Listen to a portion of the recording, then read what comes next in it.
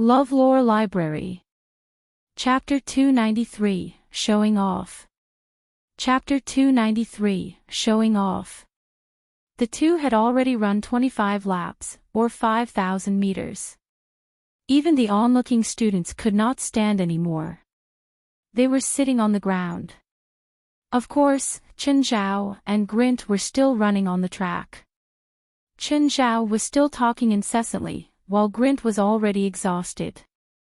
His pace had been completely disrupted by Chen Zhao. Actually, he should have slowed down after 3,000 meters to conserve his stamina. However, he forgot to slow down due to Chen Zhao's voice. "Bastard, can you shut up?"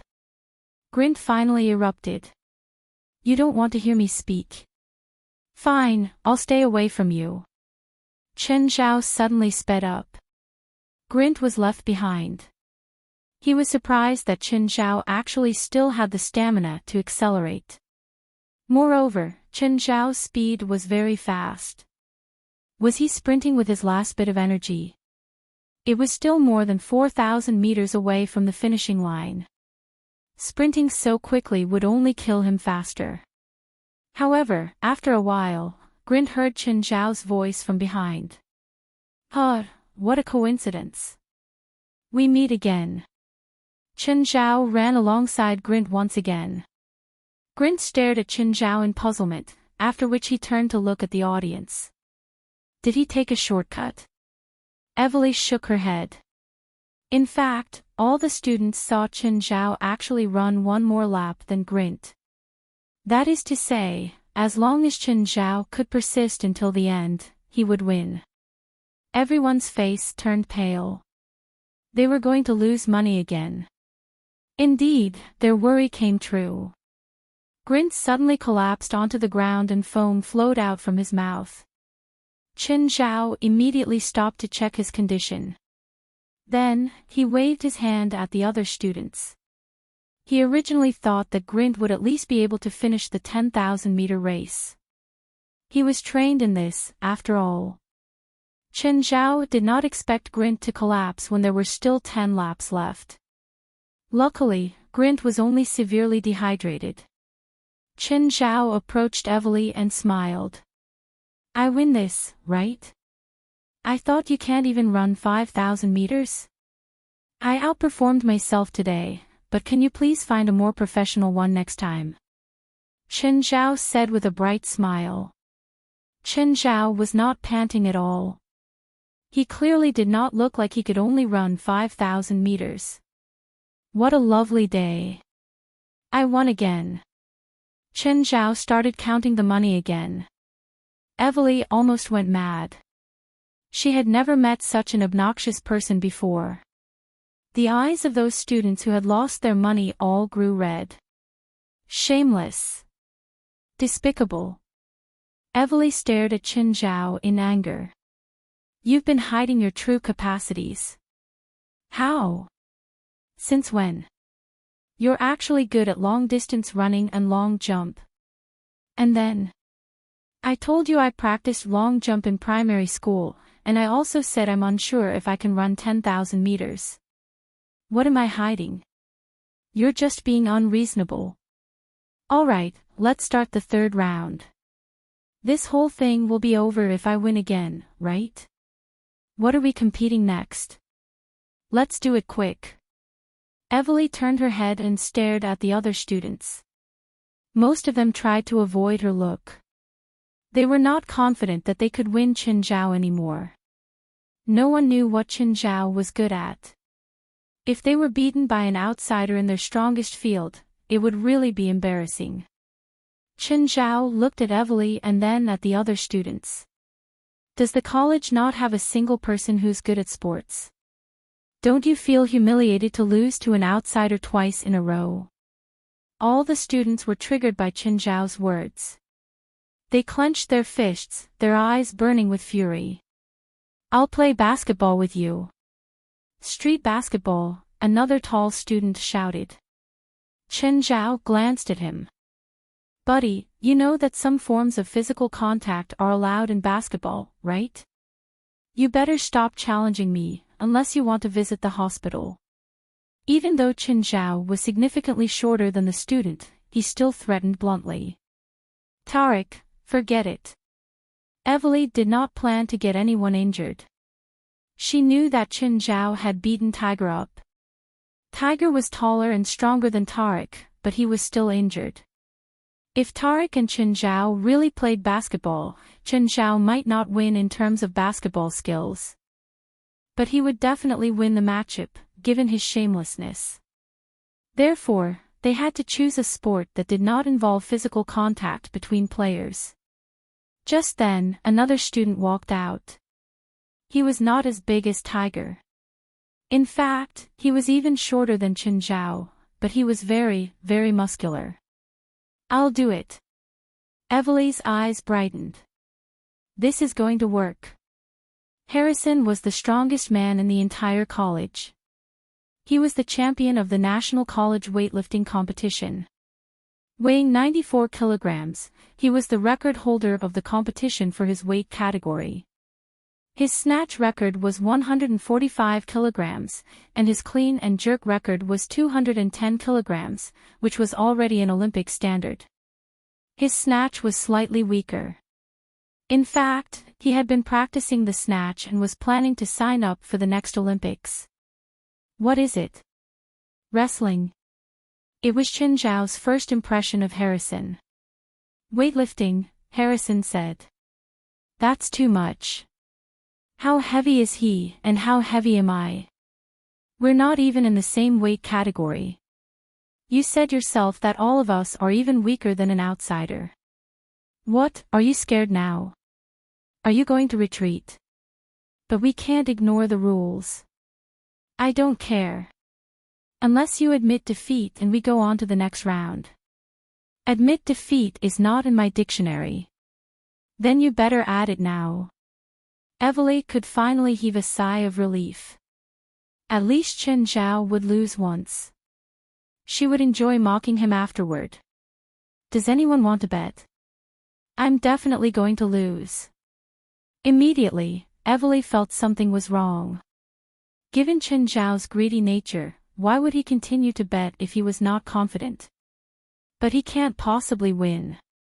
Chen Zhao was certainly not as muscular as Harrison. It was different from Bob and Grint. While they were much stronger than normal people, they were still weaker than professional athletes. Harrison was different. He had the standards of a professional athlete or even an Olympic athlete. Harrison, are you confident of winning? Of course, there's no way such a small guy can beat me. Harrison was very confident in his strength. You must win. Evely said. Of course. Leave it to me.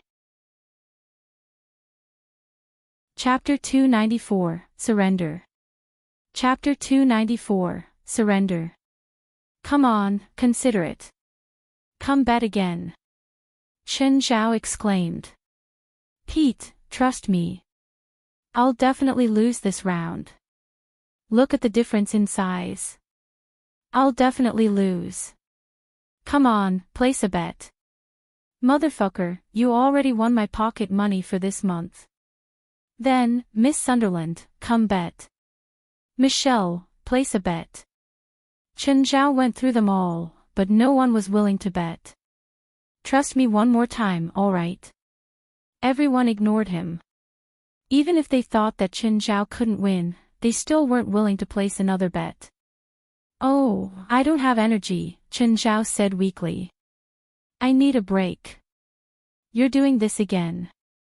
Evely glared at him. No motivation. Chen Zhao sat down without spirit. I don't care. You're going up anyway. The bars were ready. A few students started putting on the weights. Harrison started testing. Okay, we can start, he said. First snatch, 140 kilograms. He picked up the weight without using much effort. 3 seconds later, it landed on the ground. Thud, thud, thud. The heavy sounds showed the weight of the bar. Want to try a heavier weight? Evely asked. Harrison loosened his shoulders. He hadn't used much power, so he felt like he was in a good state. Add 10 more kilograms. I'll do a snatch again. Second snatch, 150 kilograms. Harrison let out a roar and lifted the bar, pushing it above his head. 3, 2, 1. Success again. Take a break and try the clean and jerk, Evely said. She turned to Qin Zhao. Your turn. How much weight do you want? 200 kilograms. Qin Zhao grinned, face full of confidence. Are you sure? Of course. Snatch. Yes. Do you know the world record for your weight class? No. The world record for snatches in the 77 kilogram weight class is 173.5 kilograms, Harrison answered. I want to challenge the world record, Qin Zhao said matter-of-factly. Is there a problem? No. Go on. Qin Zhao went forward and stuck his butt up. Ha! The bar moved. Everyone got goosebumps at that moment. He was so strong. The bar was 10 millimeters off the ground. Evely widened her eyes. Could he really lift it? Could he break the world record? The next moment, the bar returned to the ground. He couldn't lift it. I surrender. Qin Zhao shrugged and left the zone coolly. I knew it. Evely was about to spit out blood. For a moment, she thought that Qin Zhao really could create a miracle. You can lose too. She finally got a chance to mock Qin Zhao. Tell me what the next round is, Qin Zhao said. Evely's eyes turned and she smiled. Arm wrestling. With who? Still Harrison.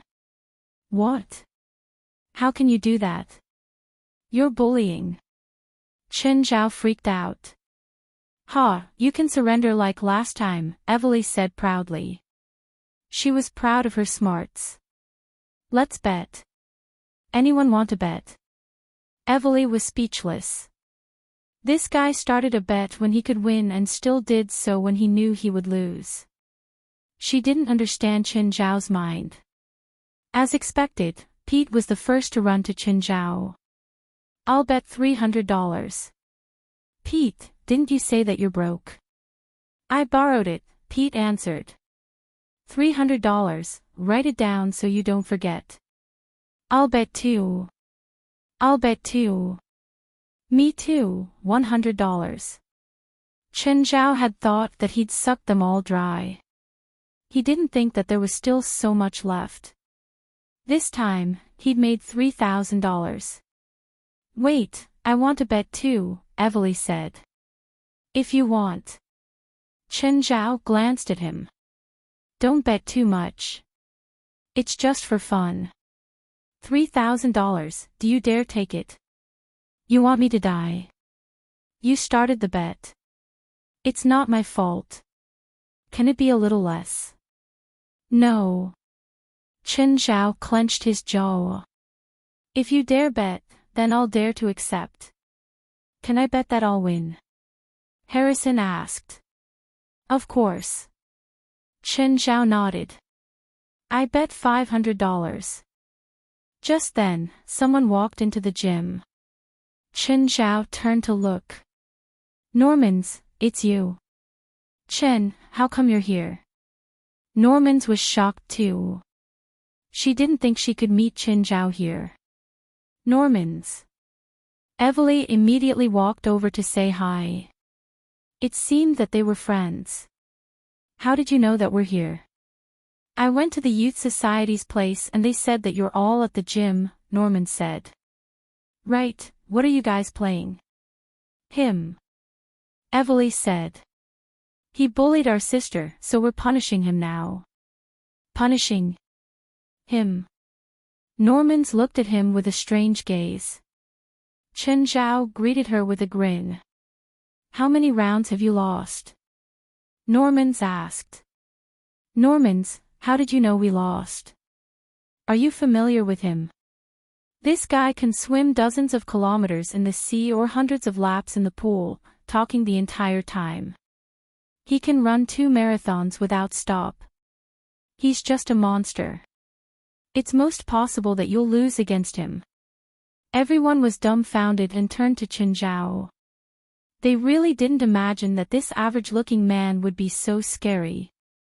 We won a round and lost 2. Wow, you won a round. Normans looked at Chen Zhao. What's the 4th round? Normans, let me introduce you to Harrison. He's a future Olympic champion. He beat this asshole in weightlifting. Next, they'll compete in arm wrestling. The other students moved a table over, placing it before Chen Zhao and Harrison. Which arm are you best at? Harrison asked. Either. Chen Zhao shrugged. Then right arm. Sure, let's go. Chen Zhao and Harrison grasped each other's hand. Norman narrowed her eyes at Chen Zhao. She knew that he was very strong. He'd been able to lift her with 2 hands when she'd been at the peak of her weight. It had felt like it was easy for him too. Normans didn't think Harrison could win this match. Chapter 295, What's the point of winning a group of kids? Chapter 295, What's the point of winning a group of kids? Start. Ha! Harrison shouted. He held a table leg with his left hand and tried to move his right hand to the left with all his might. Ha! Have we started? Chen Zhao looked around him. Harrison, have you started? By then, Harrison's face was already red and all his arm muscles were bulging. On the other hand, Chen Zhao looked very relaxed. Moreover, he did not even hold a table leg with his left hand. Harrison, go! Chen Zhao shouted. Use more strength. You can do it. Everyone was speechless. Chen Zhao was cheering for Harrison as his opponent. Stop disturbing Harrison. Evely was the most nervous person. She was already extremely displeased with the current situation. Chen Zhao's words were piercing her ears. Fine, I won't disturb him anymore. Chen Zhao still looked very relaxed. Normans, how are you? Everyone was speechless again. It was too much. Chen Zhao stopped disturbing Harrison, but he started chatting with another person. On the other hand, Harrison had already used all his strength. Harrison, you can do it. For my pocket money this month, you have to win. Pete almost cried. What pocket money? Normans asked, confused. He asked us to bet on the outcome of each round. Normans was speechless. And then all of you bet that he loses. Everyone nodded. Normans was more speechless. This bastard's clearly playing them. And these kids all jumped into the trap one after another. Can you not be so naive? Anyhow, Normans was still surprised by Chen Zhao's strength. A weightlifter could not even make Chen Zhao tired with all his strength. Chen Zhao had not been serious since the start. His hand had been vertical, moving neither to the left nor to the right. Suddenly, Normans had an idea. She walked up and pulled Chen Zhao's hand to the left. However, Chen Zhao still did not move a bit. Evely, she's breaking the rule, right? You should chase her out. Evely also walked up to move Chen Zhao's hand. She did not believe that the 3 of them still could not win Chen Zhao. But it was the fact.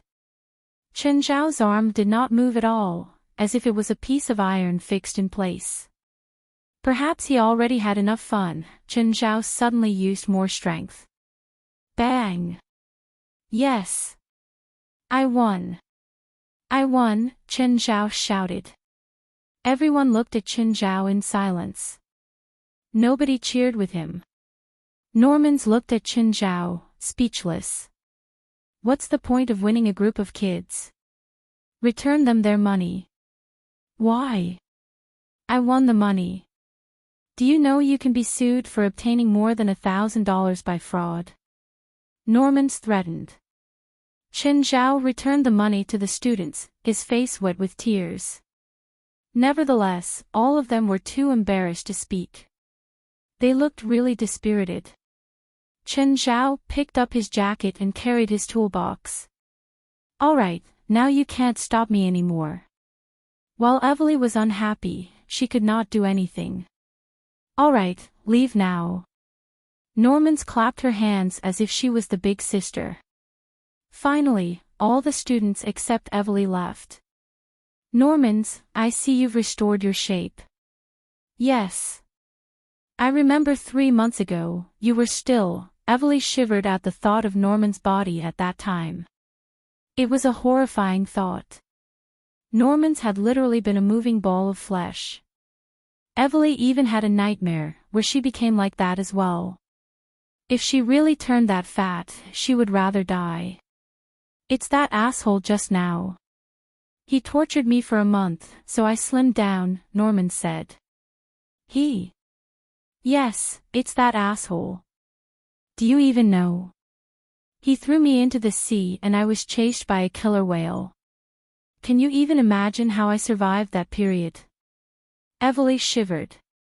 How did he dare to treat you like that? He just did. Did you not take revenge? I hired a few gangsters, but they were all beaten up by him and sent to the hospital. After that, the torturing became worse. Anyway, the familiar Normans is back again. He's a very good coach. He's not only a monster himself, but he also trained me into one. Yesterday I tested my own swimming. I actually hit 24 seconds for 50-meter freestyle. Evely gasped. It was close to the world record. Is he a professional coach?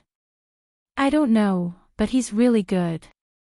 You can tell how strong he is himself. Unfortunately, I'm not going to be an athlete, or I'll surely hire him as my coach. Can I hire him as my coach? First, you need to prepare 400,000 for a month, Norman said. That's expensive.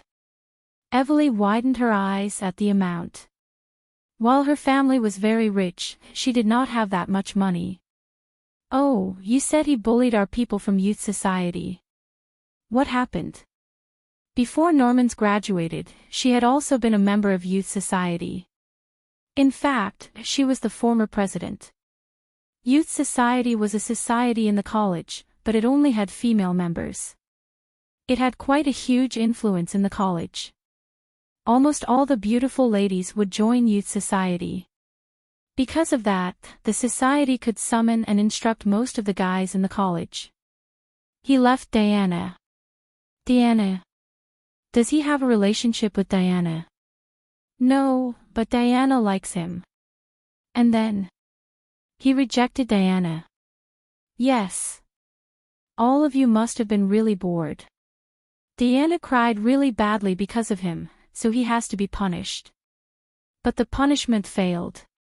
You don't have a reason to trouble him anymore. Youth society called this the punishment. It was supposed to be a blow to both the soul and the body. Until today, it had never failed. However, the record ended because of Chen Zhao. By the way, when are you returning to San Diego? Why? My dad has something for you to bring back. Ask Uncle to mail it to my house. Why must I bring it back myself? It's too big. Mailing is inconvenient. Is it dead or alive? It's just an object. We won't ask you to bring a rat back again. Don't remind me. I almost rubbed my skin off with alcohol afterward. Chapter 296, Tailored Dress. Chapter 296, Tailored Dress. Chen Zhao sped up and ran to his car. A policewoman was standing before his car, writing him a ticket. Hi, miss. Excuse me, is there something wrong with my car? Chen Zhao hurriedly stopped her from sticking the ticket on. He was parked in a roadside parking space. He had a bunch of pets inside, but the window was open. The policewoman looked at him. This is a temporary spot.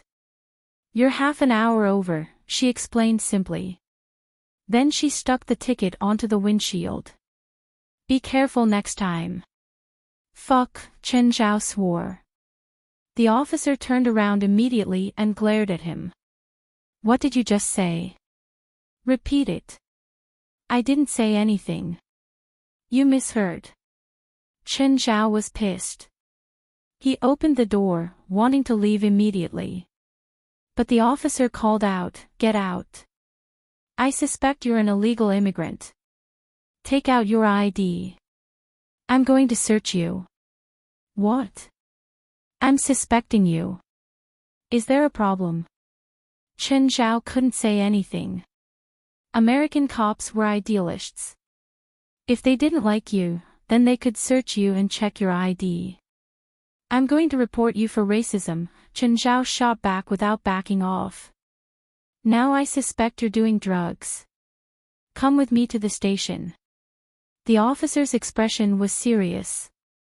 Fine, but I need to bring my pets. When the officer saw the big and small pets get out of Chen Zhao's car, she was taken aback. Chen Zhao secretly gestured at Black Ma. He ran over to the officer's feet, raised his legs, and peed. Ah! The officer jumped aside and pointed her gun at Black Ma. You're attacking an officer. Chen Zhao made a face and studied the officer. It's your fault for standing there like a pole. Your figure is quite like a pole too. I'm going to report you for disrupting official duties and personal attacks. I'm reporting you for racism. Get into the car. The officer quickly found out that she couldn't get in at all. Black Ma, sitting in the back, stuck his head in front of her. Make it move its head. I can't see the road. Where do you think he can move his head to? Chen Zhao sat in the shotgun. The officer turned with difficulty and saw that the other pets had filled the back seat. Why do you bring so many pets out? I like to. None of your business. The officer really wanted to shoot Chen Zhao with her gun.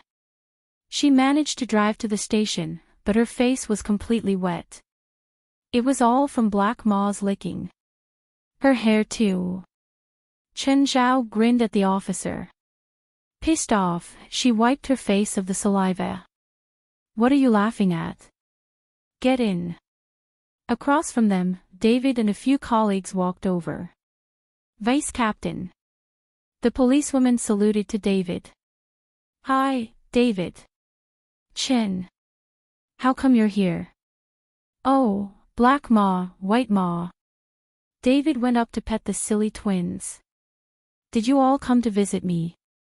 No, I'm suspected of disrupting official duties, personal attacks, and attacking the police, so I was brought over. Chen Zhao showed the handcuffs on his hands. David was shocked. Attacking the police. You hit Sharon. Black Ma peed on her foot. David looked at him with a dark expression. No need to explain. I bet you told him to do it. Chen Zhao shrugged. He couldn't deny it. He and David were too familiar with each other. David guessed without thinking that they must have had a conflict, so Chen Zhao ordered Black Ma to do it. Okay, this is it. Vice Captain, Sharon wanted to say something else. David looked at her. If you want to be reassigned to my team next month, listen to me. Or you can keep being a street patrol. David was more and more authoritative now. The surrounding colleagues all looked at him with respect. Chen, I won't accompany you. I need to go out. Okay, bye. Chen Zhao hadn't planned on disturbing him anyway. David seemed really busy. He and his partner left in his car without saying anything else to Chen Zhao. You and your girlfriend can come to the Baron Mansion tonight. For what? To make a tailored outfit for you two, obviously. You're my important guests. If you wear rented clothes, that's a bit too much. But the fashion show is tomorrow night, right? Is it enough time? You don't have to worry about that. If my designers can't even do this small task, there's no need for me to keep them in the company. Okay, then. Baron Mansion, right? Do you have the address? Chen Zhao hadn't heard of it before. He didn't know where it was either. Seeing that it was about time, he drove to Angel Beach to pick Feilai up. Feilai noticed that the route was weird. Where are we going? My friend said that her designer can help design an outfit for us. We should be going to get our measurements. The Baron Mansion was in the center of L.A. It was a beautiful park surrounded by verdure. There was a white building in the middle. It looked like a castle. But when Chen Zhao got to the gate, he was stopped. Excuse me, sir. May I ask what you are here for? The guard's voice was polite with only a tinge of an interrogatory tone. He studied Chen Zhao, Feilai, and the group of pets in the back. Feilai was a bit nervous. She had a well-off family, but she'd never been somewhere like this before. Miss Zola called us here, Chen Zhao said. Do you have an invitation? The guard asked. No. I'm sorry, sir. You cannot go in without an invitation. The guard clearly didn't believe Chen Zhao. Also, can you move your car so that one behind you can come in? Chen Zhao looked back. There was a sports car. The driver was Lucy. Lucy also saw Chen Zhao. She came out and said, Chen, how come you're here? Oh, my friend called me over, Chen Zhao said. But she might have forgotten to give me an invitation, so I got stopped. Lucy nodded. She took off her sunglasses and smoothed her hair. At the same time, she took out her own invitation. Sir, they're my friends. The guard recognized Lucy. After all, she had a bit of fame too. Looking back at Chen Zhao, he said, Okay, but I hope Miss Lucy can be responsible for them. If they do anything wrong, it might affect you. Chapter 297, Are all designers as puckish as you? Chapter 297, Are all designers as puckish as you? Once Lucy brought Chen Zhao and Feilai into Baron Mansion, she said, Chen, I'm leaving. Bye. Goodbye. Chen Zhao and Lucy had a handshake, after which they separated. She's pretty. Feilai sounded rather jealous. Chen Zhao rolled his eyes. But not as pretty as you. He would never praise another lady before his girlfriend.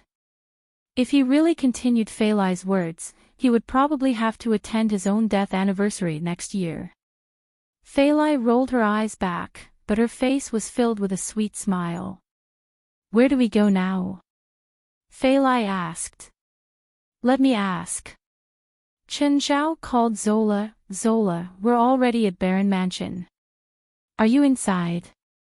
I forgot to tell you that you need an invitation card to enter. We're already inside. Met a friend at the entrance and she brought us in. We don't know where to go now. I'll go and fetch you. Very soon, Zola found Chen Zhao and Feilai. She first stared at Feilai with a judgmental look. You must be Feilai. You're beautiful. Hi, Ms. Zola. Feilai did not want to embarrass Chen Zhao in front of his friend, so she shook Zola's hand. Zola was glowing with health and energy. In the past, she had truly been a female devil in her company. Recently, however, she seemed to have changed completely. By the way, take this card, so that you won't be stopped at the entrance again. Zola gave Chen Zhao a gold card. No matter how common the card looked, gold was a symbol of status. Thanks. Chen Zhao took the card. Let's go and meet my designers. When Chen Zhao and Feilai entered the mansion, they looked like two farmers entering a big city. The place was filled with lavish decorations. When they passed by the stage, Chen Zhao saw many hot models rehearsing with various kinds of clothes. The stage was not a usual catwalk. Instead, it was circular with a very unique design. The models were also not catwalking. They were moving in another kind of slow and elegant way. Chen Zhao did not dare to stare at them. He had only glanced at the models briefly and Fei Lai was already pinching the side of his waist. When Zola saw this, she only smiled gently. Soon, they reached the backstage. Zola took out a walkie-talkie. Tris, Nat, Cooper, come to the backstage. Nobody dared to be slow toward the female boss. Even the chief designers of Baron Mansion had to tremble before Zola. Soon, Chen Zhao and Fei Lai saw three designers with strong personal styles walk in. Tris' hair was very messy, as if she had not tidied it before. She had two dark patches near her eyes, but they were only part of her smoky makeup. She had a slim body and a purple lipstick. Nat was a sissy. From his fancy clothes, it was obvious that he liked to display himself. He was bending his pinky and applying makeup on his face even before Zola. Cooper had an orthodox handsome face with some beard. His hair was neatly combed into a braid. Zola introduced the three designers to the two.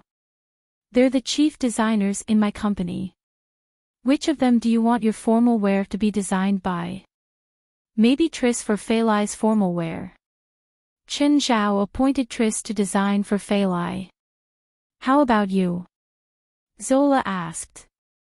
Hey, handsome young man. Nat blew Chen Zhao a kiss. Chen Zhao shivered. While he was not homophobic, he could not get used to it. He could get along with people like Robio more. Mr. Cooper. Thank you. Cooper looked serious, maybe a bit too serious. Nat did not mind it at all. He approached Zola and massaged her shoulders. Zola, I made a new lip gloss recently. Do you want to try it? Sure. Chen, Fei Lai, excuse me for a while. Tris brought Fei Lai to another room, while Cooper stayed in the same room with Chen Zhao. Sir, how should I address you? Mr. Cooper, just call me Chen. Chen, I'll measure your sizes first. Remove your clothes. All of them. Except for your underwear. When Cooper saw Chen Zhao's body, his eyes glowed. God, your body is simply perfect. Chen Zhao felt as if Cooper had turned into Nat. He can't be gay too. Chen Zhao subconsciously covered his groin, thinking that the place was too dangerous for him. Cooper extended his hand toward Chen Zhao's chest. Chen Zhao immediately dodged. Cooper, stop. Cooper suddenly realized his inappropriate behavior. Sorry, I was just too excited. You have the most perfect body I've ever seen. Really? Those male models are all tall and muscular. They can't be worse than me. No, it's a completely different feeling. Cooper shook his head. This is the body proportions a man should have. You're Venus. Although I'm Chinese, I know that Venus is female. That's not important. Cooper shook his hand. Of course it is. Chen Zhao widened his eyes. Cooper kept measuring Chen Zhao's body and scribbling on a piece of paper with a pencil. If someone asked Chen Zhao what was the most painful experience in his life, he would surely say it was being a stationary model. Especially when he was the model for a paranoid designer. Chen Zhao thought that Cooper looked normal, but he changed completely after starting to work. While it showed how professional Cooper was, Chen Zhao still felt uncomfortable. Very, very uncomfortable. Chen, what color do you like? Just choose the most suitable color in your opinion. You're attending the show tomorrow with Ms. Fei Lai, right?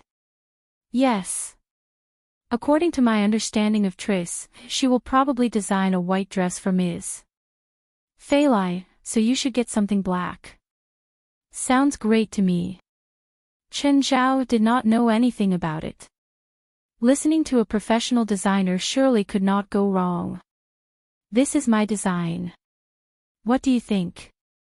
Cooper gave Chen Zhao his design diagram. It was only a simple sketch, but the clothes looked really matching and comfortable. Chen Zhao had to admit that Cooper was indeed an excellent designer.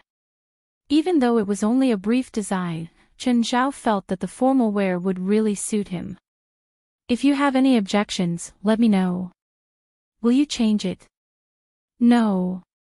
Are all designers as puckish as you? Chapter 298, Girls Who Cry in Cars All Have Stories.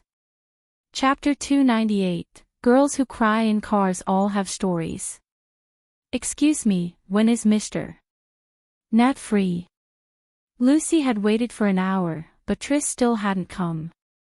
Lucy could only grab Nat's assistant and ask. The assistant turned to look at her. She knew that Lucy was a small celebrity, but there were countless celebrities who asked for Triss. She couldn't meet with everyone, so not all of the requests were accepted. A top designer must act like a top designer. If everyone could have his design, then his stuff would seem too cheap. If some people could have it but others couldn't, he would become more coveted. As for small celebrities like Lucy, Nat wouldn't help her design a dress even if she could get an appointment. I'm sorry, Miss Lucy. Mr. Nat is working right now. He's busy. Lucy was upset. Since they'd made this appointment and so much time had passed, why didn't Nat come to see her? Did even fashion designers look down on her? Anger flared in her. In that case, I'll return now, she said with a cold expression. She had to repress her anger. This wasn't the place for her to throw a tantrum in. This was the Baron Mansion. If she made a scene here, she could just buy a ticket back to Australia. Miss Lucy, I think you should wait a bit more. Mr. Nat's work will be over soon. My time is precious. I don't wish to just wait here. Mr. Nat's time is already arranged.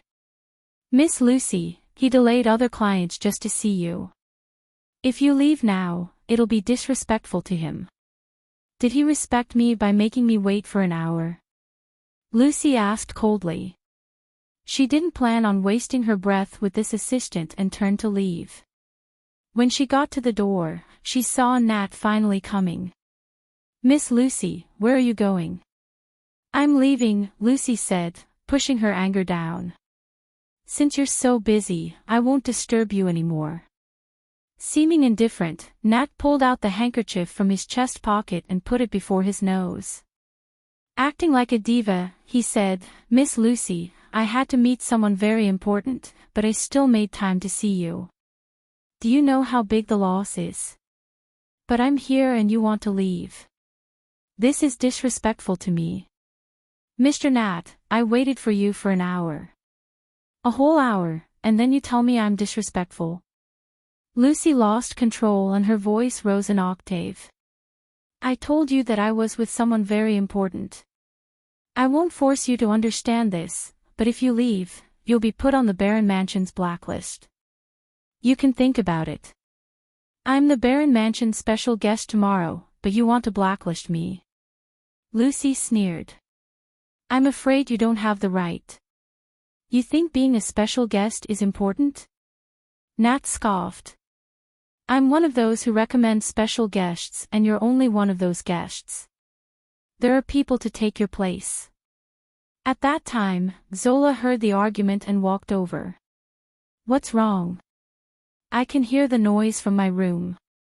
Seeing Zola, Nat instantly turned from the aggressive guy to a simpering follower. He clung to Zola with a coquettish expression. Zola, this little celebrity thought that I wasted her time by accompanying you. She's throwing a tantrum now. Lucy's expression changed. Before coming, she already knew that this mature woman before her eyes was the owner of the barren mansion.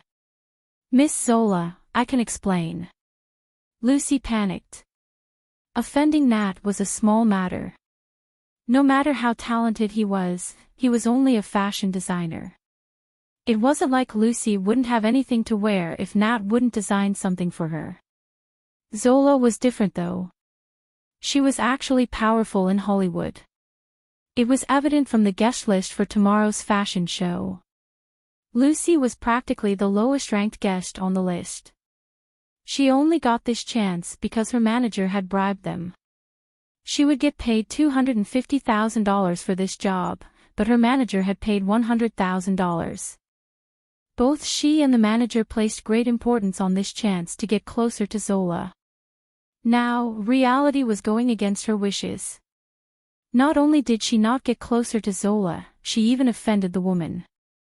Zola waved her hand. "I don't care about your argument. Just please be quiet. I have another important guest here and people are rehearsing on stage. No matter who keeps arguing, please get out of here."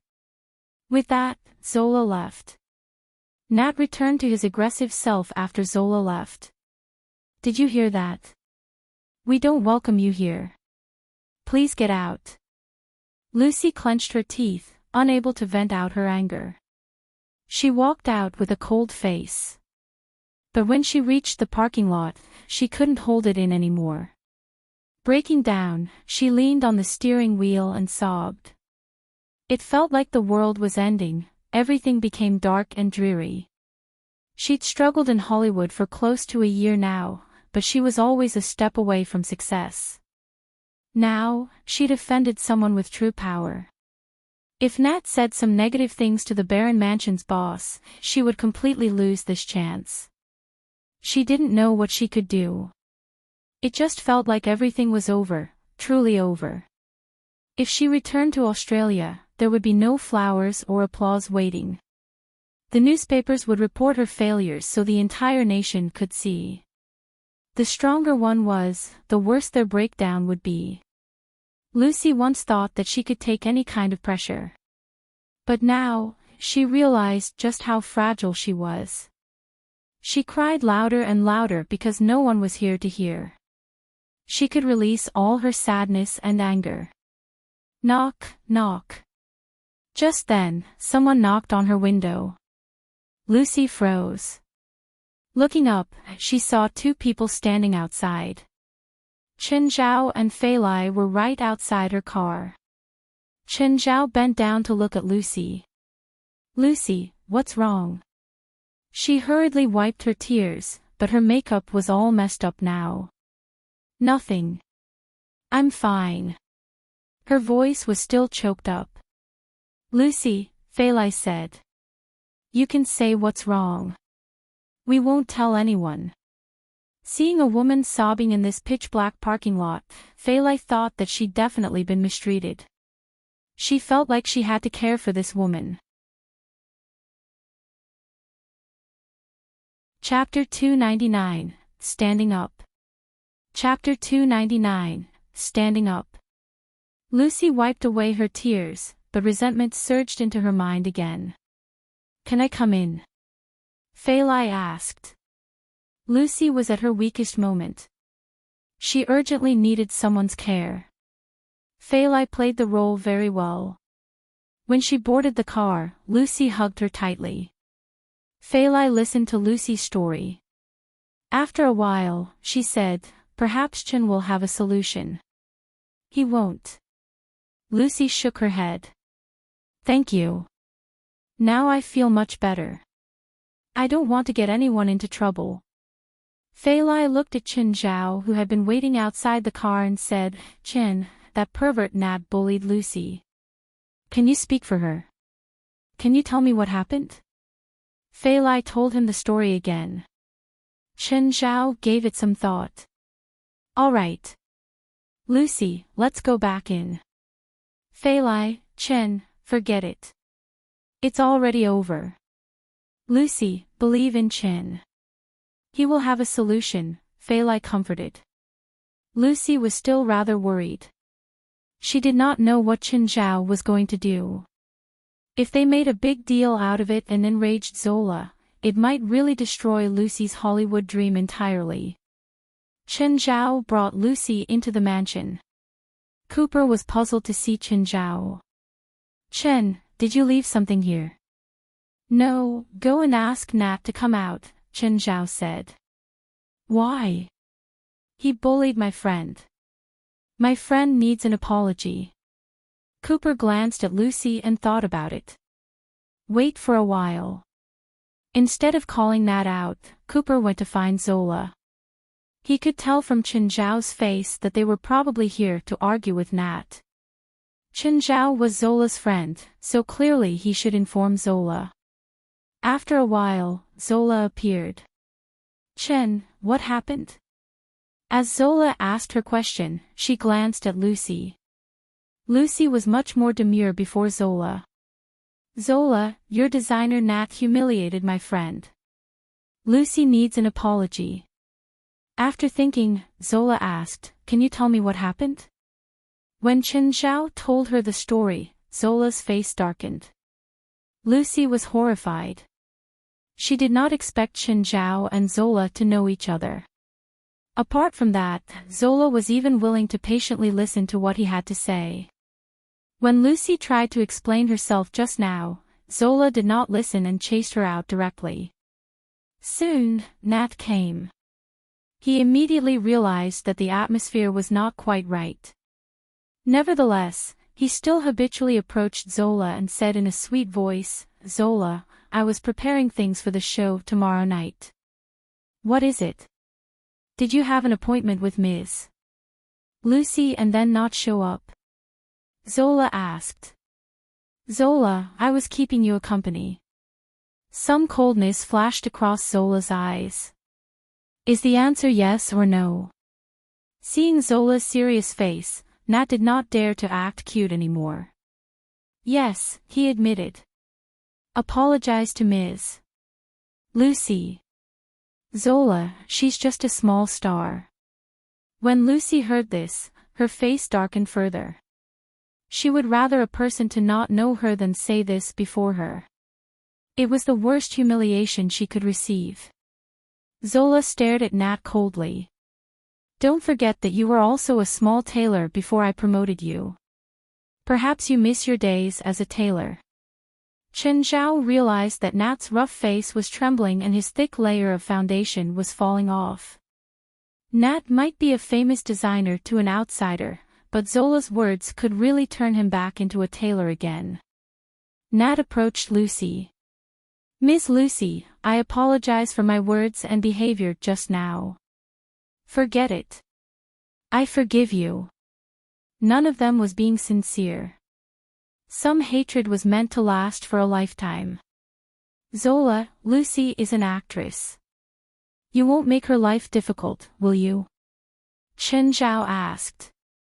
He did not want Zola to chase Lucy out of Hollywood once this was over. "Of course I won't since you gave the word.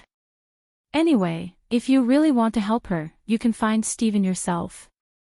I heard from him that you recommended him the female lead for his new movie." Lucy was flabbergasted. She had really thought that Qin Zhao was only Steven's private doctor. However, when she heard Zola's words, she suddenly realized that she actually knew nothing about Qin Zhao. Steven was one of the best directors in the world, but Qin Zhao could recommend an actress for the lead. No private doctors in the world could do that. Lucy regretted not being able to discover Qin Zhao's real influence earlier. If she had seized the opportunity, perhaps she would also be the lead for a famous director. Unfortunately, it was too late. Lucy suddenly envied Failai. Why could she not get such an outstanding man herself? "Ms. Lucy, I hope that it didn't affect your mood. Don't disappoint me on the show tomorrow." "Of course, Ms. Zola." "Zola, we're leaving now," Qin Zhao said. "Can you go and visit my dad when you're free? That old asshole's been fooling around a bit too much recently. Can you go and control him please?" "I can't control him. Chen Zhao rolled his eyes. See you. Fei Lai, Chen, thank you so much. Lucy hugged the two and then left reluctantly. She could tell that Chen Zhao and Fei Lai really loved each other. Chen Zhao had even rejected her seduction the night before. It was therefore impossible for her to get close to Chen Zhao using her body. She only had one other way, to become a friend of Fei Lai. As long as they could become good friends, Lucy could ask Fei Lai for help. Lucy's mind was filled with hope again. She had finally thought it through. Different from the past, she did not have to give her body this time. Everything would work, provided she and Fei Lai could become real friends. Of course, she did not intend to hurt anyone. Even though her initial goal was to use Fei Lai, they could still become true friends. Chen, who did you recommend as the female lead again? Fei Lai finally asked. A woman. Yes, who is she? An actress. I know. Stop changing the topic.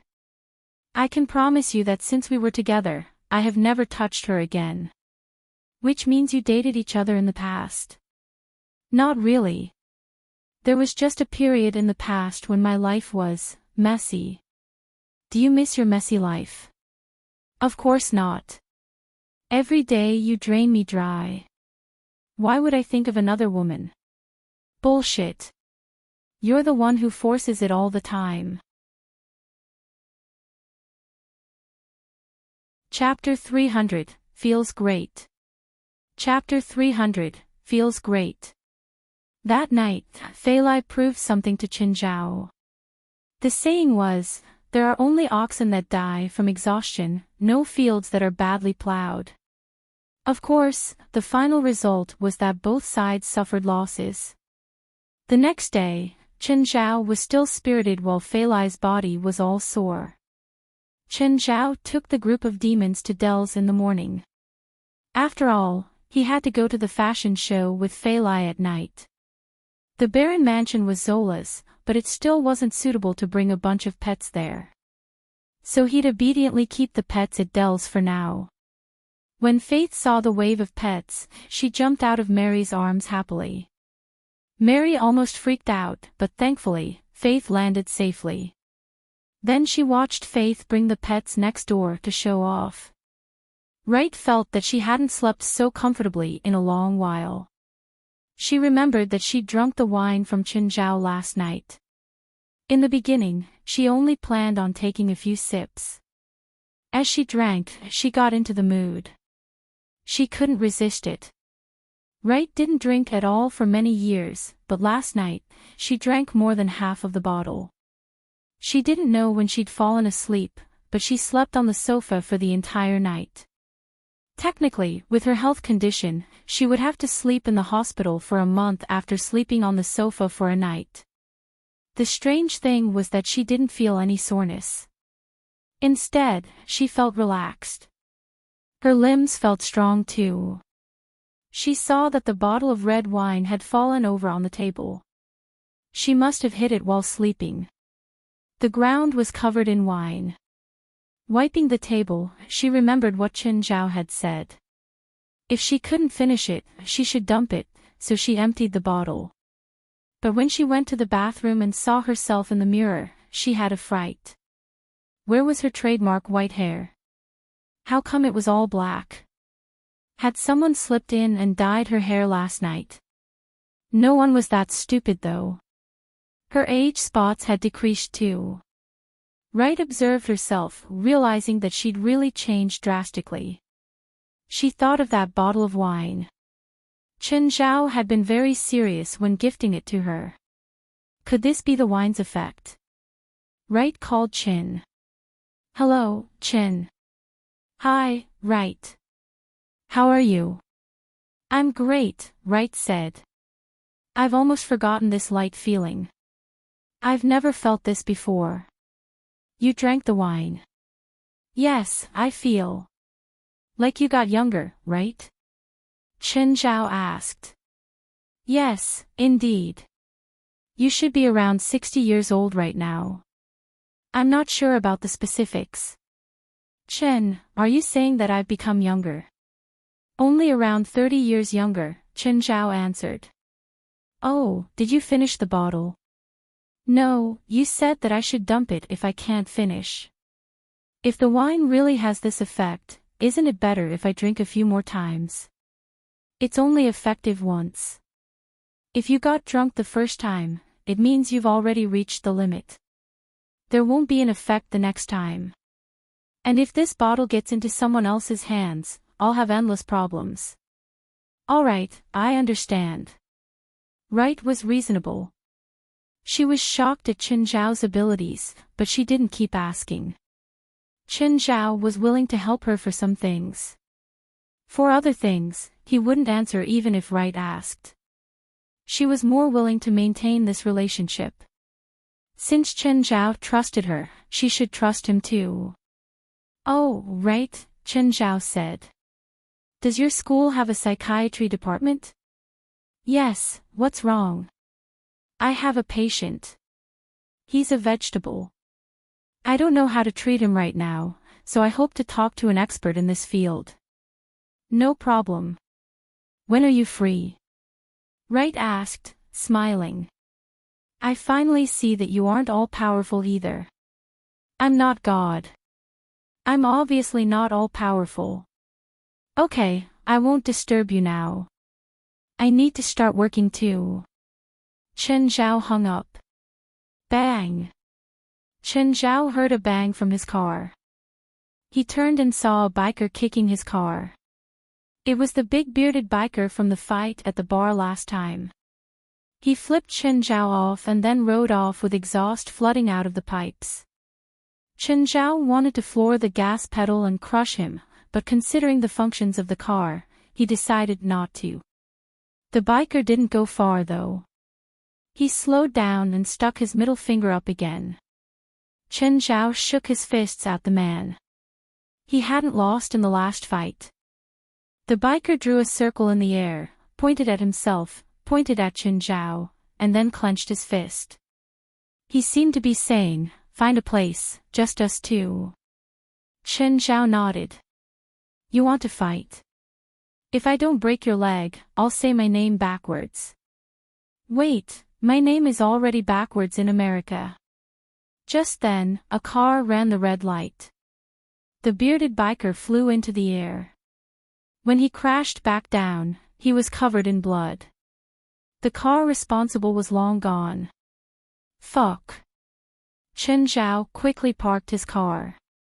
He ran to the biker said to check his injuries. He wasn't dead, thankfully. He was just badly injured. Chen Zhao did some emergency first aid and then called 911. A while later, the ambulance and police were here. The police officer wasn't a stranger. It was Sharon, who'd taken him to the police station yesterday. How come it's you? Why can't it be me? Sharon was annoyed. Tell me what happened. I don't want to tell you anymore. Chen Zhao didn't feel like cooperating. Your car parked here is disrupting traffic. Want a ticket? I was trying to save someone. Saving someone doesn't mean you can break the rules. This is stupid. You're also obstructing the investigation. Can't you do anything other than threatening me? Do I need anything else against you? Don't you want to leave the traffic team to join David's crime investigation team? So what? You know David's my good friend. If I mention him to you, he might consider having you join his team. Sharon's eyes brightened. Really? Of course. Then please help me say something. I'm thirsty. Sharon clenched her fists, but she pushed it down. I'll treat you. Chapter 301, Body Double. Chapter 301, Body Double. Chen Zhao and Sharon drank at an open-air coffee shop. Displeased, Chen Zhao said, You want me to speak for you with just a $3 coffee? Don't you think it's too cheap? Are you trying to cheat my money? Sharon looked at Chen Zhao in disgust. Whatever you think it is. Chen Zhao took a sip of coffee. I'll remember you. Just wait. Sharon stood up in anger and left. Chen Zhao looked at Sharon's back. Free coffee was not too bad either. Chen Zhao was about to get into his car when he heard someone say, "Are you Mr. Chen?" Chen Zhao turned around and realized it was the saleswoman from the car store that time. He could not remember her name. "You are." "I'm Polly's." "Do you not remember me?" "Oh, Polly's. I remember." Polly's looked at the car behind Chen Zhao. "Mr. Chen, is this your car?" "Yes, why? Didn't you buy an Aston Martin DB11 AMR from our shop?" "Ha. Actually, I was just buying it for someone else. I can't afford that kind of car." Chen Zhao smiled. Polly's passion was extinguished at once. She glanced at Chen Zhao, not interested in him anymore. "I'm leaving now. Bye." Polly's waved her hand. Before Chen Zhao even replied, she turned around and left. She had originally thought that Chen Zhao was a wealthy bachelor, but he turned out to be poor as well. Polly's was very disappointed. Although she was also not rich herself, she looked down on the poor. When she returned to her car, her phone rang. "Hey, Polly's, where are you now?" "On my way back." It was her boyfriend. He continued impatiently, "Come back, quick. Change your clothes and be prepared." "Why?" "Be prepared for what?" "I heard that Mr. Steven is recruiting actors for his new movie." Polly's was surprised. "Is there a suitable role for me?" She was not an actress and had also never acted before, but in Los Angeles, all women dreamed of becoming a star. This was of course true for Polly's as well. "No." "Then why should I be prepared?" "Although there isn't a role for you, I heard that the female lead has been decided. The film crew is now looking for a double for her. I've sent your photo to the assistant director. He's very satisfied, but he wishes to interview you himself." "You mean I'll be a body double for the lead?" Polly's was hesitant. After all, a body double surely would not have frontal and close-up shots. It seemed to be pointless. "That's right," Polly's boyfriend said in excitement. "If you get to know the female lead, perhaps you can ask her to find me a good role." Polly's finally got it. Her boyfriend had just been thinking for himself and not for her. "I still have my own job. How can I just go and be a double?" Polly said. "Why are you so selfish? Why can't you think about me? If I can obtain a role, even a small one, I can become famous. By then, you won't even need to work. I can give you money. But until now, I'm the one giving you money." Polly said. "It's different. They were small directors, not Mr. Steven. That's Mr. Steven. Perhaps the director was important for the leading actor, but it really would not make a difference for a person who could not even get an insignificant role in an ordinary movie." Polly's did not even know why she liked such a useless guy in the first place. He could do nothing other than having unrealistic fascinations. 9 out of 10 times when he went for studio auditions, he would be chased out. After he returned home, he would curse the directors, saying that they could not understand his talents and performance. Polly's had to pay for all his food, clothes, accommodation, travel and weed expenses. "Polly's, listen, if you can get this job, you'll be paid $50,000. I can get a new car." Polly's was surprised. 50,000 was really quite high. Were all doubles paid this much? As for the last part of her boyfriend's sentence, she ignored it completely.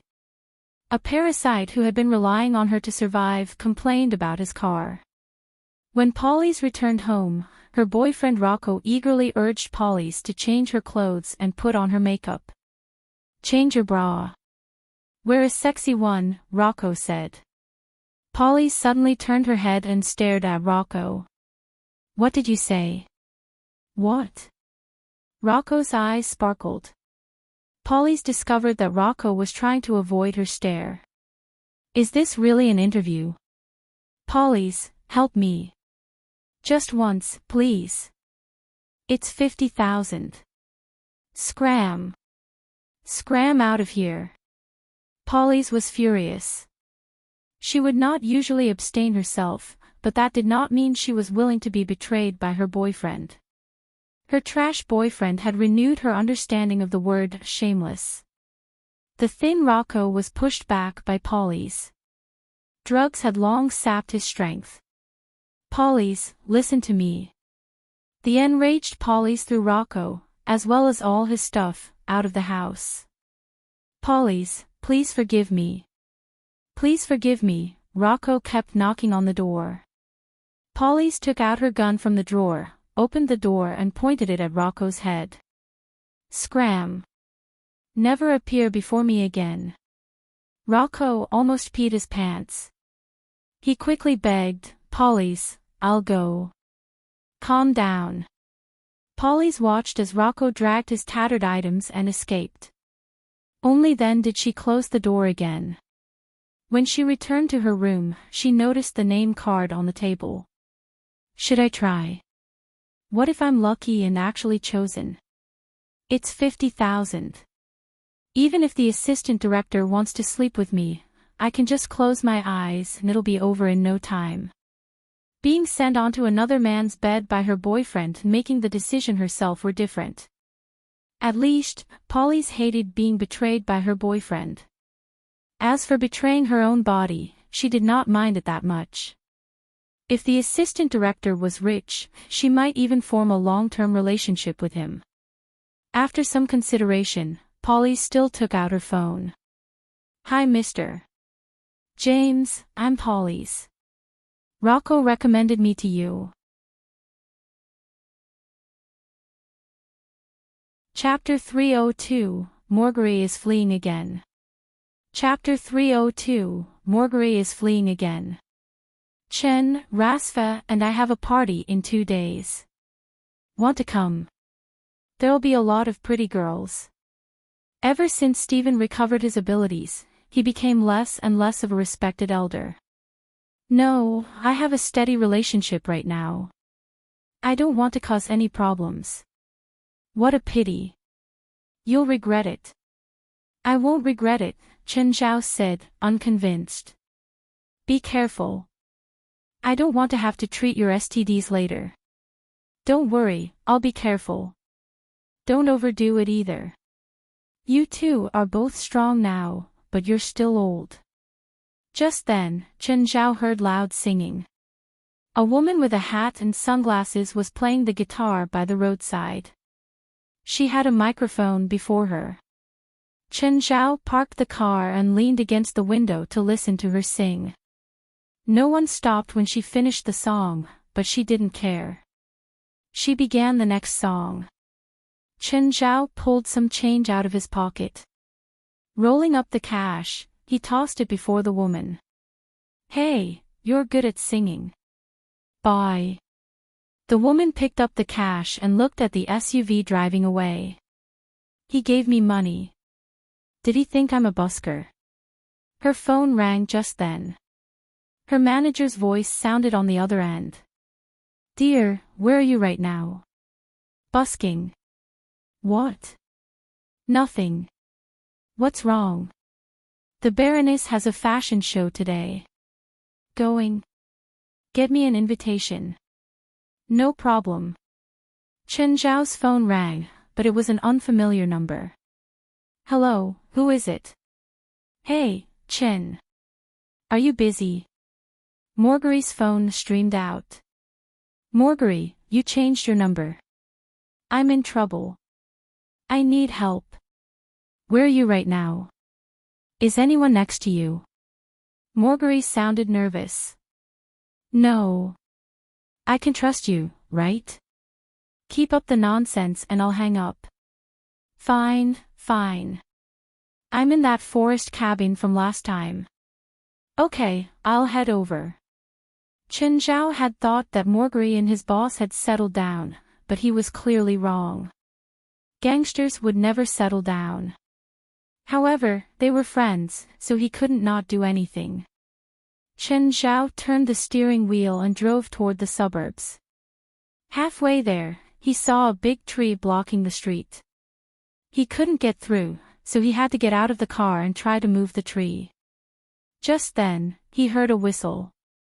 Following the sound, he saw Morgery hiding by the roadside. Morgery, didn't you say you'll wait in the cabin? How come you're here? It's not safe there anymore. Were you purposely lying to me on the phone? Ignore those details. Follow me. What about my car? No one's going to steal your crappy car. Chen Zhao walked over to Morgery, who came out of the grass. His body was covered in blood. He had a gunshot wound in his thigh too. Morgery, did you just get back from Afghanistan? Don't mention it, Morgery said dejectedly. Boss is dead, the guys are scattered. Only I escaped. Chen Zhao was surprised to hear that Morgery's boss was dead. I'm not interested in your gang problems. Don't tell me about them either. Find a place for me to treat you. Haven't seen in a few days and you've gotten all slow. I don't have money right now. So you owe me. I'm already here, so I'll at least take an IOU back if I can't get money. Chen Zhao could see that Morgery had really fallen this time. It was different from before. He hadn't made excuses about the fee the last time they'd had to escape. Where are you living now? A cave. A cave. Chen Zhao's eyes widened. No way. It's that bad. I don't know who I can trust now, other than you. I have some money. You can take it. No need, Morgery said. I'm too scared to buy things even if I have money. Did you offend the CIA or something? You look so scared. Whatever. Let's stop talking. I'll take you to where I'm hiding. I'll carry you. Chen Zhao watched how Morgery limped down the rugged forest road. He walked with difficulty. Thankfully, he was physically strong. Otherwise, he'd already be on the ground. Morgery was forcing himself to stay up too. Chen Zhao picked him up. Oh, when did you start shaving your head? You had me help you grow hair before. Didn't you say hair grew out? I suddenly think that being bald suits me better, Morgery answered. How much further? That hill up above. Are you planning on becoming a caveman? I need to hide and then decide. Chen Zhao carried Morgery to the cave's entrance but heard something inside. It was heavy breathing, like someone was robbing Morgery. When they reached the entrance and looked in, they saw a huge black shadow in the cave. Morgery's suitcase was ripped open. All his clothes were scattered. His food, sausages, crackers, and clean water were destroyed too. Fuck. Fuck. It was an unimaginably large brown bear. Its burly figure gave off a repressive aura. Its thick limbs could rip apart anything. Chen Zhao estimated that it was more than 500 kilograms and 3 meters tall. This bear was definitely the king of this forest. When he and Morgery discovered the bear, it also discovered them. Roar! The bear let out a roar and rushed out of the cave. Run! Morgery yelled. Chen Zhao grabbed Morgery and sprinted. But Morgery let out a strangled cry. His ankle was in the bear's mouth. Chen Zhao ran too quickly, which made Morgery get dragged off of his back. Chen Zhao looked back to see the bear pounce on Morgery. When he was in the heat of things, he would sometimes turn impulsive when he was extremely afraid. This was what happened. Without thinking, Chen Zhao pounced at the bear. The bear lifted its claw and left 4 gashes on his chest. His shirt was torn and blood started seeping from his injuries. Chen Zhao immediately returned a punch to the bear, but the bear didn't react at all when his fist landed. Chapter 303, Morgery being soft-hearted. Chapter 303, Morgery being soft-hearted. Morgery barely got up from the ground and also leaped at the brown bear, his eyes red.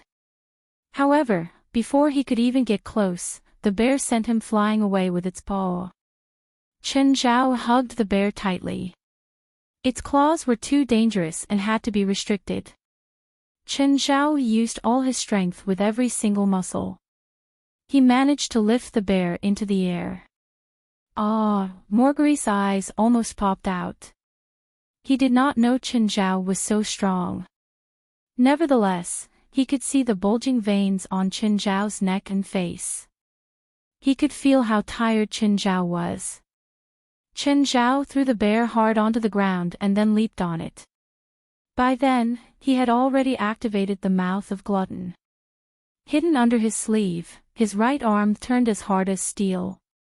He punched the bear's head. The bear spit a mouthful of blood. Roar, roar.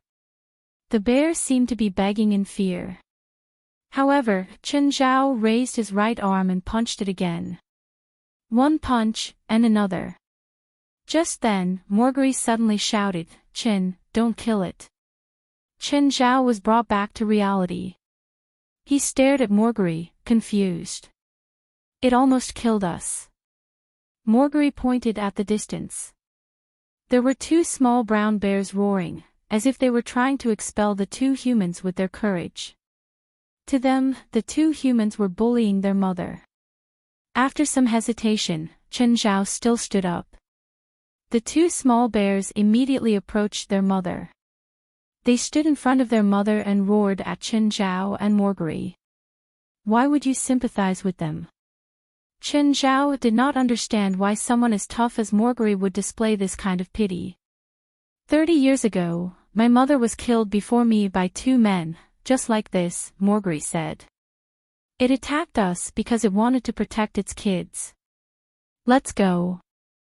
Chen Zhao could hardly contain the pain. Blood was oozing out from the wound on his chest. Will it die? Morgery turned his head and looked at the brown bear. If it dies, its kids will die too. You still have the mood to care about them. Unable to ignore Morgery's look, Chen Zhao turned around. When the 2 small bears saw Chen Zhao return, they immediately roared at him. Chen Zhao walked toward the mother bear directly. The 2 small bears bit Chen Zhao's pants, trying to stop him from getting close to their mother. Chen Zhao kicked the 2 small bears away. He squatted down in front of the mother bear and fed it a bottle of potion. Don't go near any human again, or you'll only kill yourself and your kids. When Chen Zhao and Morgery left, the mother bear had already gotten up from the ground. It looked at the 2 from afar. Chen Zhao and Morgery returned to the cave, injured and exhausted. Chen Zhao immediately began to treat their injuries. Just then, they heard some noises outside the cave. The bear's back again. It was clearly the bear's sound. Morgery found his gun among his scattered items. If it comes again, I won't let it off. Gimme your gun. I'll go and take a look, Chen Zhao said. Morgery fully trusted Chen Zhao and gave him the gun without hesitation. Chen Zhao carefully left the cave and saw 3 fish struggling on the ground. In the distance, the 3 bears were looking at him. Is this reciprocation? The 3 bears left quietly. Chen Zhao returned to the cave with the fish. Where did you get the fish from? The mother bear put them before the cave. Morgery smiled, but it immediately affected his wounds. He quickly gasped in pain. How can you still smile? As long as I'm alive, I'll be smiling. Morgery, this place is too dangerous. You should choose a new place. Nah, it's fine. Morgery shook his head. I don't want to see your corpse one day, Chen Zhao said. I'll stay alive. I hope so. Time for me to go, Chen Zhao said. Here, antibiotic, cold medicine, painkiller, and a first aid kit. Keep the portable charger too. What else do you need? Chen, how many things did you bring? Can't believe you actually have a power bank. Chen Zhao had prepared many things in his spatial ring in case of emergencies. Just then, his phone rang. Hey, Chen. It was Gaia. Hi Gaia, yes. Chen Zhao deliberately raised his volume. Did Morgery call you? Gaia asked. No, I haven't seen him in a while, Chen Zhao answered. Morgery understandingly blinked his eyes and kept silent. Really? Did something happen to him? Forget it. Bye. Gaia hung up. Morgery heaved a sigh of relief. Chen Zhao looked at him. What exactly happened between the two of you? I don't want to talk about it. Stop asking, Morgery said. After telling Morgery more things, Chen Zhao left the cave. However, when he returned to his car, he realized that it was moving. The windshield was broken, scattered all over the ground. The two small bears were also on the ground, roaring. Chen Zhao walked to the back. The mother bear had climbed into the car. Roar, roar. Stop shouting. I let you off, and now you're making a mess here. You want to die? Chen Zhao roared. Just then, the mother bear lifted a huge salmon. Chen Zhao carefully approached the rear window and looked into the car. There were more than 10 fish on the car floor. The whole car was filled with a fishy odor. Chen Zhao almost went mad. Are you planning to stay here? Roar, roar. The mother bear placed the salmon before Chen Zhao. It looked as if it was asking Chen Zhao to eat. Chen Zhao rubbed his forehead. What is this? Are they going to stay here forever? Chen Zhao took out his phone. Feilai. What? Do you mind having a mother bear and 2 small bears in our house? Ha! Feilai exclaimed. What? There will be new members in our house. 3 bears. Very probably. Great. Where are they? When can I see them? I'll bring them home now.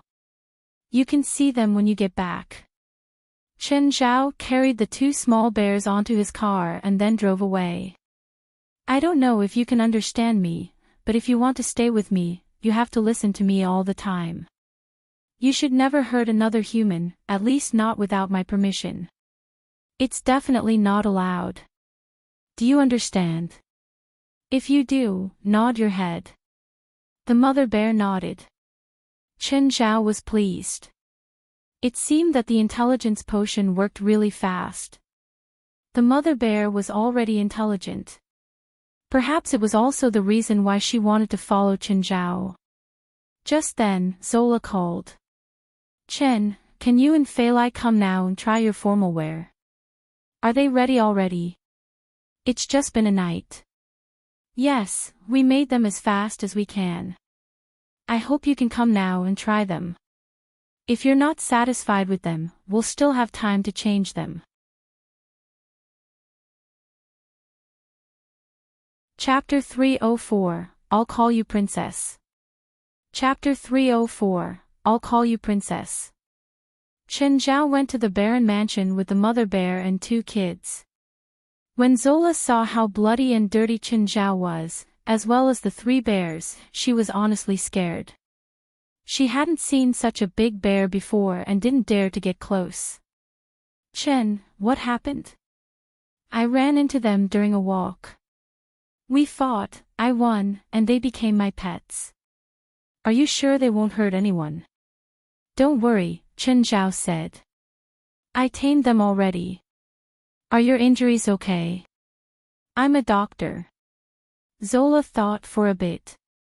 Thinking of Qin Zhao's shocking medical skills, she stopped asking. I'll take you to wash up. She took Qin Zhao straight to the club's swimming pool. There were many handsome men and pretty women playing in the water. When they saw Qin Zhao and the family of 3, they all scattered. Zola touched her chin, watching Qin Zhao push the mother bear into the pool. Chen, do you think they'll cooperate if I design a set of clothes for those 3? Qin Zhao was stunned. What do you mean? I want them to walk down the catwalk too, Zola said. Qin Zhao hesitated. After all, these 3 had just come to him. They weren't canines or demon incarnates, so he wasn't entirely sure. However, this was Zola's request. If he could help Zola, he was definitely willing. Okay, but I have to be backstage, Qin Zhao said. After washing up in the pool, Qin Zhao felt much livelier. Zola handed him a towel. Right, what are their names? I forgot to name them. Qin Zhao waved at the mother. Come here. The mother bear ran over to Qin Zhao. On the side, Zola still felt pressured. Qin Zhao dried the bear with the towel. After getting dried, she became much more spirited too. You'll be princess from now on, Qin Zhao said. Got it. Its fur was dark red, so Qin Zhao thought that princess matched her temperament. But what would actual princesses feel if they knew that a bear was named that? Arg, arg. In the future, you'll make 1 sound if you agree and 2 if you don't. Do you agree with the name princess or not? Arg. Zola was honestly floored while watching from the side. Was princess really from the wild and not stolen from a circus? A while later, Zola had someone bring over fruits and honey. They're called Briar and Bramble, Qin Zhao named the 2 cubs. They hadn't drunk the intelligence potion, so they couldn't be as smart as the mother. However, they were harmless. They would be close to those that their mother was close to. Bears were also just as intelligent as dogs, if not more. The honey they ate before couldn't be compared to the high-class honey that Zola prepared. The family of 3 licked the plate of honeyed fruit clean. After drying Princess, Zola led Qin Zhao and Princess family into the clubhouse. As long as Princess was there, no one dared to get close. On the other hand, Qin Zhao only wore his boxers with gauze over his chest. Cooper, Trish, Nat, get over here. What are you hiding for? The 3 stood fearfully at the door, not daring to come in. Get over here. I need you 3 to work together and make a dress for Princess before the show starts tonight. You can talk to it with simple words. As long as you don't attack it, it won't attack you either. You need to get its permission before measuring it. It'll make 1 sound for agreeing and 2 for disagreeing. The 3 just stood there, not daring to get close. Do you want your jobs? Zola yelled. I'm not afraid. What are you scared of? The 3 finally moved their shaking legs. Cooper held up measuring tape. Just to ask, can I measure your waist? Arg. When Cooper wrapped the tape around Princess' waist, he could almost feel the heat inside her. Thankfully, nothing happened. The 3 designers fearfully finished the measurements. Princess was 3.5 meters tall and 480 kilograms heavy. This was an incredible weight. It wasn't that brown bears couldn't reach this weight, but that mother bears were usually 1/3 the weight of males. Qin Zhao stayed with Princess the entire time. A while later, Zola brought over Qin Zhao's clothes. His suit was black. Putting it on, he felt like it was tight but not overly so. It was perfect. The material, cuts, and workmanship all showed a perfectionist's attention to detail. Zola personally fixed Qin Zhao's collar and then held his chin as she studied him. To be honest, sometimes, the person made the clothes look good. Other times, the clothes made the person look good. Wearing the suit with the blue and white striped round-collared shirt inside, Chen Zhao's entire aura changed. He wasn't ugly in the first place and had that Asian aura. His figure was also extraordinary. This suit complemented his curves, tactful but not restrained. Cooper was satisfied with his work. Trish and Nat commented on it from the side. Cooper used Croatian soft cotton to fill the suit with elasticity, Trish said. This is a good idea, but it also means that you couldn't grasp the measurements enough. If it were me, I'd use fine cotton. This would enhance Mr. Chen's curves.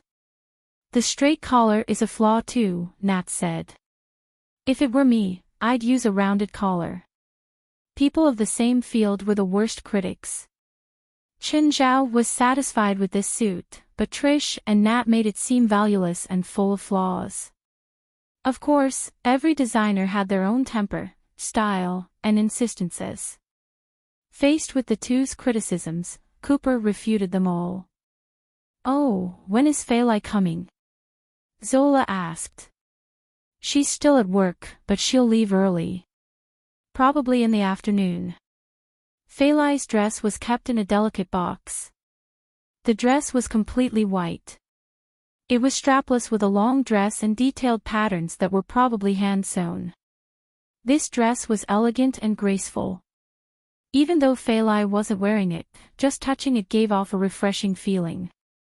Chen Zhao was already imagining how beautiful Failai would look when she put it on. "Chen, are you satisfied with the dress?" "It's up to Failai," Chen Zhao said, smiling. "But I'm sure she'll love it." Chapter 305, Stunning. Chapter 305, Stunning. Lucy came to Angel Beach. When she stepped into the Coastal Rescue Team HQ, she attracted the attention of almost every man. The ladies all stared at her with envy and jealousy. Perhaps Robio was the only one who could remain calm. "Hi Miss, are you looking for someone?" "I'm looking for Failai." "Is she here?" "Oh, she's patrolling," Robio said. "Please sit here for a while." Just then, a male lifeguard approached them. "Hi, are you Ms. Lucy?" "Yes." "Ms. Lucy, nice to meet you. Can I take a photo with you please?" "Of course." After he successfully got the photo, more male lifeguards began to approach her. Lucy was friendly and approachable. Very quickly, all the male lifeguards became her fans, staring at her in admiration. "Miss Lucy, do you know Failai?" a female lifeguard asked. "We're good friends," Lucy said, smiling. "You're good friends? God, Failai has never told me that she's friend with a star." To be honest, these lifeguards were too naive for the intrigues in Hollywood. Lucy did not even do much before everyone knelt before her, both men and women. "Miss Lucy, why are you looking for Failai?" "We're attending a show tonight. I plan to go there with her together." "What show?" "A show for a high-class clothing brand." "I think most people might not really know this brand," Lucy said, smiling. "Can we go as well?" "I'm afraid not. I'm a specially invited guest and I'll be walking on the stage." "Failai has an invitation card." "Why does Failai have an invite? Did you give it to her?" "Her boyfriend got the invitation card. He's a friend of the owner of that brand." Everyone had different feelings. The eyes of many female lifeguards sparkled. It was Failai's boyfriend again. That Asian was the perfect boyfriend. He was rich and handsome. He had the unique charm of an Eastern man and was also strong. Moreover, he could bring Failai to attend high-class social occasions. He was the Prince Charming that every girl dreamed of getting. Why didn't I notice him when he first came here? How did the fox Phalai get him? Just then, Phalai and Walter came back from outside. She saw Lucy, who was sitting in the rest area, and approached her. Lucy, why are you here? Of course I'm waiting for you so that we can go to Baron Mansion together. When does your shift end? Wait, I need to inform Captain.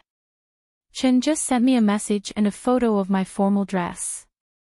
I can't wait to wear it. Just curious, why were you at Baron Mansion yesterday? Oh, it's Ms. Zola.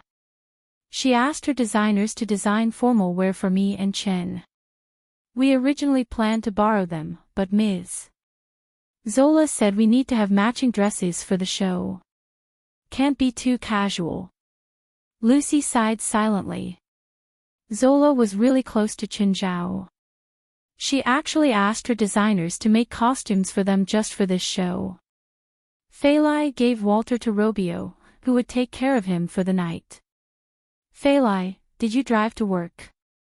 Yes, my car is right there.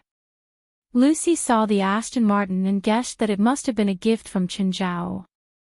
To be honest, Lucy really envied Phalai. If Phalai were to become an actress, she would be the one closest to success.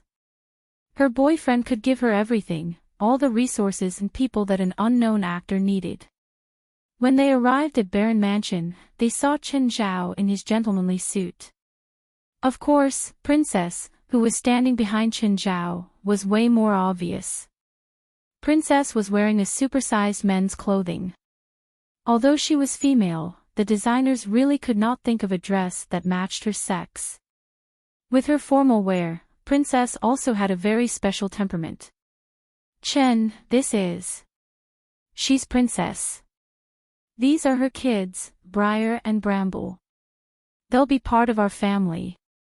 Phalai and Lucy just saw the two small bears beside their feet. Miss Phalai, here you are. Please follow me. Trish walked out. When Lucy and Trish saw the pendant, they could hardly breathe. Red Moon Heart was simply irresistible for any woman. It could drive any woman insane. It was a piece of moon crystal from hell. In this world, it was a unique piece. Chen Zhao put Red Moon Heart on Phalai. Lucy and Trish could not even move their eyes away as they muttered, "It's beautiful." Just then, Zola came. When she saw the pendant before Phalai's chest, she was also momentarily lost. It's amazing. Zola approached Phalai. Can I take a look? Of course. Smiling, Phalai took down the pendant. It's special.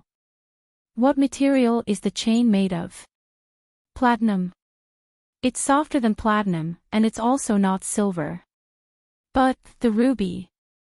When Zola placed the pendant below the lights, dazzling red starlight was emitted. It was an indescribable grace. With Zola's understanding of gems, she could tell that it was definitely not man-made. But was there even such a huge ruby on the market? Such a large and pure gem would probably cost more than tens of millions. Phalai, sorry for my bluntness, but would you sell the pendant? Phalai shook her head. Chen gave it to me. I won't sell it to anyone. All right. Zola hesitantly returned the pendant to Phalai. Wow! What a huge bear. It's so cute, everyone heard a voice from behind. A lady had already leaped at Princess. Chen Zhao and Zola were both stunned. The lady stroked Princess's hair. It's so soft as if it's real. Chapter 306, I'm not interested in knowing you. Chapter 306, I'm not interested in knowing you. The woman looked up at Princess. Princess also looked down at this unfamiliar woman. This is real. The woman was stunned. Miss Quinn. Zola seemed to know her. What makes you think it's fake? Queen Charlie jumped aside in fear and pointed at Princess, terrified. It's real. Aren't you all scared? That's a bear. Miss Quinn, its name is Princess. Just like you, it's a performing guest tonight. What? That? It's a bear. We have so many people here, but it's still sitting there obediently. This means that it's safe. Plus, you came over to hug it. It didn't attack you, right? Can I touch it again? Arg. What is it doing? Quinn stepped back in fear after hearing Princess. It says sure. You're not lying, right? Quinn reached out. She cautiously got close and touched. Princess had shaken hands with countless people today, so she knew what to do. She reached out a paw. Quinn finally grasped Princess' paw. Wow, it really feels nice. Quinn turned around in excitement. Zola, sell it to me. I don't care how expensive. Sorry, I can't make the decision. It's not mine. No problem. You can decide for the owner. I'm sure the owner won't reject my price. Oh, what price do you offer? Chen Zhao asked. Everyone looked meaningfully at Quinn, who was still jovial. You look familiar. Quinn stared at Chen Zhao. She finally realized that Chen Zhao was the one who gave her money when she sang on the street today. Chen Zhao didn't recognize her though, or maybe he didn't know her at all. You didn't tell me what price you'd offer. What is it to you? It's not yours. Quinn, sorry, Zola said, smiling. Princess is his. His? Quinn looked at Chen Zhao. Sell Princess to me. How's $100,000? Sorry, she's not for sale. Quinn, are you broke recently? You probably can't get $100,000 for a bear from a zoo, let alone Princess. All my money went to my album, Quinn said, embarrassed. How are your album sales? It hasn't come out yet, Quinn said, expression pained. How about this, I'll write an IOU for $1 million. When my album is released, I'll return the money. Miss, the door is that way. You. Quinn, stop. This isn't your home. Other than me, no one else will tolerate you. Zola grabbed Quinn, who was about to throw a tantrum. I won't give up. Quinn stomped away. Sorry, Chen. Quinn is like that. She doesn't mean any harm. She's a singer. She calls herself a singer, but no label has signed her yet. She uses her allowance to produce an album but still hasn't succeeded yet. Is her family rich? Very rich. Zola nodded. By 6, more and more people had come to the barren mansion. Many of them were top figures of different fields, including celebrities. Chen Zhao didn't pay attention to showbiz, but he still saw familiar faces. He walked in with Fei Lai and instantly, Fei Lai became the center of attention. Her features, dress, and that red stone on her chest made people unable to look away. Graceful and relaxing classical music rang throughout the room. Chen Zhao wasn't a musician, but that kind of music was indeed calming. Just then, a man with slicked back hair walked to Chen Zhao and Fei Lai. Miss, may I have this dance? Sorry, I have a partner, Fei Lai rejected directly. The man wouldn't give up. He turned to Chen Zhao. Can I borrow her for a bit? No. Chen Zhao rejected him as well. The man's expression darkened. Sir, this is my card. Let's get to know each other. At events like this, it was basic manners to take out a business card if the other did so. But Chen Zhao was an illegal doctor. How would he have a card? I'm not interested in knowing you. Uncultured. The man turned and left. Chen Zhao grabbed Fei Lai. Don't get impulsive. This isn't our home. Fei Lai looked pleasant, but she really wasn't an upper-class lady. Whatever, let's go in. Faylai truly didn't like these kinds of events. It looked fancy, but everyone wore fake smiles. Leonardo's party was much better. They played around and were comfortable. Chen Zhao chuckled wryly. They were family because they were similar. He also disliked this kind of event. It felt suffocating. When they entered the venue, the lights had already dimmed. Chen Zhao and Faylai found their seats in the first row before the stage. There were no VIP boxes for shows like this. The best positions were closest to the stage. The stage was also different from other tea stages. It was O-shaped instead. The audience grew gradually quiet. Chen Zhao discovered that Quinn sat beside him. Hi, I heard you're Chen, right? How can I help you?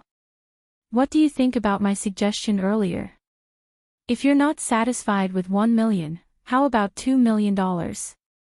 Miss Quinn, the show is about to start. Let's just watch the show. Plus, aren't you a performing guest? Why are you sitting here? As a performer, Lucy had gone backstage long ago to prepare. I'm just singing a song at the end, Quinn said. Also, miss, your necklace is really pretty. Faylai looked over Chen Zhao to Quinn. Thank you. Can you sell it to me? Faylai glanced at her and stopped talking. Chen Zhao rolled his eyes without holding back. How come this girl was so annoying? Just then, all the lights dimmed. Everyone quieted down too. Next, a spotlight shone at the end of the stage. Princess and Lucy stood before the curtains. It was a Beauty and the Beast unit.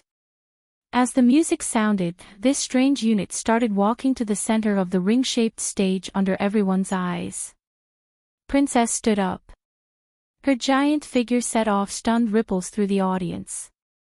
Under the dazzling lights, Princess reached out her arms and picked up Lucy bridal style. Lucy's dress complemented her beauty today. Under the graceful music, Princess spun around with Lucy in her arms and then put her down softly. Finally, the Beauty and the Beast walked to the other end of the stage. The lights dimmed gradually as well. It was only a fashion show, but the guests and audience all felt like they'd watched a stage play. Applause sounded. Chen Zhao heard Quinn murmur, I must have it.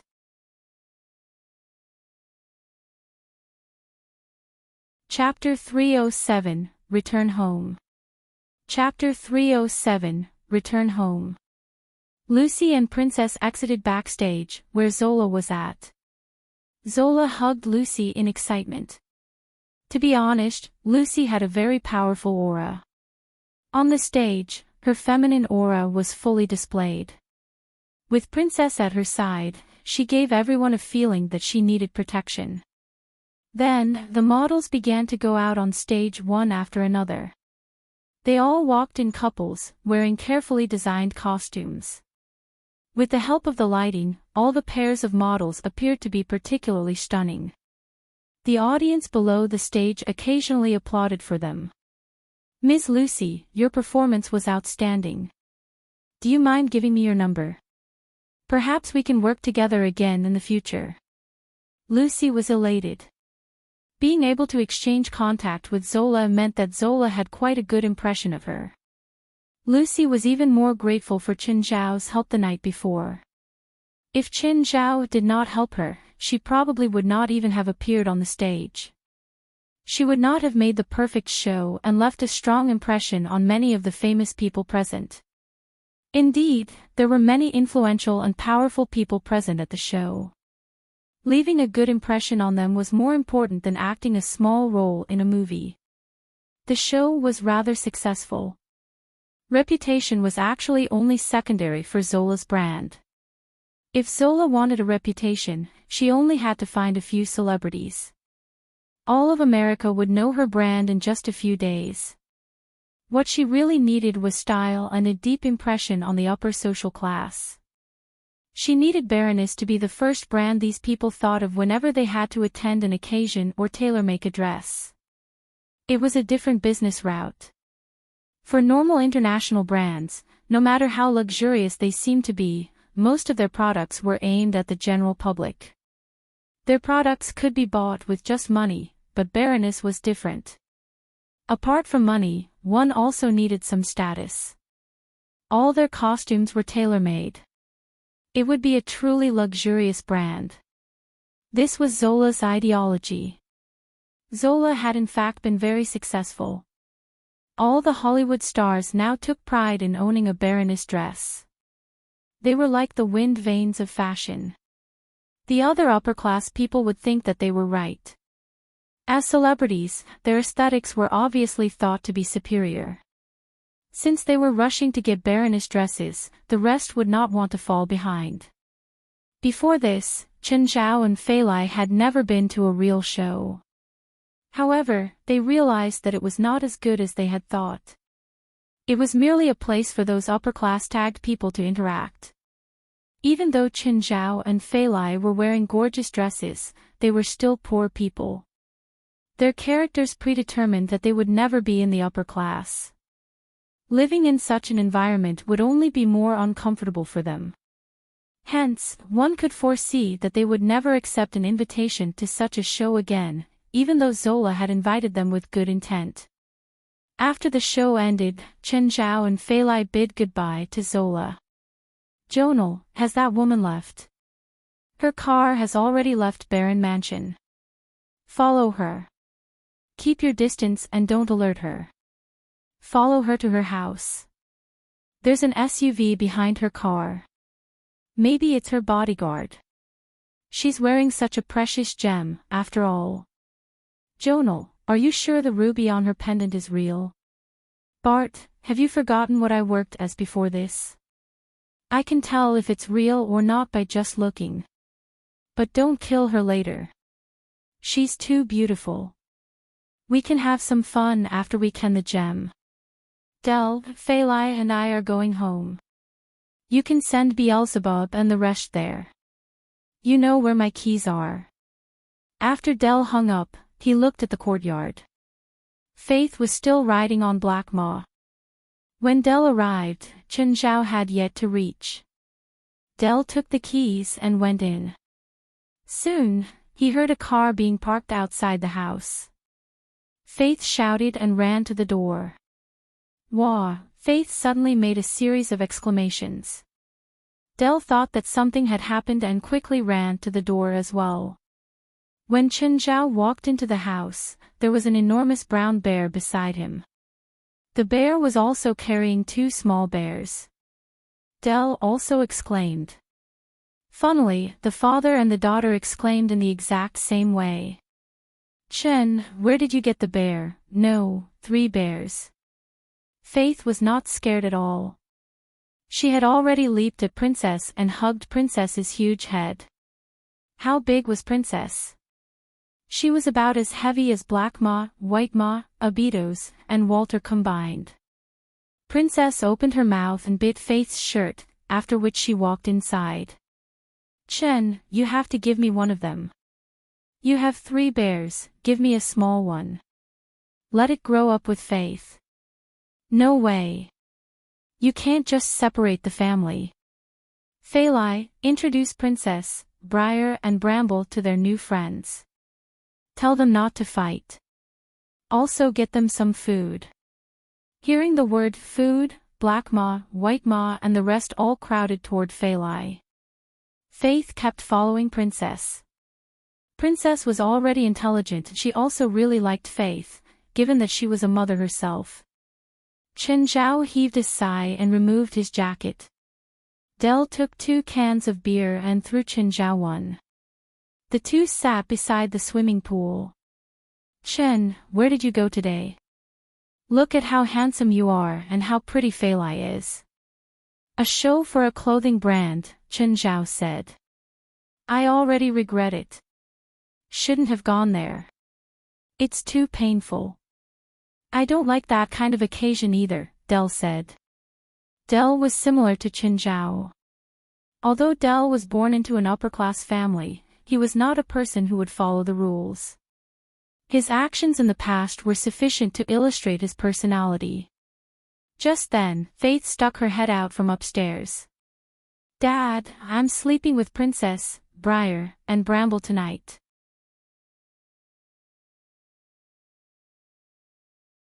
Chapter 308, Jewel Pirate.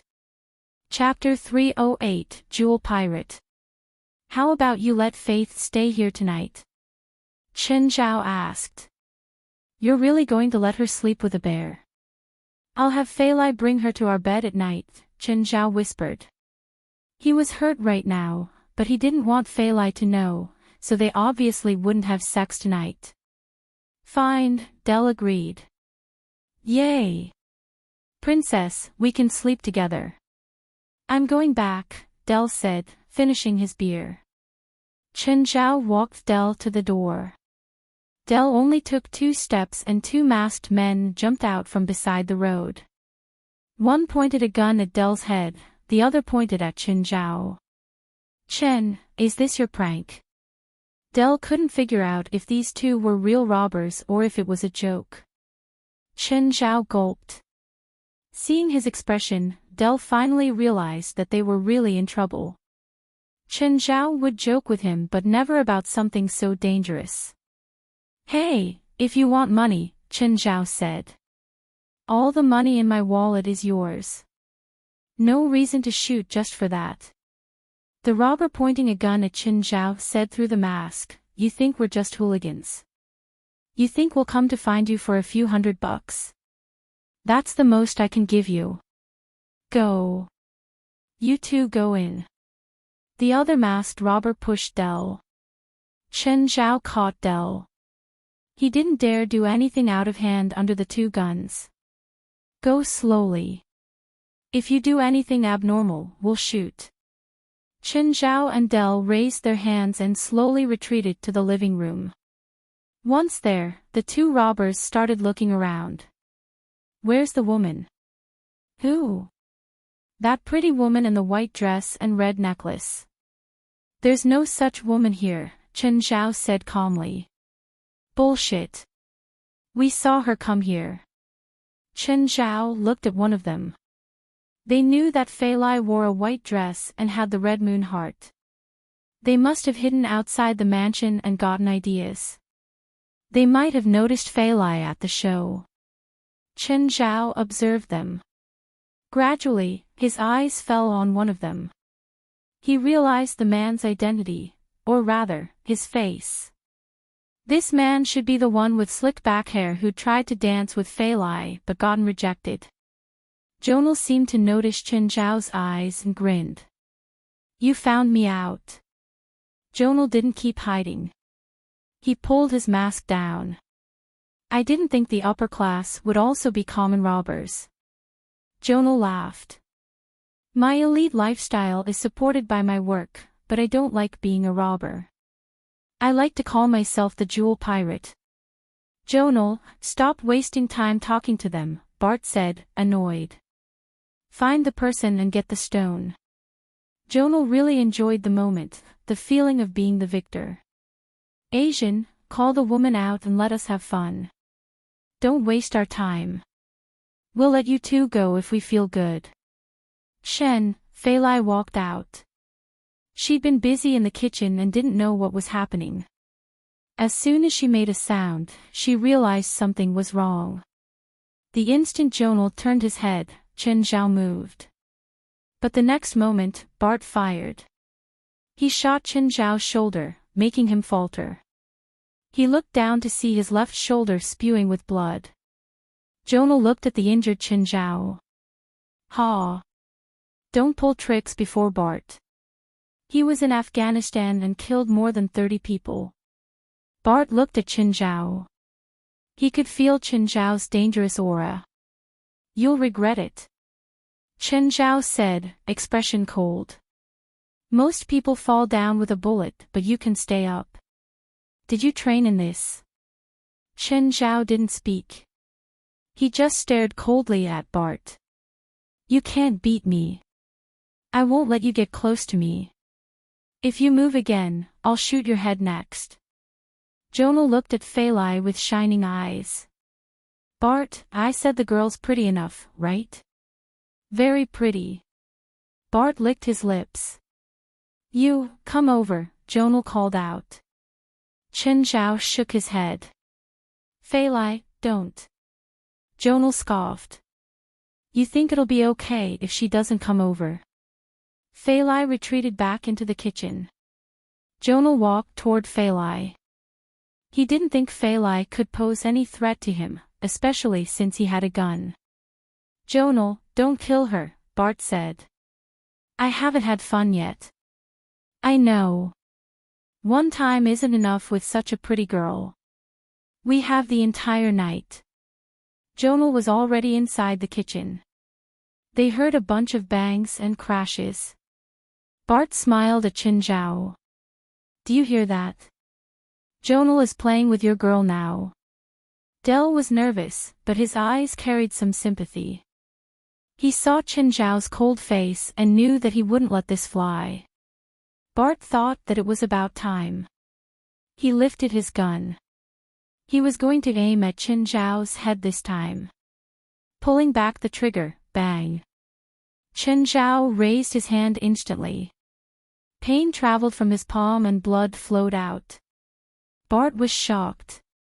How come the bullet didn't penetrate Chen Zhao's hand? Chen Zhao opened his hand. His palm was a bloody mess with a bullet embedded inside. Was this a joke? Catching a bullet with his bare hand. Bart raised his gun again, but before he could shoot, a brilliant red flower bloomed on his arm. He turned around, incredulous, and saw Failai holding a gun. He suddenly noticed a black shadow behind Chen Zhao. It was like something was about to jump out of it. You, terrified, Bart took 2 steps back, but he bumped into something behind him. When he turned around, he saw a huge gaping maw. Black Maw had gotten behind him at some point. Bart fell to the ground in terror and stared at Black Maw. Jonal was dragged out too, but White Maw was biting his neck. White Maw didn't apply any pressure, but Jonal didn't dare make a sound or move around. The fangs touching his veins make him truly feel death. White Maw tossed Jonal next to Bart and Chen Zhao walked over. What did I just say?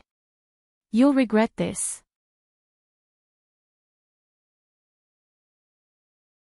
Chapter 309, Who do you want to be eaten by? Chapter 309, Who do you want to be eaten by? Del was finally relieved. Failai walked up with the gun. Chen Zhao approached her and grabbed the gun.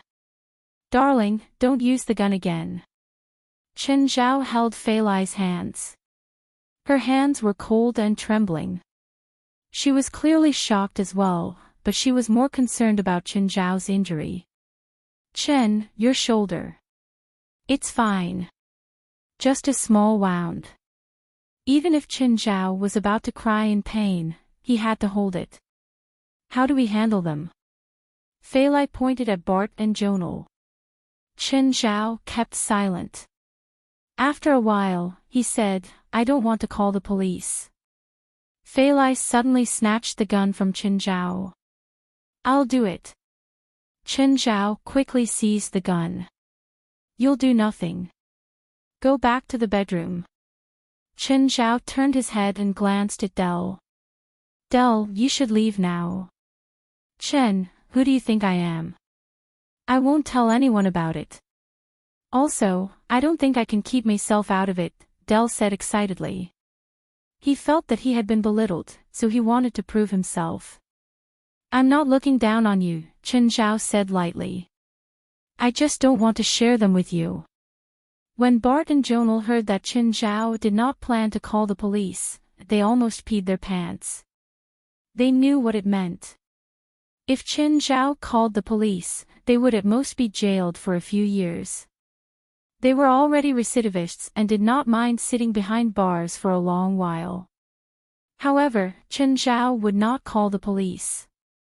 It was evident what Chen Zhao was going to do. Killing them might be the most direct outcome. But what if Chen Zhao asked the beasts around them to eat them? They shivered at the thought. Suddenly, Bart jumped up from the floor and leaped at Faur. If he could subdue Faur, they might still have a chance. However, Chen Zhao clutched Bart's ankle. Crack! Ah! Bart screamed. His ankle was broken by force. Just then, Jonal seized the opportunity and ran out of the living room. As long as he could get out of this place, he would live. He did not care about Bart at all. Chen Zhao did not stop Jonal. Even Jonal did not expect himself to escape so easily.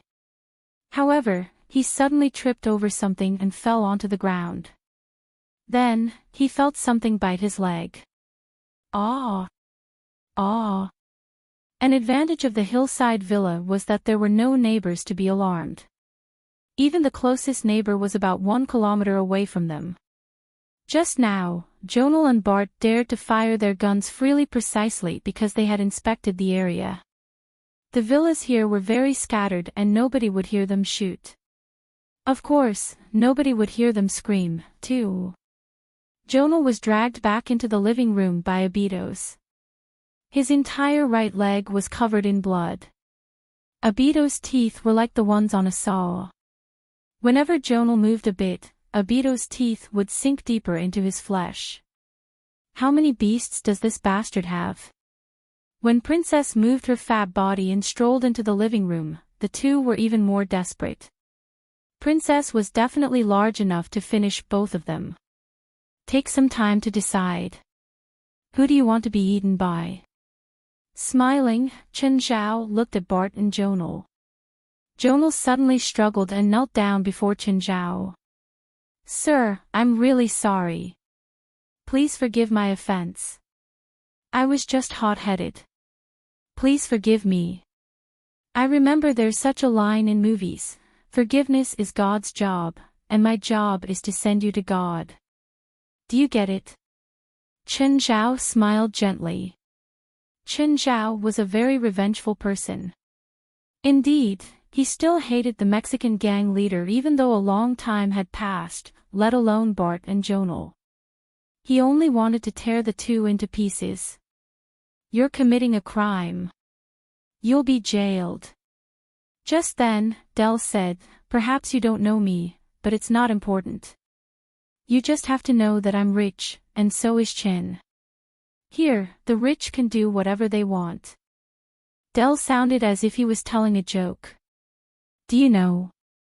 A kidnapper has been buried in my manor for 12 years. If you dare to kill me, my people won't let you off. Bart threatened. Do you have your friends' numbers? I don't think you're enough for my pets. You two are quite skinny, after all, Chen Zhao said. Chen Zhao glanced at Faur. Faur, you really need to go back to the bedroom. You won't like what's about to happen. Actually, Faur did not want Chen Zhao to dirty his hands, just like how Chen Zhao did not want Faur to dirty hers.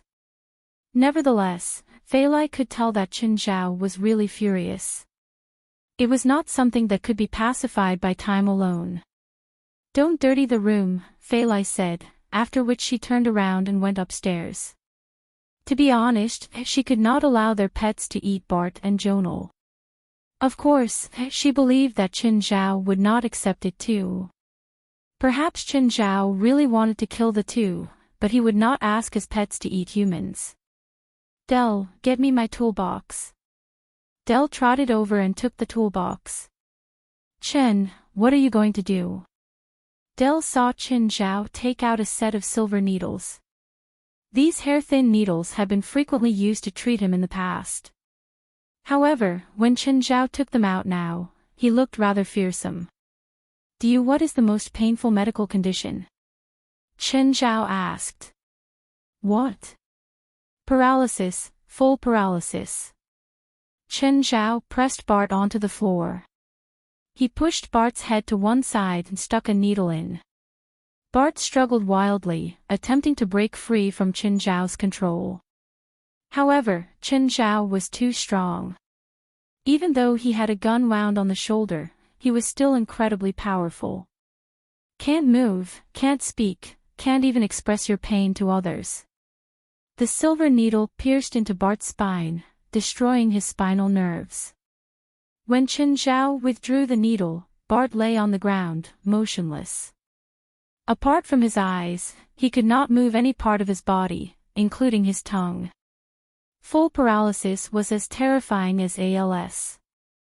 Chen Zhao looked at Jonal, who had already peed himself. Don't be so nervous. It won't hurt. Very soon, you'll realize that you don't have to worry about anything anymore. Someone will take care of you for the rest of your life. Doesn't that thought immediately brighten your mood?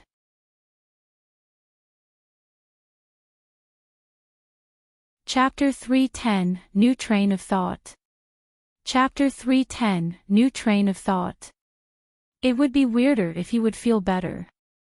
Jonal struggled in fear, but Chen Zhao was stronger. Just then, Blackie said, "Human, if you want them to be in more pain, you can use the flesh fusion spell to connect their bodies. This way, they can share their pain. You can also connect an object to them." What's the point of that? After connecting them, you can attack them by attacking the object. Is it like the Bloodline Blend spell? No. Bloodline Blend is connecting souls of people with blood relations. It's a coexistence. On the other hand, flesh fusion completely forces two bodies or objects to be fused together into a new creature. Chen Zhao kind of understood. Bloodline Blend was like Movich fusing his relatives' souls into his body. Flesh fusion was for fusing solid objects. Are there any special conditions for fusing items with their bodies? It can be any object. At least, most items can be used. For example, if you connect a cup to them, they'll die when you shatter the cup. Chen Zhao got an idea. What if I connect 3 items to Movich body and then move the 3 souls onto the items? Would that work? Blackie was stunned. Hey, that seems to work. It technically doesn't change anything, but it can make Movich go back to normal. There's one thing though. If the items he's connected to get destroyed, he'll also die.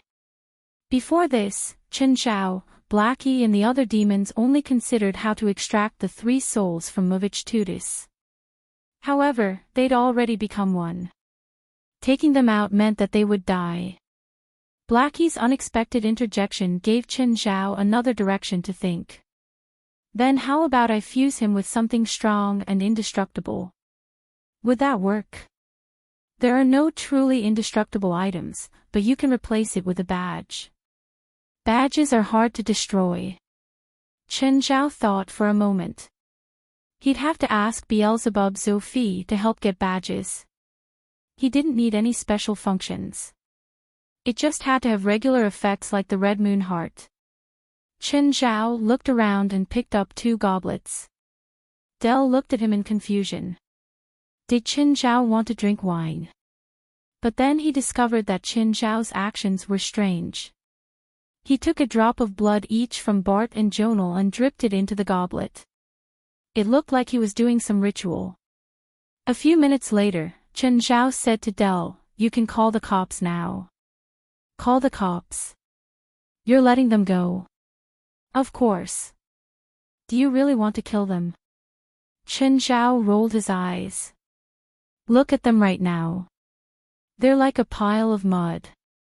Isn't it more interesting when they're alive? Del looked at the supposed mud and shrugged. Fine, whatever you say. How will you explain when the cops come? They broke into my home while armed and my pets attacked them to protect us. I don't know how they ended up like this. A while later, the cops came. David happened to be the leader. Chen, what happened? Seeing how Chen Zhao was shirtless and had gauze all over his shoulder and chest, he couldn't help but get anxious. These 2 call themselves Jewel Pirate. Failai and I attended a fashion show and they got their eyes on us. Of every 10 sentences, Chen Zhao only lied once. He told the truth about everything except turning them into vegetables for revenge. David was familiar with Qin Zhao, so he knew some of these things. However, he only had to confirm their identities. As for whether they ended up like this because of Qin Zhao's revenge, he didn't care to ask. Qin Zhao didn't think that David would be the leader either. He wasn't from Beverly Hills Department, right? David, how come you're responsible for this area? I got moved to be the crime investigation captain at Beverly Hills yesterday. Oh, let me introduce you to Del, my friend. He lives nearby. Hi, David. Come hang out when you're free. After everything, David left with his men. Del went home as well. Qin Zhao had Black Ma accompany Del for a bit, since it was at night. Next day. Chen, how come these goblets broke? Fei Lai was cleaning up in the morning. They're just useless trash, Qin Zhao said, stretching. Who knows how they broke? We usually drink beer instead of wine. I think we should just toss them out. A while later, Del came over. Instead of taking Faith away, he brought two more troublemakers. Vera and Ronnie went to find Faith in the morning. Hearing that she was at Qin Zhao's house instead and that he had 3 new bears, they insisted on coming to play. After getting Laura and Risvar's permission, Del brought the kids to Qin Zhao's house. Princess was lazily sunbathing by the pool. Faith, Ronnie, and Vera played happily with Bramble and Briar. Principal, you seem spirited these days. Wright replied to the praise with a smile. It was just spirited. In order to not get discovered, she even put on some makeup to look older. She went to the meeting room. There were some deans and figures of the management level. Let's get straight to the point today, Wright said. Right, I discovered an unfamiliar name in the medical school system. Zhao Chen, specially invited professor, traditional Chinese medicine. I also checked his attendance record. It seems that he hasn't held any classes. Can you explain this? The speaker was Fausbind, dean of the medical department. He used to be under Wright. Now that Wright was the principal, he became the dean. This is a professor that I appreciate, Wright said indifferently. Must I explain? In UCLA, Wright had the highest seniority, status, and power. She didn't have to explain her motives and intentions to anyone, especially someone who used to be under her. Wright, you're abusing your power. Please, Fausbind. Don't talk about abusing power.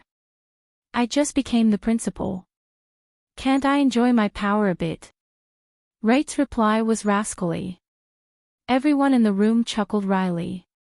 Half of them had been her student. They couldn't say anything.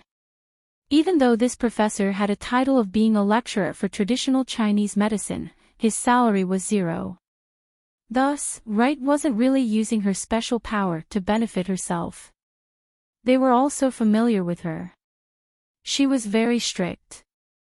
For example, Fausbind had worked in the school for 20 years before becoming an official professor. Fausbind was only curious about this Zhao Qin. He didn't actually want to go against Wright. Okay, next topic. I don't want you to doubt someone I chose anymore. Principal, the University of California Joint Sports Competition is starting soon. We haven't chosen a leader yet. The athletic team's representative also requested a budget of $200,000 from the school. The University of California was made up of 10 universities throughout the state, including UCLA. There was no hierarchy between these schools. They shared staff and resources. Of course, even though they were all UC schools, there was obviously still competition.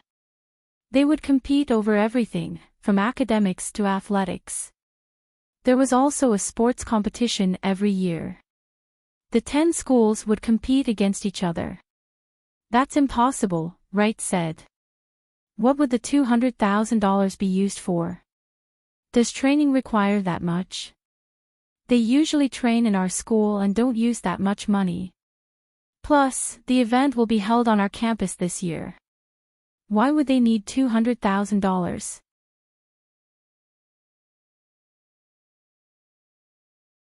Chapter 311, Rear End. Chapter 311, Rear End. The 10 campuses of the University of California are UC Berkeley, UC Los Angeles, UC San Diego, UC Irvine, UC Davis, UC Riverside, UC Santa Cruz, UC Santa Barbara, UC Merced, and UC San Francisco. UC Berkeley used to be the main campus. However, as the other campuses developed, there is no longer the main campus today. The other campuses are already comparable to UC Berkeley in terms of their resources and academia. All the campuses are now on the same level and only belong to the University of California. Every year, many competitions are held within the University of California, among which sports competitions and academic competitions are official. UC Games was the most popular one. Even the media might be present. According to the sports club representative, they need to hire a coach. What sport is it? Is it a coach for professional athletes? Wright asked. I don't know the details yet. Then ask the sports club rep to see me. If I don't get a satisfactory answer, I won't approve the money. UCLA was very rich since it would receive donations from its graduates every year. This year, in particular, the donations even summed to $30 million. Nevertheless, as the principal, Wright had to calculate the university's spending carefully. After all, many things in the university needed money. She would never approve a $200,000 application that easily. Mr. Chen, do you have a solution already? Movich Tudis was very anxious. He would ask Chen Zhao every day if he had a solution. Chen Zhao was his only hope and mental support. I already have a solution, but I need to prepare first. Be patient just for a few more days. I promised you that I'll definitely solve your problem in 10 days. Chen Zhao could feel Movich's anxiety. He also wanted to end the case as soon as possible and get his pay. Today, Chen Zhao had to bring Princess, Briar, and Bramble to the pet hospital to get them vaccinations and the appropriate certificates. In America, one could keep any animal as a pet, provided the animal was vaccinated for specific diseases. When Chen Zhao brought Princess into the pet hospital, the hospital staff were still astonished. After all, Princess looked a bit too fearsome. Nonetheless, with Chen Zhao around, Princess was very obedient and clever. Briar and Bramble, on the other hand, were the real troublemakers. Soon, the pet hospital produced their certificates. Princess was not afraid of needles at all. When Chen Zhao left the pet hospital, he received a call from Steven. Chen, I'm at Rasva's place. Aren't you coming? No, you guys have fun, Chen Zhao said. Come and drink together. Even if you're not going to play, we can at least have a gathering. Chen Zhao glanced at his watch. It was already afternoon and he probably would not have another client for the day. Fine, I'll be there. Paris was working at the moment. Suddenly, her phone rang. Hi, Mr. James. When Paris received James' call, she could hardly contain her excitement. After all, she had already paid the price, but James had yet to give her a confirmatory reply. A few days had passed. Paris thought that James had merely wanted sex with her and made an empty promise. James' call today was a delightful surprise for Paris. Miss Paris, are you free now? Yes. Mr. Steven is holding a party. I'm invited too and I need a female companion. You mean I can meet Mr. Steven? Yes. What time is it? Now.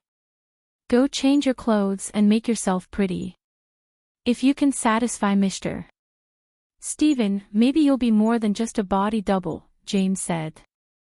Yes, I'm coming now. Paris could not care about her job anymore. She hurried home and changed her clothes. Meeting Steven was the only thing on her mind. Paris was somewhat unfocused. She was driving her car way too fast. Suddenly, she saw the red light before her, but her car already hit the car in front of her. Shit! If she wasted any more time, she might miss the opportunity. However, Paris still had to leave her car to check the situation. The driver in front also alighted. Chen, it's you. Ms. Paris, what a coincidence. You look really beautiful today. Are you going to a party? It's my friend's party. I'm sorry, Mr. Chen. It's my fault. Paris forced a smile on her face. How do you think we should settle this? Chen, I'm in a rush. Can you give me your number? After the party, we'll talk about compensation. Chen Zhao gave it some thought. He could see that Paris was really in a hurry. All right. Anyway, the damage was not severe. The back of his car was slightly dented and would not even cost $100 to repair. Overjoyed, Paris gave Chen Zhao a warm hug. After 20 minutes, Paris finally met James. James was a middle-aged man, about 40 years old. He had been Steven's assistant director a few times already and was quite powerful in Steven's film crew. Why were you so slow? James looked at Paris. But you're really beautiful. Thank you. Paris bit her lower lip gently. She could feel the lust in James' eyes. What happened to your car? I bumped into another car on the way. Forget it. Board my car. James' car was much better than Paris. When she boarded the car, she felt as if she was already a female star. However, James suddenly unzipped his pants. Use your mouth.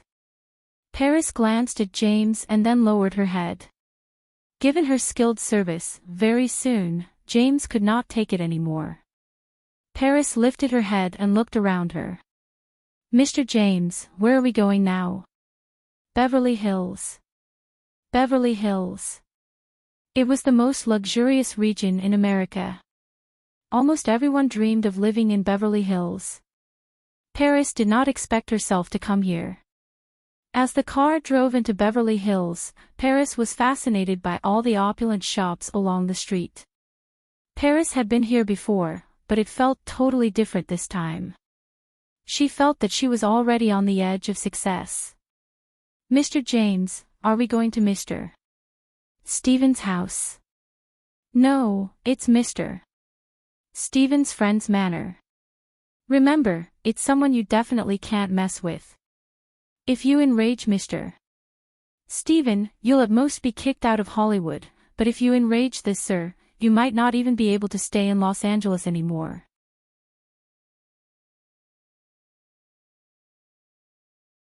Chapter 312, Don't Disturb My Meal. Chapter 312, Don't Disturb My Meal. When James' car arrived at Rasfa's manor, he stopped. The guard tapped on the window, asking, Sir, how may I help you? James took out his invitation. The guard checked it and let them through. Seeing the dreamy manor, Paris grew even more excited. She'd never come to somewhere like this before. Even the parking lot was surrounded by greenery. There were countless fancy cars in the parking lot. James' car was the least eye-catching one. Paris followed closely behind James. She didn't dare to walk around alone. Everything here gave her pressure. It was obvious that the mansion was extremely expensive too. Merely the garden that they walked past was the size of a soccer field. There were a dozen gardeners fixing things there. After the garden, the golden beach appeared before her eyes. It was beautiful. It completely changed her impression of what enjoyment meant. As the saying went, being poor restricted her imagination. Paris had been quite confident before coming. Now that she was here, she grew timid and shy. A few pretty girls ran around on the beach in bikinis, frolicking. After arriving at a mansion, James held Paris' hand and walked into the living room. Paris saw Stephen and another older man. They were talking on the sofa, each with a woman clinging onto them. Paris wished she could become those women. She didn't recognize the other man, but he must be important if he could talk to Stephen like this. "Oh, James, you're here." Stephen saw him. "Your partner is beautiful." "Mr. Stephen, hello." James walked forward. "This is Paris." "Hello, Mr. Stephen." "I'm discussing something with Rasfa," Stephen said. "Go have fun by yourself."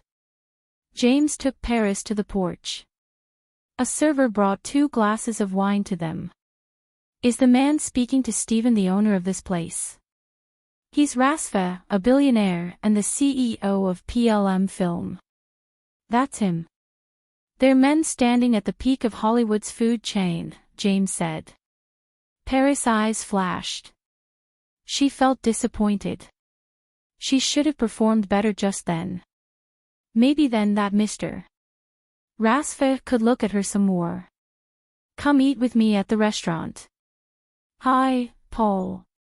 Chen Zhao pulled up to the entrance of Rasfa's manor. Paul was there to invite the guests. When he saw Chen Zhao's car, he immediately went over. "Chen, should I park the car for you?" "No need. It's not my first time here." Chen Zhao parked and found that Paul was waiting for him outside the lot. Paul looked at Briar and Bramble in Chen Zhao's arms, as well as Princess behind him. Paul didn't find it strange anymore. This was Mr. Druid after all. He wouldn't find it strange, no matter what animal was beside Chen Zhao. "Chen, do you need anything? Take me to get some food. I'm hungry." "Sure, follow me." Chen Zhao went to the restaurant and Paul went to tell the kitchen. He knew that Chen Zhao had a big appetite. Soon, a big platter of meat and fruit salad was served. "Thanks, Paul." "No problem." "Chen, do you need anything else? Help me take care of this family. Her name is Princess and these are her kids, Briar and Bramble. Princess is really obedient. The kids are a bit playful though. Watch them for a bit." "No problem. I'll go work now. Call me whenever you need anything." "Princess, let's go." As expected, Princess followed Paul away. Briar and Bramble stuck close behind too. Chen Zhao shoved meat into his mouth as if he hadn't eaten in days. Just then, 2 people came to the restaurant. It was James and Paris. The latter immediately saw Chin, who was devouring food. Him.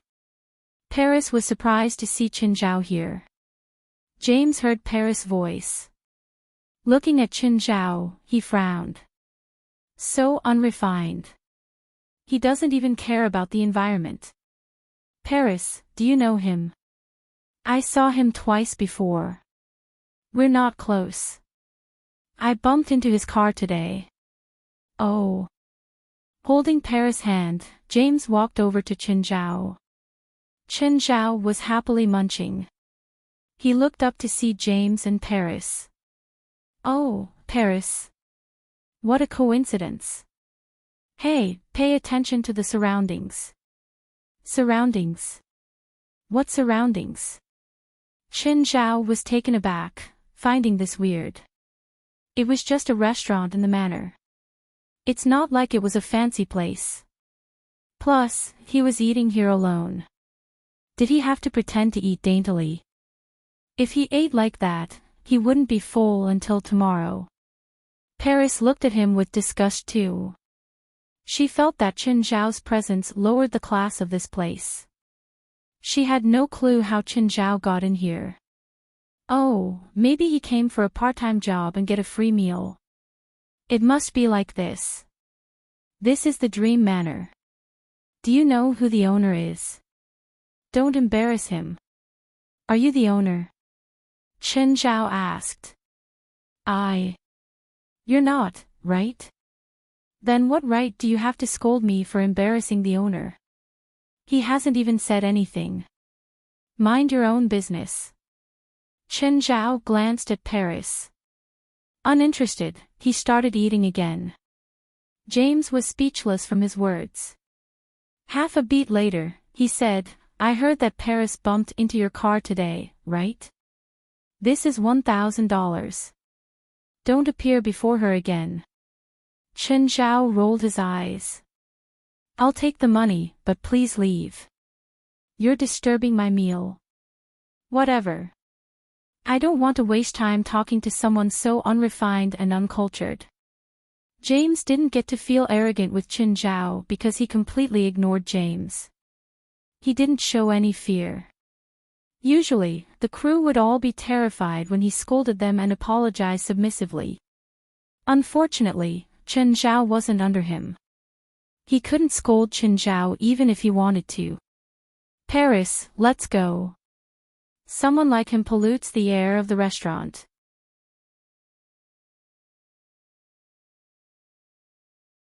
Chapter 313, A Very Big Trouble. Chapter 313, A Very Big Trouble. Chen Zhao had a satisfying meal. Of course, he did not drink any alcohol, since he was going to drive later. Even though Chen Zhao had a high alcohol tolerance, he knew very well that he should not drink and drive.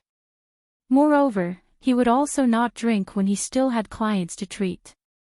Clients would surely be unhappy to see him filled with the smell of alcohol, just like when he met Laurent last time.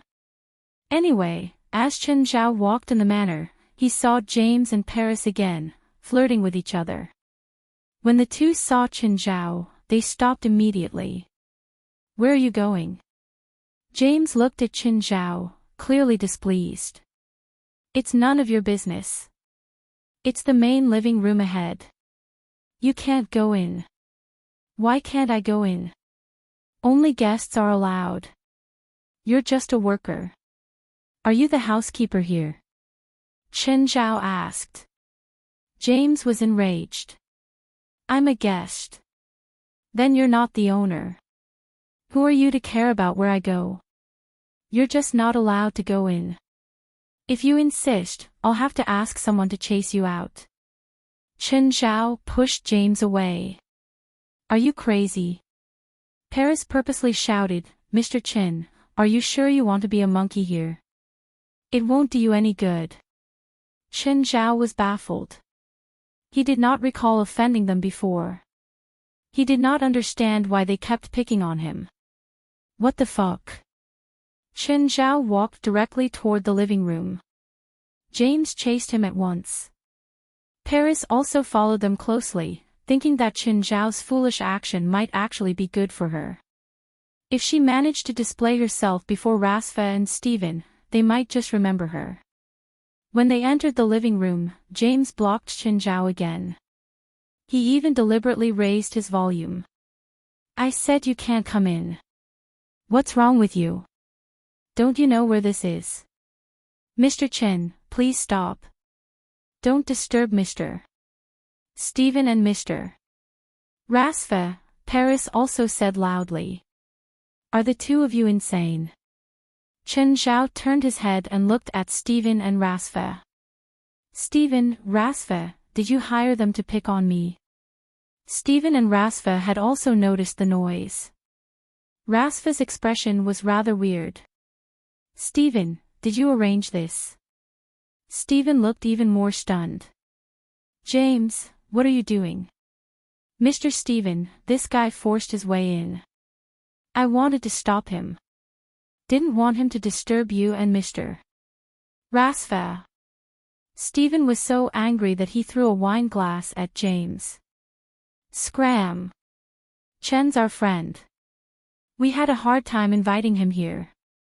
What were you doing? James was astonished, so was Paris. Chen Zhao sat down beside the two and said to the beauties beside them, Excuse me.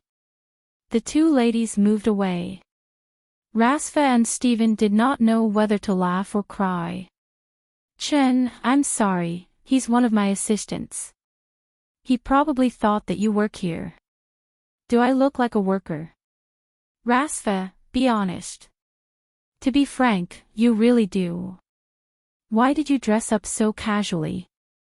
You didn't tell me to dress up. When Stephen called me, I was strolling on the street. I came here only for the free meal and to chat with you.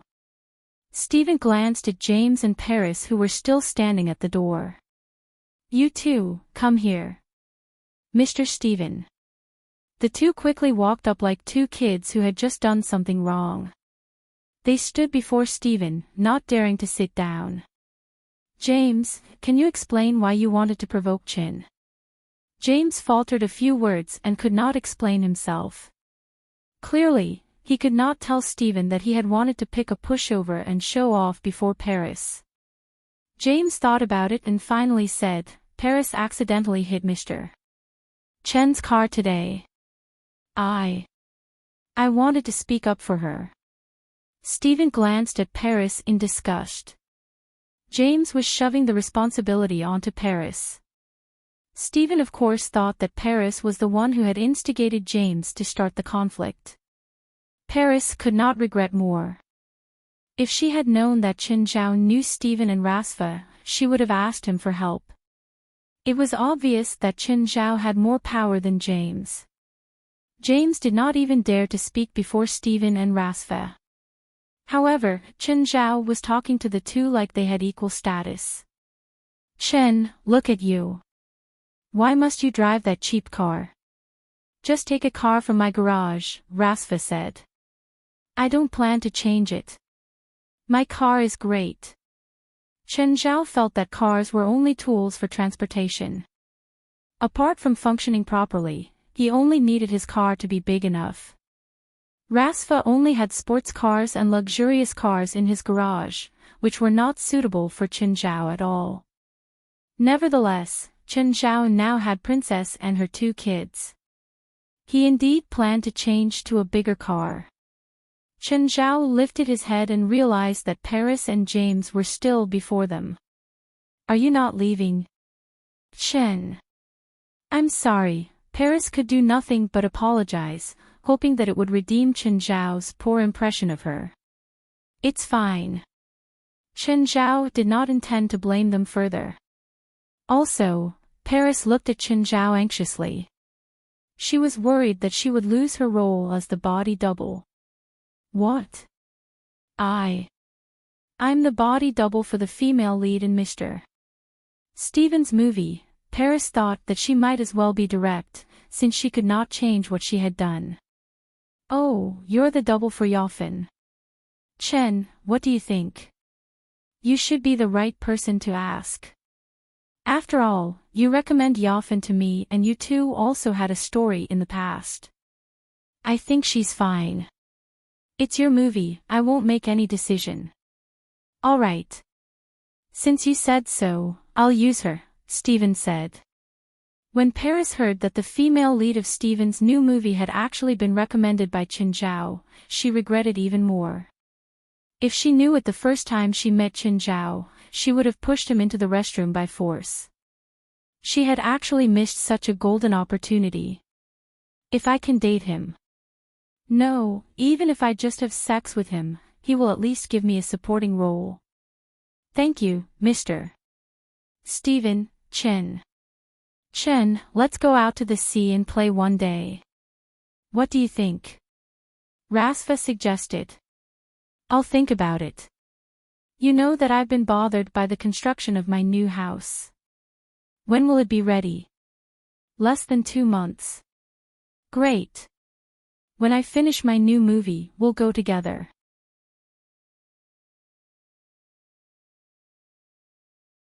Chapter 314, Be careful she doesn't drown you in the sea. Chapter 314, Be careful she doesn't drown you in the sea. Who exactly is that Asian? How can he know Stephen and Rasfa? James was still frustrated. He'd randomly pissed off someone he shouldn't have. I don't know. The first time we met, he came to my workplace to buy a car. The second time, he drove a Ford SUV. I thought he was normal. Paris was filled with regret now. As for James, she disliked him more and more. In the future, she might be able to have another chance with Chen Zhao.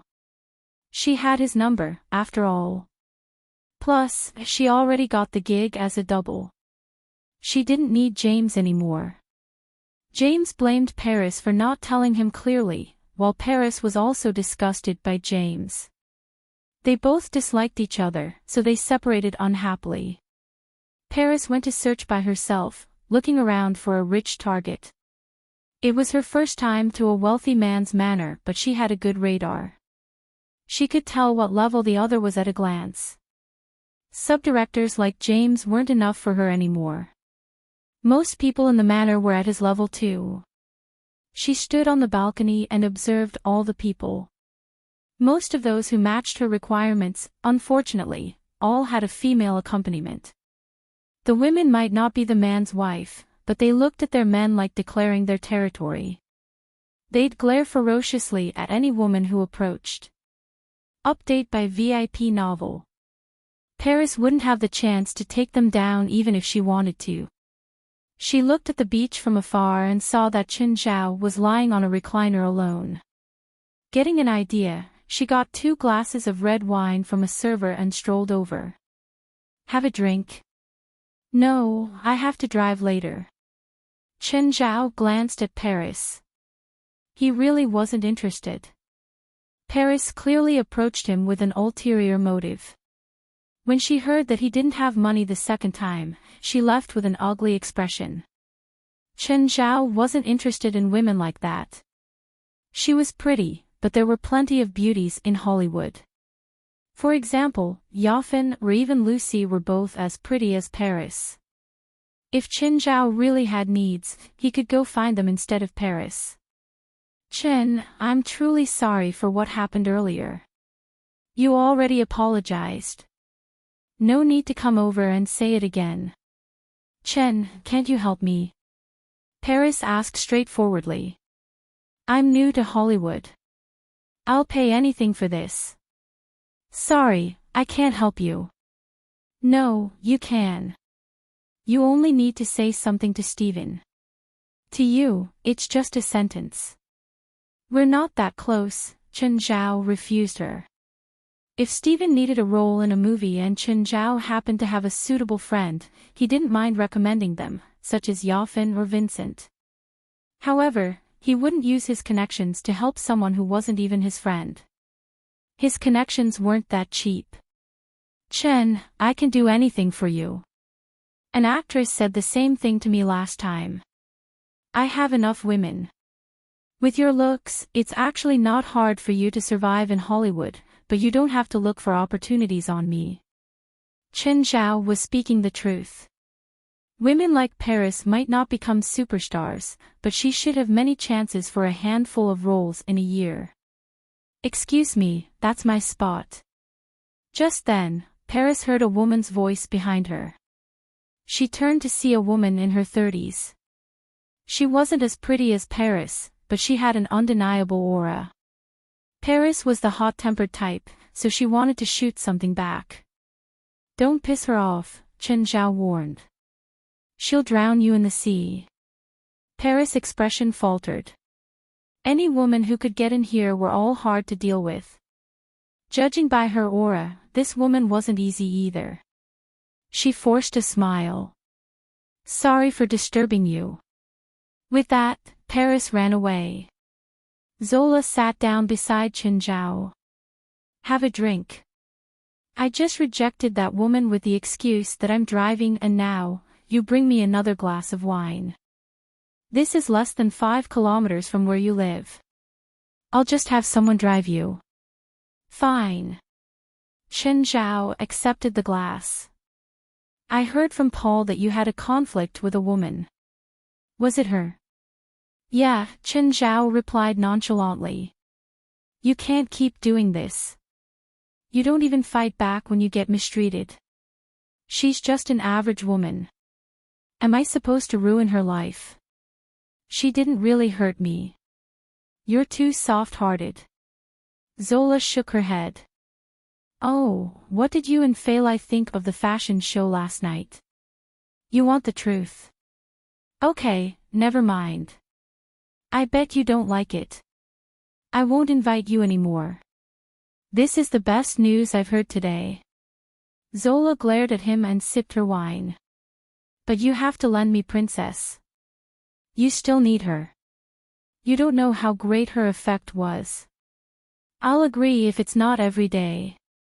I only have one show per season. Your princess can't do it every day even if she wants to. Just then, Chen Zhao's phone rang. He checked and saw it was Gaia. Zola glanced at him.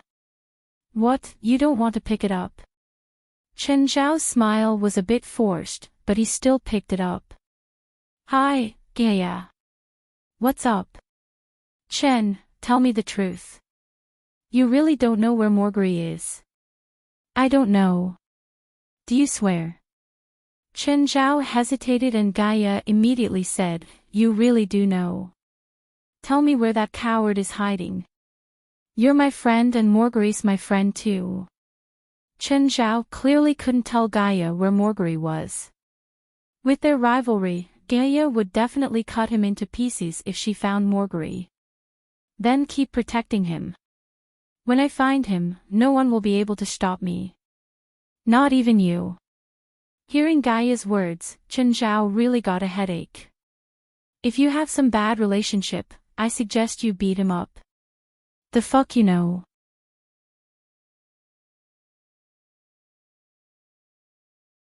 Chapter 315, Fitness Coach. Chapter 315, Fitness Coach. Gaia hung up, leaving Chen Zhao feeling awkward. He did not know what had happened between Gaia and Morgery. The more they did not want to talk about it, the more curious Chen Zhao was. Humans are curious creatures. Given how reluctant Gaia and Morgery were to talk about it, Chen Zhao really wanted to know their past. Chen Zhao reached home before Failai did to prepare dinner. In the evening, Failai returned home. When she saw the dinner, she removed her jacket and hugged Chen Zhao. How come you're already back? I didn't have much to do today, Chen Zhao answered. Do you want to shower first? No, I spent too much time in the sea today. Let's eat first. I may need to leave for 24 hours in a few days' time, Chen Zhao said. Oh, to that place. Yup. When? I'm not sure yet. Chen Zhao shook his head. He had already asked Abitos to tell his father about it. Chen Zhao was also unsure when Abitos could give him an accurate reply. Hi, Madam Wright. Lucian bolted into Wright's office. Wright pushed her glasses. Actually, she no longer needed them, but to avoid suspicion she still had a pair of fake glasses. Lucian, what is it? Madam Wright, I'm here to explain to you the reason for applying for $200,000, Lucian said. Alright, please explain. Our college has been participating in UC games for many years. We've never needed $200,000 unless you want to stay in a 5-star hotel during the competition. Actually, it's a request from track and field. They would like to hire a coach. I heard that the coach is very expensive. Do you not have the details? I'm afraid not. In fact, I don't even know who the coach is, but according to Grint, a long-distance runner from track and field, the coach they want to hire is very strong himself. He also has special training which can greatly increase the fitness of our athletes. How long will the coach be here? 1 year. 2. And how long do we need to see the results? How many students will he train? I heard that the coach won't be training too many students. He'll only be carrying out very specific training for no more than 20 days. What? You want me to spend $200,000 just so that 1 or 2 students can have a chance to perform better in a single sports competition? Mr. Lucian, Please leave my office, because I'll definitely not approve it. Actually, even Lucian felt that it was too much, let alone right. He was a coach in the sports department too. Indeed, he had been a coach for several schools and was in charge of the sports department at the moment. Nevertheless, he had been a coach for secondary schools in the past. His annual salary was less than 60,000. Now, they wanted to hire a coach who cost 200,000 for just 20 days or even fewer. It was more like blackmailing. Even Lucian found it unbelievable, not to mention right. Track and field had been strongly requesting it, so he wanted to try it out. Just as expected, he only received a scolding from Wright. Lucian went to the track and field department. When Grint saw him, he immediately ran toward him. "Mr. Lucian, is the money approved?" Lucian shook his head. "You should know that the college will never approve it. I'm willing to take the money as a loan. When I become a professional athlete in the future, I'll slowly return the money to the college." Lucian gave a bitter smile. If a project was very promising, the college would surely invest in it for free. However, who could promise that Grint would certainly succeed? Moreover, while Grint had been achieving fantastic results in the college, there was still a significant difference between him and a professional athlete. Lucian shook his head and patted Grint's shoulder, after which he left. Just then, Evely walked up. "Grint, how did it go? Did the school approve it?" Grint shook his head. "No, there's no way the school will." "Will you take a personal loan from me?" Evely suddenly suggested. "What?" "I'll lend you the money, but you need to record down for me that person's training methods and diet requirements." "How about the interest?" Grint was really tempted to agree. "If you can unearth the secret of his training, I won't charge you any interest, but you can't, you'll have to pay the bank interest." "All right, but I don't have his number." "I'll get it for you." "Also, are you sure it'll work?" Grint was still somewhat hesitant. After all, 200,000 was not a small amount. Even his family could not afford it. If the training was effective, everything would be fine. He could become a professional athlete, achieve good results, and then pay the debt. However, if the training was ineffective, he would have a huge debt for the rest of his life. "That's none of my business. If you're willing to bet." "It's too risky. I need to think about it." Grint still retreated. Although it was alluring, the consequences might be very severe. The huge debt was enough to ruin his life. Evely shrugged her shoulders. She was just being curious. However, she would not waste 200,000 just to satisfy her curiosity. "Norman's." Evely called Norman's. "What?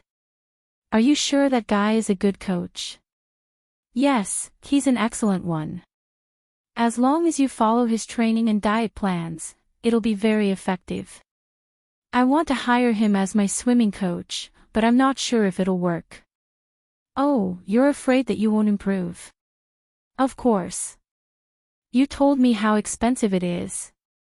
He took 400,000 from Uncle just for 30 days of slimming. "I don't think any coach in the world is paid as much as him." "Wrong, NBA coaches are.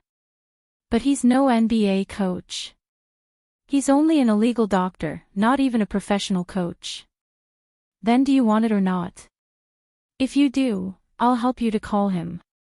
"Norman's, why don't you pay some of the fee for me? Look at how much you're recommending him." "No, I won't benefit even if you improve." "Why should I pay for you? We're good sisters." "Forget it. In my fattest 3 years, you only visited me thrice." "Fine, but I still want to meet him in person and discuss it." "When do you want to see him?"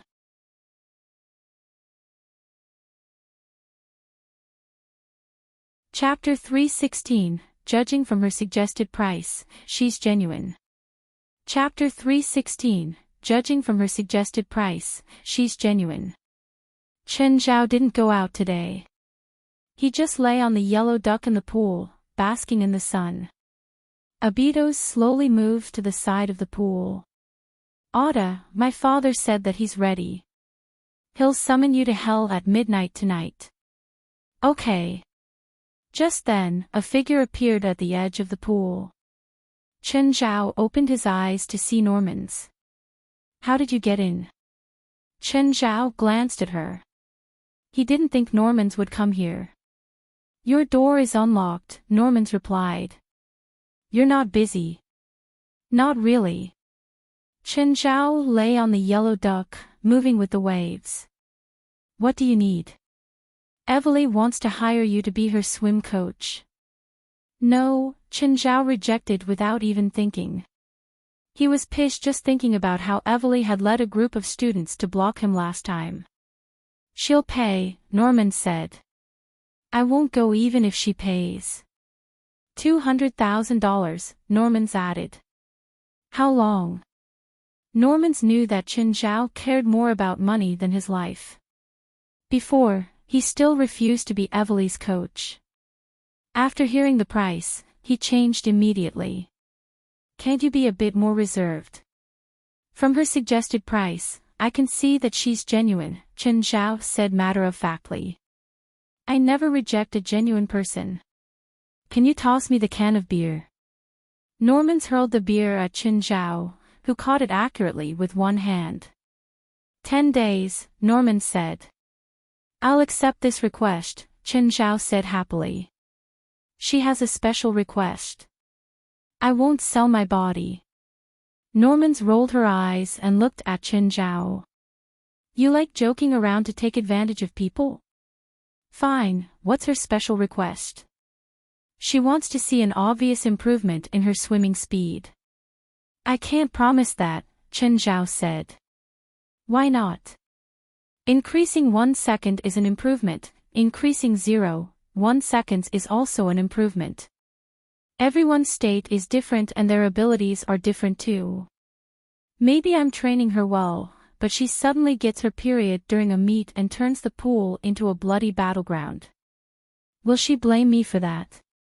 Normans was speechless. So you don't want to accept this job?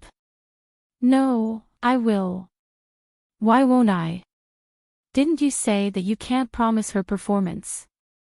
As long as she cooperates with my training, following my every order, then I'll accept it. I can promise that. She'll cooperate fully with your training. No disobeying at all. She won't disobey any of your orders. She'll eat whatever I tell her to eat. Yes, Norman said quickly. You can answer for her. Of course. She entrusted me, so I have the power to decide for her. Also, there can only be 4 hours of training per day. You're getting paid $200,000. And it's only 10 days, and you're only going to train for 4 hours. Think about your weight loss days. How much did your father pay me and how many hours did you train for? Normans thought back to those miserable days. Chen Zhao's training was completely random and went with his feelings. Sometimes, it was longer. Other times, shorter. If he was in a bad mood, he'd add more training and let out his anger on her. If he was in a good mood, he'd add more training. Torturing Normans made him happy. If he was in an okay mood, he'd reduce the training for no reason. So, Normans knew that this guy did whatever he wanted without caring about others' feelings. What if I want to train too? Will you pay? What if I say no? Then just go play by yourself, Chen Zhao rejected heartlessly. Normans gritted her teeth. I'm your old client. Can it be cheaper? What price do you have in mind? $100,000. What do you think? Sure, Chen Zhao accepted without hesitation. Training one person was training. Training two was also training. There was no reason why he would miss out on $100,000. Can we start tomorrow? No, I won't be here the entire day. When are you free? I'll call you when I'm free. Norman's was pissed, but she couldn't do anything. Chen Zhao was stubborn. If she complained, Chen Zhao would probably just leave. When will you pay me? After the training. Pay me half right now. You don't trust me. I do, but I don't trust Evely. Norman's chuckled. Fine. You can go now. You're kicking me out. Norman's was taken aback. Am I not clear enough? Chen Zhao asked naturally. Why? I brought you 2 big jobs. You should at least treat me to lunch. This isn't too much, right? I have a girlfriend. I won't eat in my house alone with another woman. Norman's was angered and she glared at Chen Zhao. No problem. You think I want to stay? Wait. Chen Zhao called out just as Norman's was about to leave. Norman's was slightly happy. Turning to Chen Zhao, she asked, What? Are you regret?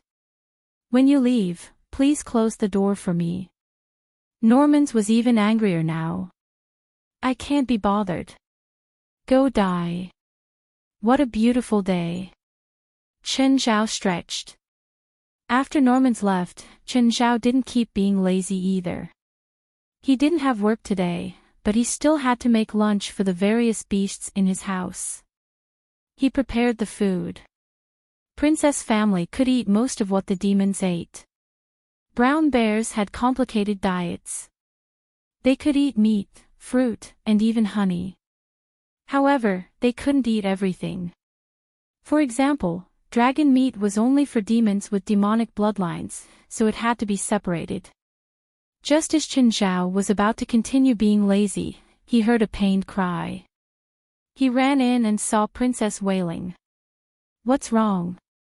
What happened? Chen Zhao asked anxiously. Master, Princess stole my dragon meat, White Moss said, feeling wronged. Princess seemed to be in pain, so Chen Zhao hurriedly went to check. He was burned as soon as he touched Princess. Oh no. Chen Zhao took out some potion from his spatial ring. This was the demonic potion that he'd made for Walter. He'd made another serving but never used it. If he didn't pour it down Princess now, she wouldn't be able to withstand the dragon meat. It was toxic to her. Dragon meat contained demonic power. Those without demon blood couldn't withstand the power. Chen Zhao had wanted to have a true pet, but now, he had no choice but to turn Princess into a mixed demon too.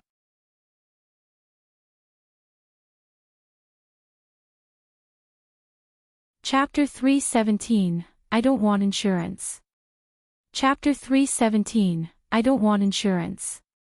After consuming the demonic potion, Princess's howling softened gradually.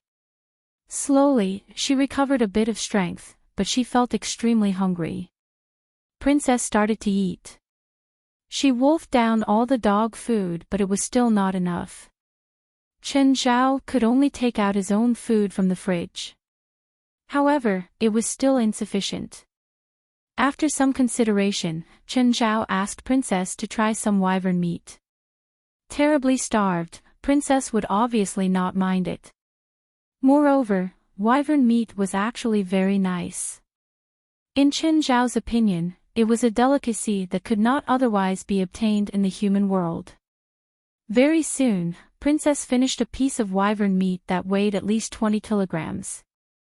However, she continued roaring, still hungry.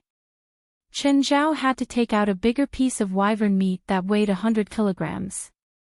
It was still not enough. Princess's appetite was more than just enormous.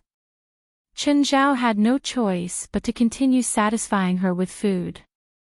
Finally, after eating 200 kilograms of wyvern meat, Princess stopped. By then, Princess seemed to have become much larger. Just as Chen Zhao had expected, with her new demonic bloodline, Princess's size was going out of control. Princess needed that much food precisely because her body was developing.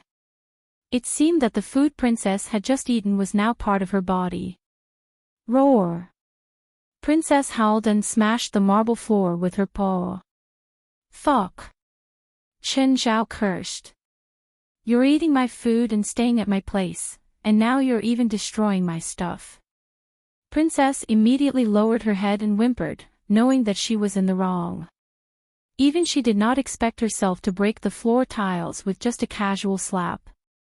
Princess was probably already more than 700 kilograms. She was a true giant. Go and play outside. Don't come in today.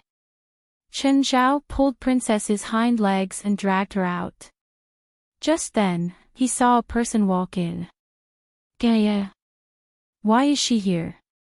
When Gaia saw Chen Zhao dragging a terrifyingly huge bear with his hands, she was flabbergasted. Gaia was already a dinosaur among humans. However, the bear being dragged by Chen Zhao was a real monster. Does he do this with such monsters every day? That explains his strength. Gaia, why are you here? What's in your hands? Air. Can't you tell? A bear. Are bears that huge? She's a Kodiak brown bear, Chen Zhao replied. After Princess joined his family, Chen Zhao deliberately went online to find out Princess's species. In fact, Princess was just an ordinary brown bear. Chen Zhao had found out that Kodiak bear was the largest species of bears. A Kodiak bear could weigh as heavy as 800 kilograms. They were also the largest carnivorous mammal on land. At the moment, Princess was similar to a Kodiak bear in terms of size. A person would probably not be able to distinguish between the two unless he or she was a bear expert. What happened? She smashed the floor tiles, so I'm chasing her out of the house. Wait. Chen Zhao continued to pull Princess's hind legs. Her claws rubbed against the floor, producing a sharp noise. Fortunately, Princess was not using any force, so the floor was undamaged. Gaia was speechless at the sight. Indeed, only a monster could live with monsters. Normal people probably would not even dare to walk close to such a bear, let alone touch her. Gaia had to admit that she was not brave enough. The bear was too much bigger than her.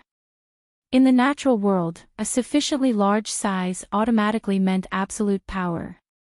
However, Chen Zhao actually dragged Princess out. He was not scared that the bear might attack him at all. After a while, Chen Zhao walked into the house, rubbing his hands clean. Gaia, sorry to keep you waiting. Gaia stared at Chen Zhao in silence. Unable to take that kind of look, Chen Zhao touched his face. What, is there something on my face? I need you to tell me where Morgery is. Chen Zhao kept silent. Gaia glared at him with a demanding look. Do you only want to help him but not me? Most of the time, Chen Zhao was willing to help Gaia. However, he could not do it now. He was afraid that Gaia would kill Morgery after knowing where he was. Chen Zhao could not betray Morgery on both sentimental and logical grounds. Morgery and I used to be a couple. Although it was a weird combination, Chen Zhao was unsurprised. He had guessed it from their short conversation in the past. Gaia and Morgery must have had a relationship before. And then he abandoned you. Chen Zhao could not control his curiosity. Even Beelzebub, Black Ma, White Ma, Raymond and Carrie gathered around them, dying to know Gaia's and Morgery's past. Gaia shook her head. No, we didn't break up. In fact, we even confirmed our marriage date. And then he left you on the wedding day and ran away himself? Chen Zhao asked excitedly. Gaia widened his eyes at Chen Zhao. No, that didn't happen. Then what happened? Chen Zhao quickly asked. Suddenly, Chen Zhao's phone rang. It was an unrecorded number. However, he knew that it was Morgery's. Chen Zhao immediately picked it up and shouted, "I said I don't want insurance. Don't call me again." Then, he hung up directly. Let's continue the topic.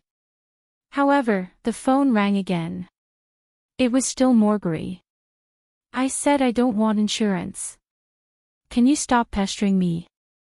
Chen, is Gaia beside you? Stop talking nonsense. If you call me again, I'll put you on my blacklist. Give the phone to Gaia." "Ha!" Gaia saw Chen Zhao's expression and sensed something. "Is it Morgery?" Chen Zhao's cheeks twitched, but he still passed the phone to Gaia. "Hello. Gaia, I'm at West End Forest Park. If you want to kill me, come here," Morgery said. "Gaia, don't be too impulsive. You were a couple." Chen Zhao quickly stopped Gaia. At the same time, he cursed Morgery silently for his decision. When Morgery was still healthy, Gaia could already beat him and Chen Zhao together without much effort. Given Morgery's condition now, Gaia could really beat the shit out of him. Chen Zhao did not know if Morgery would die, but he would at least be severely injured. Ignoring Chen Zhao, Gaia stood up and left. Chen Zhao chased her. "Gaia, please think about it. Maybe you can even resume your relationship." Gaia turned her head and glanced coldly at Chen Zhao. "Didn't you want to know why we turned from a couple into enemies? I'll tell you."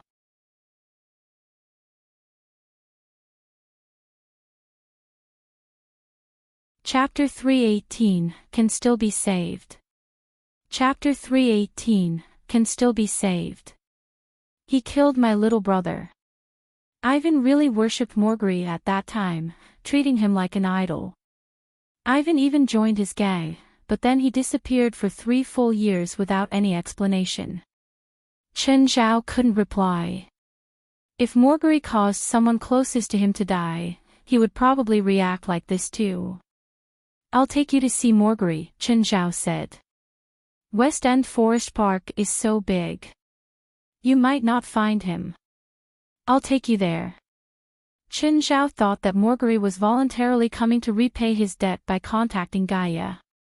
Even if Chen Zhao didn't lead Gaia, Morgery would still appear before him. If Gaia really wanted to kill Morgery, Chen Zhao had to stop her. He couldn't just watch Gaia kill him, right? Gaia didn't refuse. Chen Zhao drove to the West End Forest Park. There'd been 2 rainstorms since the last time he went there, so the ground was all muddy. Just then, he noticed that Gaia had a gun on her hip. Oh no! Gaia was really out for blood. Chen Zhao gulped.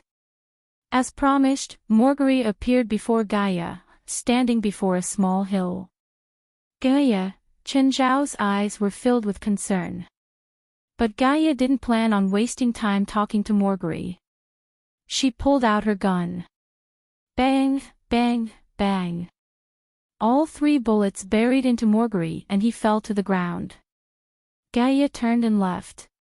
Chen Zhao rushed to Morgery. 1 bullet had hit his artery, 1 in his chest, and 1 in his stomach. Morgery's pupils were already dilated and blood bubbled in his mouth. Chen Zhao hurriedly performed surgery on him, pouring a mouthful of the perfect crystal potion into him. Then he took out acupuncture needles to stop the bleeding. "Don't close your eyes. Open them. Open your eyes." Chen Zhao kept slapping Morgery's face, but the man was already losing consciousness. Chen Zhao tried his best to save Morgery. He didn't think that Gaia would be so decisive and regretful. Chen Zhao had thought that Gaia would play a game of cat and mouse before. Instead, Gaia had come with the intention to kill Morgery. There were no other words. It was just cold-blooded murder. Right now, the most troublesome part was that Morgery's artery was scraped by the bullet. Blood kept spewing out with no restraint. Morgery was at the brink of death. It was Chen Zhao's first time feeling so panicked. He had to repair the artery, but what could he use? Regular medication obviously wouldn't work. Chen Zhao racked his mind. Various medications flashed past his mind and he rejected them all. Finally, Chen Zhao thought of an ointment. The cohesive ointment was mostly made up of demon's sticky saliva. Its main function was to repair injured parts. As long as the cohesive ointment was applied to a wound, it would mend the area quickly and have certain functional effects. Put simply, if someone cut his arm off and used the ointment to stick it back on, he could manage to move his arm. The cohesive ointment could temporarily act as a transmitter for the nervous system. The injured would temporarily recover a bit of function. Of course, it wouldn't be complete. Chen Zhao's hands were covered in blood. He applied the cohesive ointment on Morgery's artery with his bare hands. The scene was too bloody, but he didn't have the time to care about hygiene. Saving Morgery's life was the most important thing right now. Everything else could come later. Whoosh! Morgery suddenly let out a long exhale. He rasped out. I'm not dead. Chen Zhao slapped his sticky hand on Morgery's face. Next time you want to die, call Gaia yourself. Chen Zhao wrapped Morgery's neck in gauze. The man was very weak right now. Chen Zhao still had to extract the bullet in his chest and stomach. Morgery looked weakly at him. Gaia knows you can save me. She didn't want to kill me. Bullsh**, Chen Zhao shot back. Barely anyone could save you from your condition just then. She really wanted to kill you. With her aim, she could just shoot my head if she wanted to kill me. Okay, whatever you say. To be honest, Chen Zhao couldn't figure out if Gaia really wanted to kill Morgery or just get over the knot in her heart. No matter what, Morgery's life was saved. Take a nap. Chen Zhao gave Morgery some anesthesia. Morgery quietly closed his eyes. With Chen Zhao beside him, he could sleep in peace. Then Chen Zhao took out all the material he'd prepared for Morgery, a lot of food, a mattress, bed sheets, a blanket, and clothes to change into. A few hours later, Morgery woke up to a delicious smell. He opened his eyes and saw Chen Zhao roasting something outside the cave. When he turned back, he saw the stuff in his cave. Chen, how much did you move here? My car's big. I could bring quite a lot. Chen Zhao walked in with a piece of meat and gave it to Morgery. Are you sure I can eat it? Eat, Chen Zhao said. No matter what bad shape you're in, it can't be worse than before. Morgery had an injured neck now. Any slight movement would affect it, so he could only chew slowly and carefully. But it was his first time eating meat in a few days. He felt very satisfied. I might not have time to come over for a few days, Chen Zhao said. You've already done enough for me. Live well. Don't look for death again.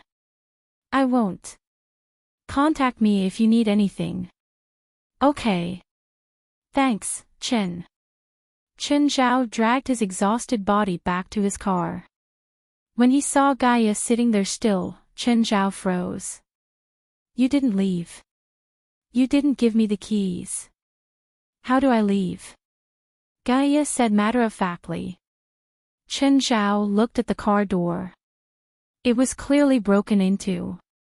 Since Gaia could force open the door, she obviously could start the car without keys. She stayed just to wait for news about Morgery. Now, Chen Zhao believed Morgery when he said Gaia didn't plan on killing him. In the end, she still had feelings for Morgery. Chen Zhao laughed and Gaia glared at him. What are you laughing at? Chen Zhao wiped his mouth and focused on driving, not talking anymore. I don't care if he's dead or not, but our old scores are resolved now. Chen Zhao pretended he didn't hear anything. If Gaia really wanted to end things, she would have been less merciful. However, this may be the best result. If you keep laughing, I'll shoot you. Seemingly pissed off by Chen Zhao, Gaia pointed the muzzle of the gun at Chen Zhao's temple. Okay, I won't laugh. Move the gun. I hate having a gun pointed at me. Bang.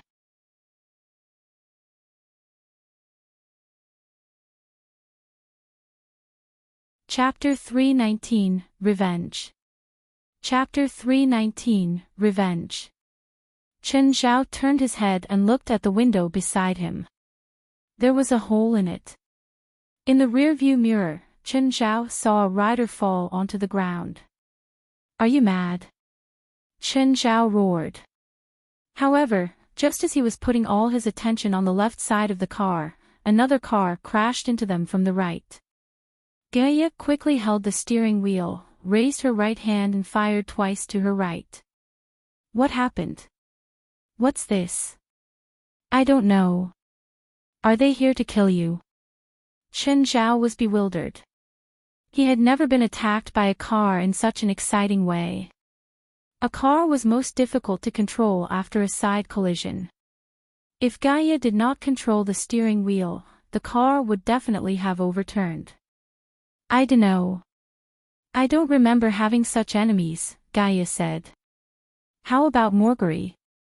Not him, Gaia said. Are you sure they're not here for you? I don't know. Just then, another two SUVs appeared behind them and chased his car. Gaia watched Chen Zhao drive and frowned. That's not how you drive a car. You can't keep stepping on the accelerator. Forget it, let me drive. But if you drive, what if they catch up with us? We won't be able to fight back. Shut up and go away. Chen Zhao and Gaia changed their position while driving. Suddenly, Gaia stepped on the brake and quickly turned the steering wheel, positioning the car right behind one of the SUVs. She then stepped on the accelerator and the SUV was overturned. When she drove past the SUV, she fired her gun at the gas tank. Boom!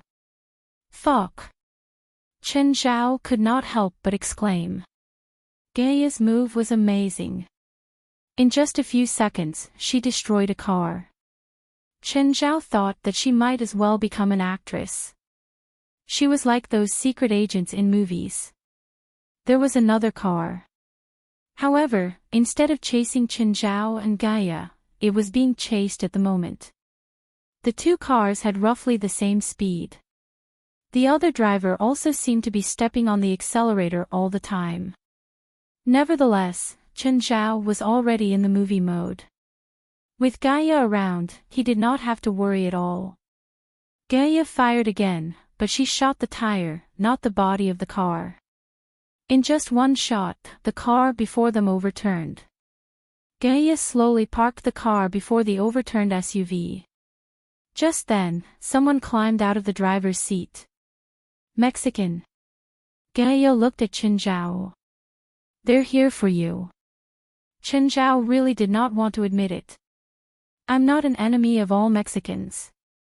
How can you be sure? Gaia walked up and stepped onto the man's hand. Who sent you here?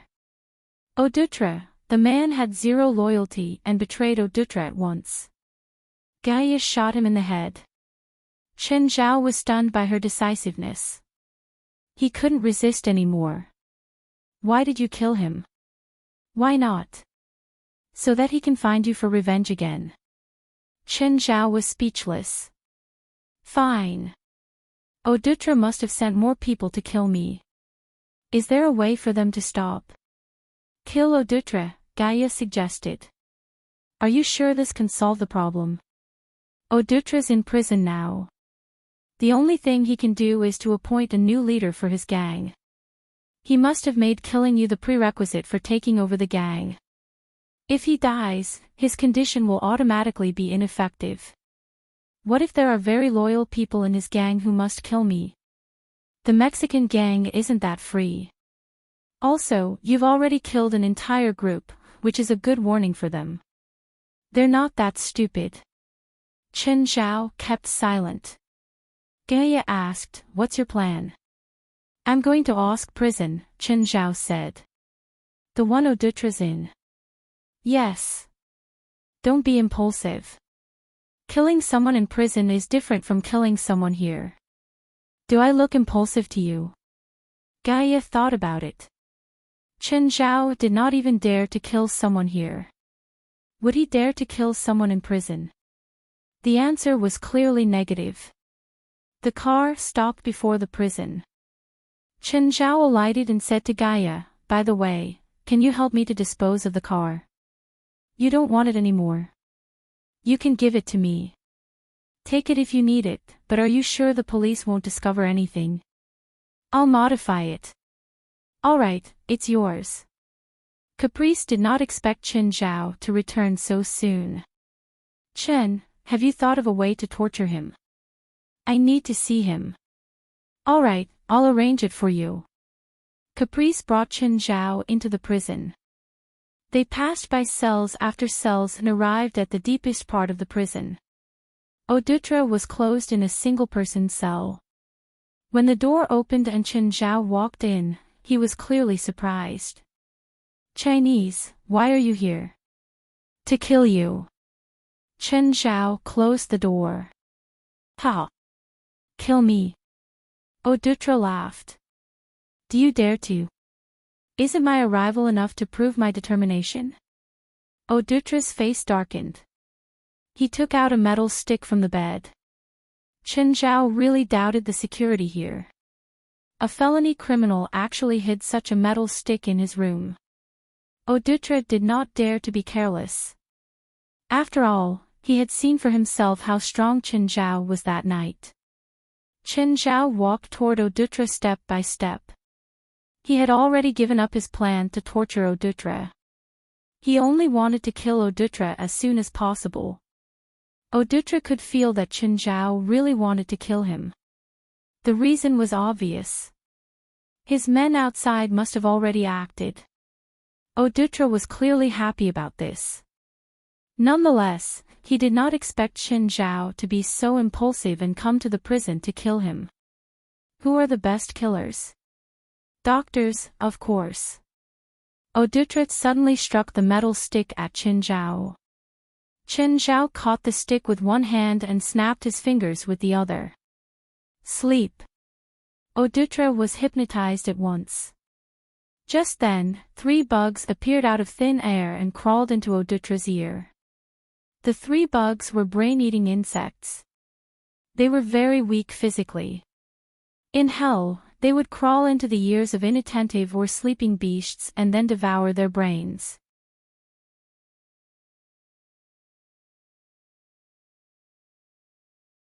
Chapter 320, EleMMent Palazzo. Chapter 320, EleMMent Palazzo. Au d'oeuvre snapped awake. Even though he was under the banshee's charm, the immense pain in his head made him cry out crazily. The brain-eating insect was summoned by magic, so it could be controlled. In other words, Chen Zhao could control it. If it ate all of au d'oeuvre's brain, then it would attract attention too easily. But if it only ate a little, but was enough to be fatal, it would be impossible to detect. After all, even a forensic scientist wouldn't cut open his brain if there were no outer injuries. Au d'oeuvre screamed. Outside, Caprice heard him and pushed the door open. Seeing the struggling au d'oeuvre, she asked, Chen, what did you do to him? I didn't do anything. I didn't even touch him.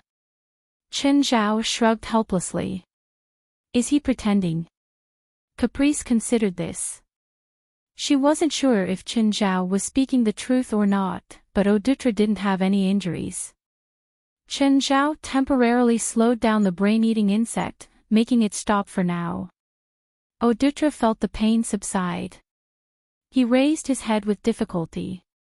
What did you do to me? What exactly did you do? I don't know what you're talking about. Chen Zhao turned around. Caprice, lead me out of here. Just like that? Caprice asked. What else? Caprice and Chen Zhao walked out of the cell. Au d'oeuvre's painful wails sounded once again. Chen, did you really not do anything to him? Chen Zhao turned to glance at Caprice. If I leave and he dies in his cell, there'll be no problems, right? You didn't leave any evidence, right? Caprice asked. Clearly, Caprice was already thinking of a solution. If Chen Zhao really left something behind, she would help remove it. No. There's definitely no evidence. I didn't even touch him. Good. That's best. Chen Zhao left the prison and got into a taxi. Along the way, he got Caprice's call. Chen, he's dead. Oh. Sir, your item has arrived. Would you like to come to check? Faur put down the documents in his hands. He'd shipped an RV from Europe. Hearing that it had arrived, he decided to check. 20 minutes, he arrived at a high-class RV retail. This store was under Laura's name. The RV that he'd shipped over this time was under the store's name. As soon as he entered, he saw a familiar man, Chen Zhao. Chen, why are you here? Oh. Chen Zhao asked, a bit surprised. Johnny, you're here to buy an RV too? Yeah. Faur chuckled while waving at the salesman beside Chen Zhao. I'll accompany Chen. You can go. Seeing how obedient the salesman was, Chen Zhao asked, you're familiar with this store? Pretty familiar. Faur nodded. What kind of car are you looking for? What price range? Under $300,000 and a bigger model. I like bringing my kids when I go out. Where's your Ford SUV? It broke. I tossed it. Faur's eyes flashed. From what he knew, Chen Zhao wasn't the type that would just toss away a $20,000 car. Even if he sold it, he should still get a few $1,000s. What do you think about that car? It's pretty big inside. Faur pointed at the car up ahead. It's $18,000. That's practically a bus. I don't want to drive a bus around. What about that car? It's a British Knight V12, classic model, sold for $210,000. It looks like a small truck. That's too weird.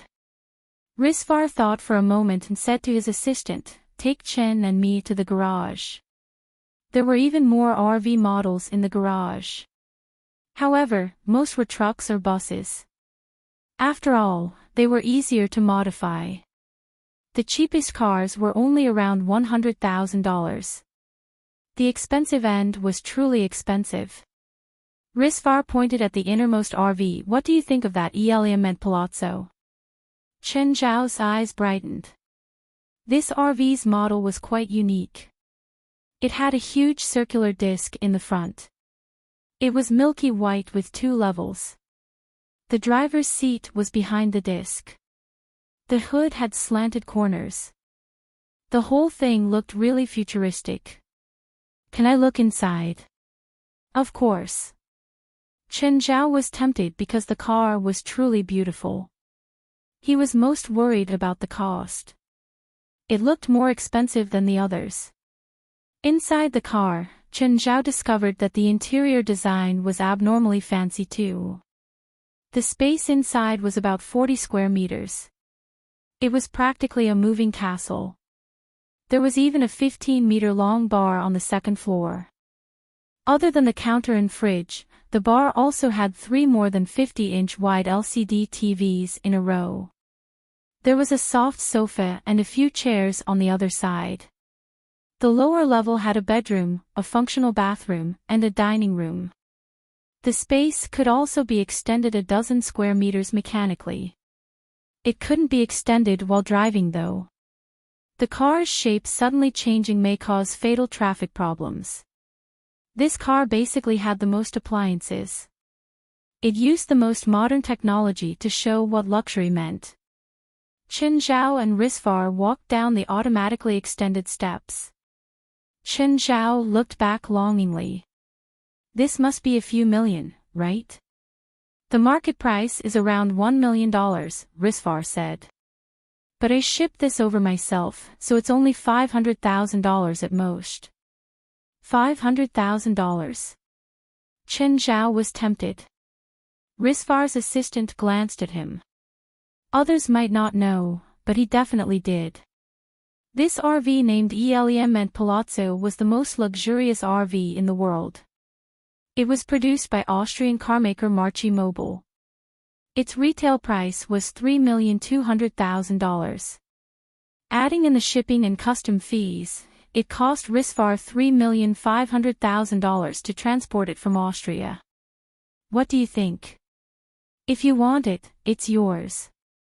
You shipped it over. That means you want it, right? I shipped it over to sell it, Faur said, smiling. It's really only $500,000. Of course. Okay, I want it, Chen Zhao finally decided. It was over his budget, but this car wasn't only for everyday traveling. If he and Fei Lai went on vacation, it could be a good shelter too. Even if they went out for a field trip, this could provide a great convenience.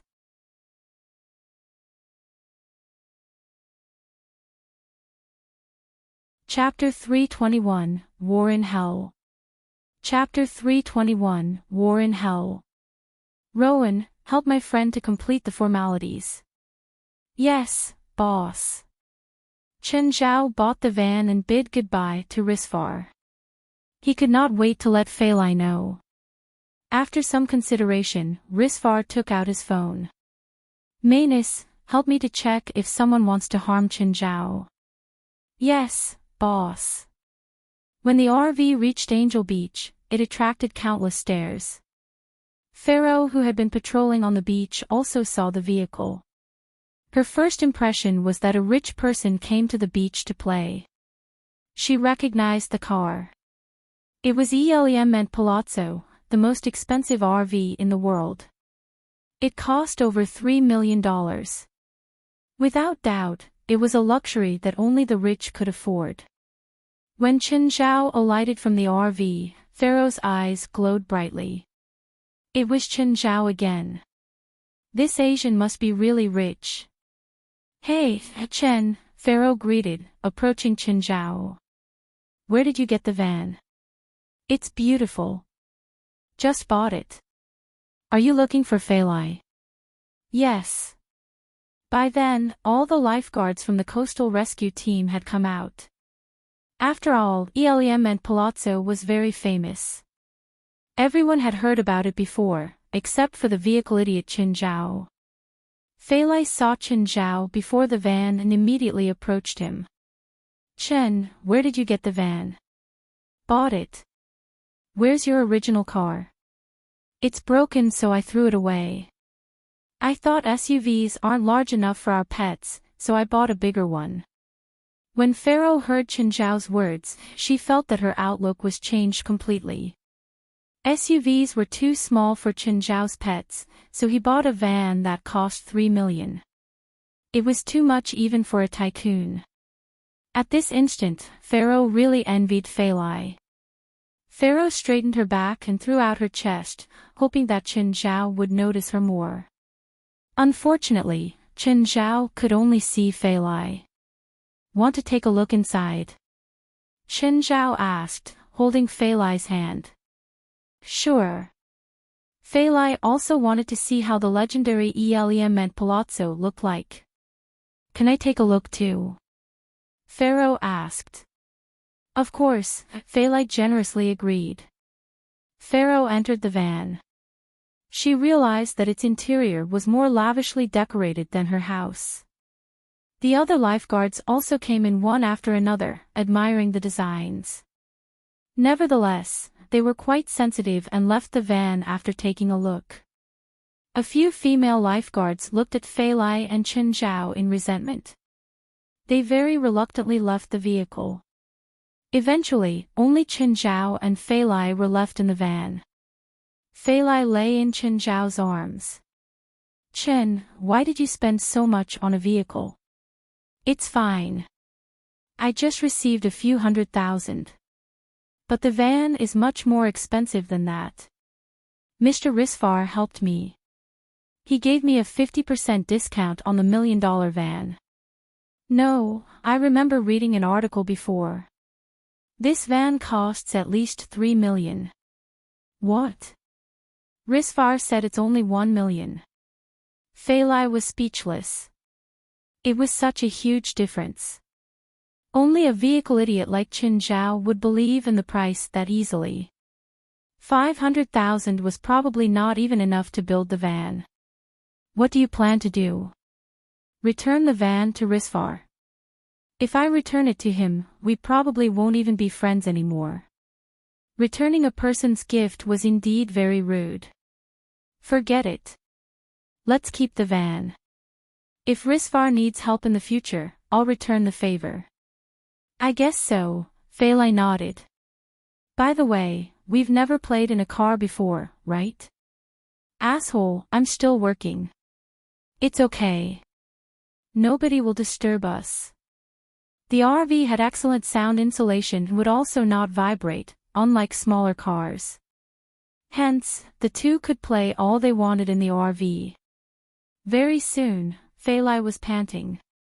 Failai, I'm leaving at 12 midnight today and will only come back at 12 midnight tomorrow. Got it. Drive the van to work tomorrow. Bring all the kids with you. Don't leave them at home. Qin Zhao was actually worried that the Mexican gang would still not give up. His pets could ensure Failai's safety. Moreover, with the van, if the Mexican gang wanted to play car collision again, they had to find a huge truck. After finishing their business, the two alighted from the van together and went to rest in the HQ. Everyone could tell what they had just done from their looks. When the two returned home in the evening, Princess was still playing in the courtyard outside. Without Qin Zhao's permission, she did not dare to enter the house lest she get scolded by Qin Zhao. Chen, is it just me, or did Princess actually become bigger? She's probably been eating more than when she was in the wild, so she grew in size, Qin Zhao said. Failai only asked out of curiosity. She knew that Qin Zhao had many secrets. At night, Qin Zhao put Failai to bed early and waited until it was 12 midnight. When the midnight bell rang, the long-awaited summoning came as expected. Qin Zhao arrived in hell again, but this time he was greeted by a sky full of fiery clouds. In the distance, chaos was spreading. Countless demons were surging toward him. Just then, a red gargantuan dragon made a magnificent arc in the sky, incinerating crowds of demons. Qin Zhao turned his head. Beelzebub Sophie was standing beside him. Lord, what's happening? I'm at war with my neighbor, Logan. Do take cover in the castle, Beelzebub Sophie said. Qin Zhao was flabbergasted. As luck would have it, he arrived here during a war. The red fire dragon in the sky must be Beelzebub Sophie's wife, Oris. A few hundred meters long, Oris was terrifyingly powerful. As she exhaled a dragon breath, a towering pillar of fire flew across the land. Thousands of demons were disintegrated into mere ash. The war between demon lords was as brutal and intense as one could possibly imagine. Qin Zhao watched in awe, his eyes almost popping out. Is this the war between demons? Compared to demon wars, human wars were more like a game. Of course, the comparison was made in terms of destructiveness. For example, the conventional weapons used in human wars were not comparable with the ones in demon wars. Beelzebub Sophie had yet to act. Only his wife had been attacking. He was probably waiting for the enemy lord to show up. Nonetheless, the enemy lord seemed to have a much bigger army than Obsidian Castle. Many demons had indeed passed Oris' line of defense, rushing toward the castle. Some had even made their way into the castle. A few inferior winged demons broke through the windows and charged at Qin Zhao. Suddenly, Qin Zhao heard a sharp howl from behind. The few intruders were crushed instantaneously. Chen Zhao turned his head and realized that it was Jessica. He was glad that Jessica had made it here in time. Just then, the wall behind Chen Zhao trembled and an enormous demon dashed in. Hee hee. Jessica.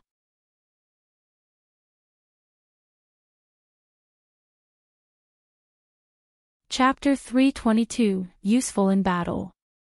Chapter 322, Useful in Battle. It was a demon even bigger than Beelzebub Sophie. Jessica stared at the demon that had suddenly broken in with a grave expression. You can't beat me, the huge demon mocked. You're a banshee. Your attack is useless against me.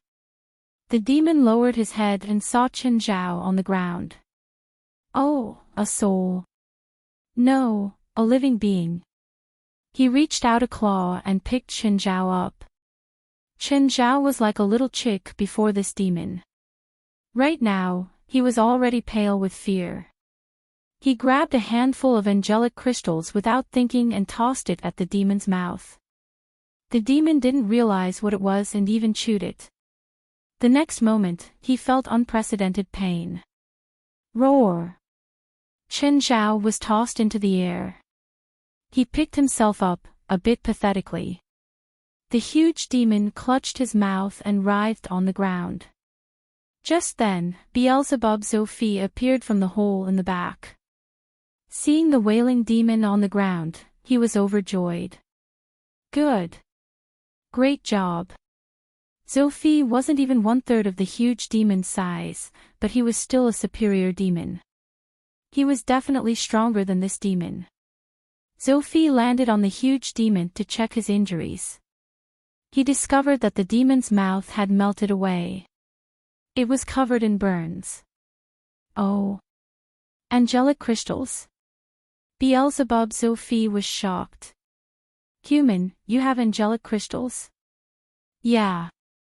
How many did you shove into Stonemer? Sophie said, feeling regretful. This is a complete waste. Lord, if you need it, I can gift you some. Chen Zhao took out more than 100 angelic crystals. Sophie and Jessica both stepped back instinctively. Quickly put them back. All those angelic crystals are so painful.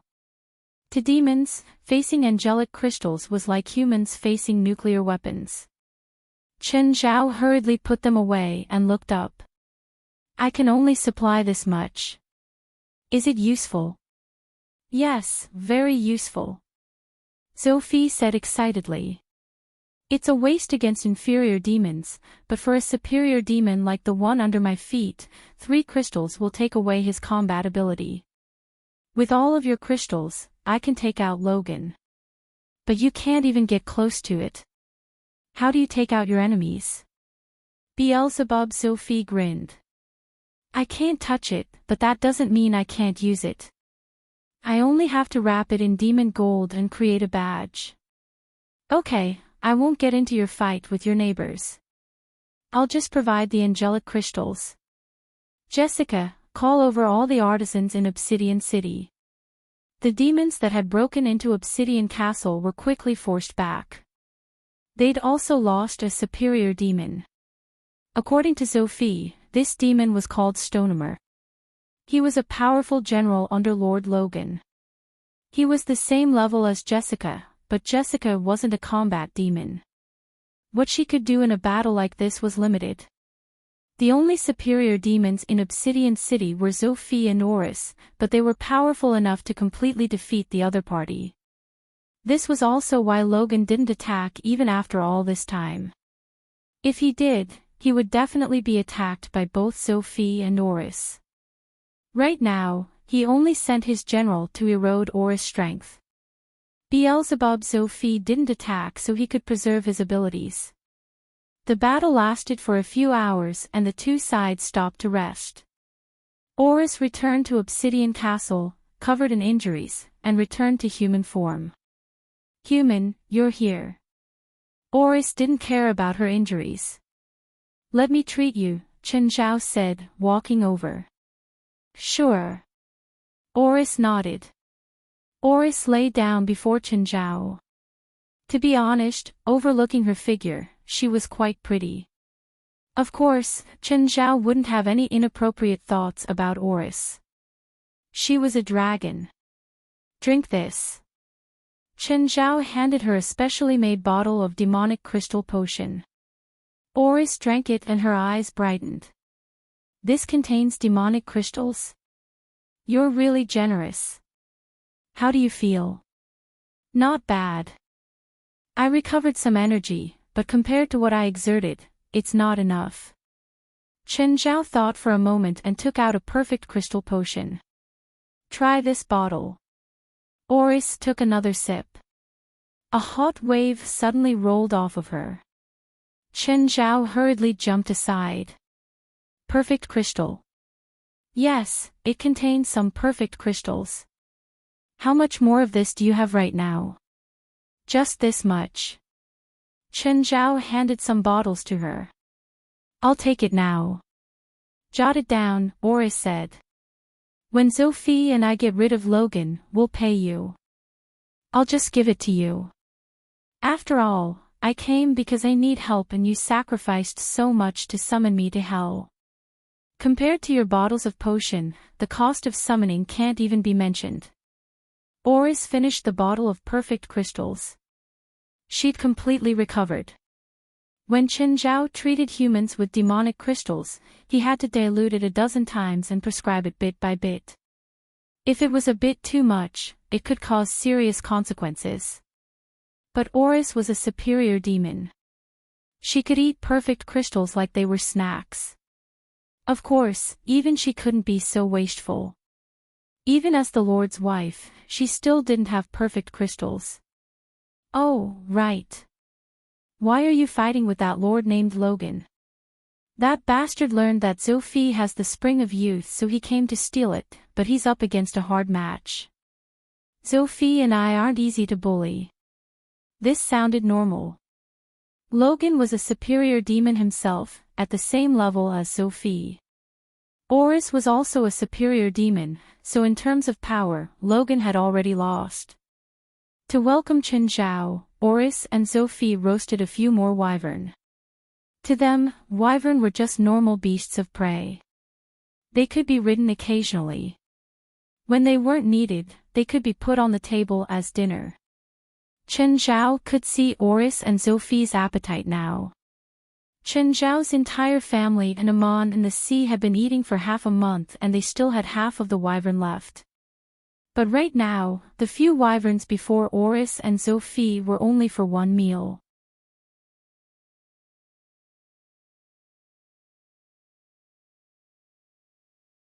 Chapter 323, They Look Like Mad Dogs. Chapter 323, They Look Like Mad Dogs. Living Lord, here are the badges you wanted. They've been cast with indestructible, which makes them invulnerable in most situations. Jessica approached Chen Zhao and gave him 3 badges. They're made up of demonic gold, right? Yes, it's a cheap metal in hell. Demonic gold felt very much like gold, but they were still different. All 3 demonic badges were identically shaped as coins. You said most situations, which means they might still be destroyed. Nothing is absolutely indestructible, but I cast indestructible onto them myself. Thus anyone who's weaker than me will not be able to destroy the 3 coins. That's great, Chen Zhao nodded. He did not even know whether there was someone in the human world who was more powerful than Jessica. Chen Zhao kept the coins. Suddenly, a demon army rose into the sky above Obsidian Castle. In the distance, a demon army also appeared from the mountains. Is another fight starting? Yes. How long will the war last? With the current intensity, maybe about a month, Jessica said. Your lord will win, right? Regardless of the cause of the war, Chen Zhao hoped that Beelzebub Sophie would win. After all, they knew each other. They were even friends in some sense. Moreover, Abydos was his demon servant. Chen Zhao supported Beelzebub Sophie on both emotional and rational grounds. He won't lose, Jessica assured. If your lord or madam ever needs help, don't hesitate to tell me. Jessica nodded. By then, the two demon armies had already collided into each other in the sky. A battle also erupted on the ground. Chen Zhao was amazed by the scale of the war.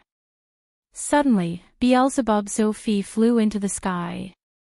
Immediately, he turned into a giant horned monster hundreds of meters tall. The pair of wings on his back looked pathetically small in comparison, and his skin was as rough as a coarse rock. Beelzebub Sophie, in his giant form, swept the land with his large mouth. Hundreds of demons were devoured at once.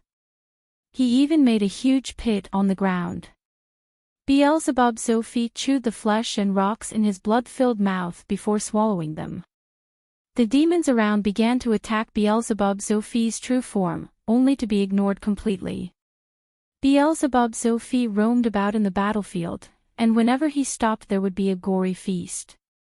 This was the reason why superior demons were crucial in such a war. That included Beelzebub Sophie and Oris. As if he was sick of the taste of terrestrial demons, Beelzebub Sophie inhaled at the sky and sucked hundreds of demons into his mouth again. Logan, come out! Beelzebub Sophie roared. Right away, the ground and the mountains trembled. Beelzebub Sophie's voice spread for many kilometers. Standing on the balcony of Obsidian Castle, Chen Zhao was blown into the sky by the wild wind. Suddenly, Oris appeared. She grabbed Chen Zhao and then landed onto the balcony again. Just then, a wave of black light spread in the distance. A black lion, which was not much smaller than Beelzebub Sophie, appeared. The lion had a scar that extended downward from one of his eyes. Sophie, as you wish, I'm here. The two enormous creatures leaped at each other and began rolling in the middle of the battlefield. At the start, Chen Zhao watched them in excitement. The battle between two great demon lords must surely be earth-shattering. In fact, it was. Wherever the two great lords were, the earth shattered and the mountains vibrated. However, Chen Zhao became bored very soon. Oris, is this how two great demon lords fight? They look like two mad dogs. I didn't say that. Chen Zhao did not want to tell this female demon that her husband really looked like a mad dog. They're not planning to have a deathmatch, Oris said. Look at how they're biting and scratching each other. Isn't this a deathmatch? Chen Zhao could not understand. While the two great lords had a seemingly fierce fight, they stopped after an hour or so. They said a threatening line each and then the battle ceased. Oris, why didn't you go and help just now? If I joined, it would really be a death match. Isn't the current situation already a death match? What situation? We can get as many inferior demons as we like. Their loss is insignificant, Oris said. Chen Zhao was speechless. They indeed had very different views. Chen Zhao stayed in Obsidian Castle for 24 hours, during which there were 4 battles. The two parties would basically fight with each other for a few hours, rest for a few hours, and then fight again. Beelzebub Sophie and Oris took turns to attack. However, when Oris attacked, Logan did not show up. When Chen Zhao left Hell, the two parties were still at war. Roar! When Chen Zhao appeared in the villa, he suddenly saw a pair of green eyes in the darkness. It was Princess. She was not used to him suddenly appearing. Black Ma, White Ma and the rest only moved slightly and then fell asleep again. Princess pushed Briar and Bramble away slightly, after which she approached Chen Zhao. She sniffed at Chen Zhao and then put her head against Chen Zhao's chest. Chen Zhao patted her head. Go and sleep. It's late. Chen Zhao quietly walked to the bedroom and sneaked in carefully. He removed his clothes and slowly found Feilai. When he pulled Feilai's head, he smelled alcohol on her mouth.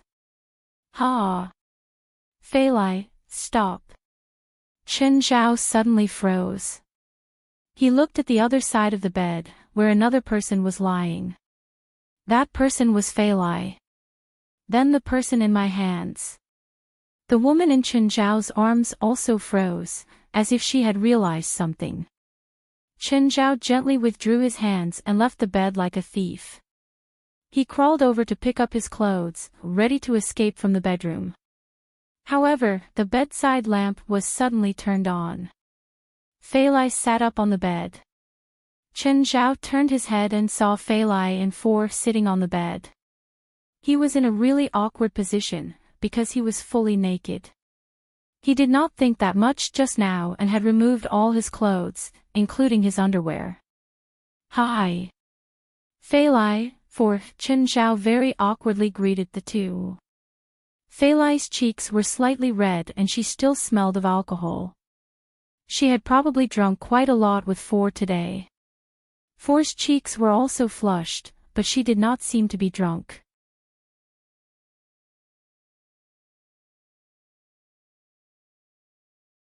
Chapter 324, Faur has insomnia. Chapter 324, Faur has insomnia. Chen Zhao escaped from the bedroom. He was about to spend the night on the sofa when Fei Lai walked out. He grabbed Fei Lai and started right then and there. Chen Zhao released his vigor while Fei Lai could never be satisfied. Poor Faur though. She had to listen to the moans for the entire night. Finally, in the second hour, she couldn't stand it anymore. Enough. She stood at the bedroom door and looked at the naked man and woman on the living room floor. With that, Faur slammed the door shut. Chen Zhao and Fei Lai realized that they were being too offensive, so they ran out to continue by the pool. Faur was alone in the bedroom. Chen Zhao and Fei Lai had gone outside, but she could still vaguely hear the sounds.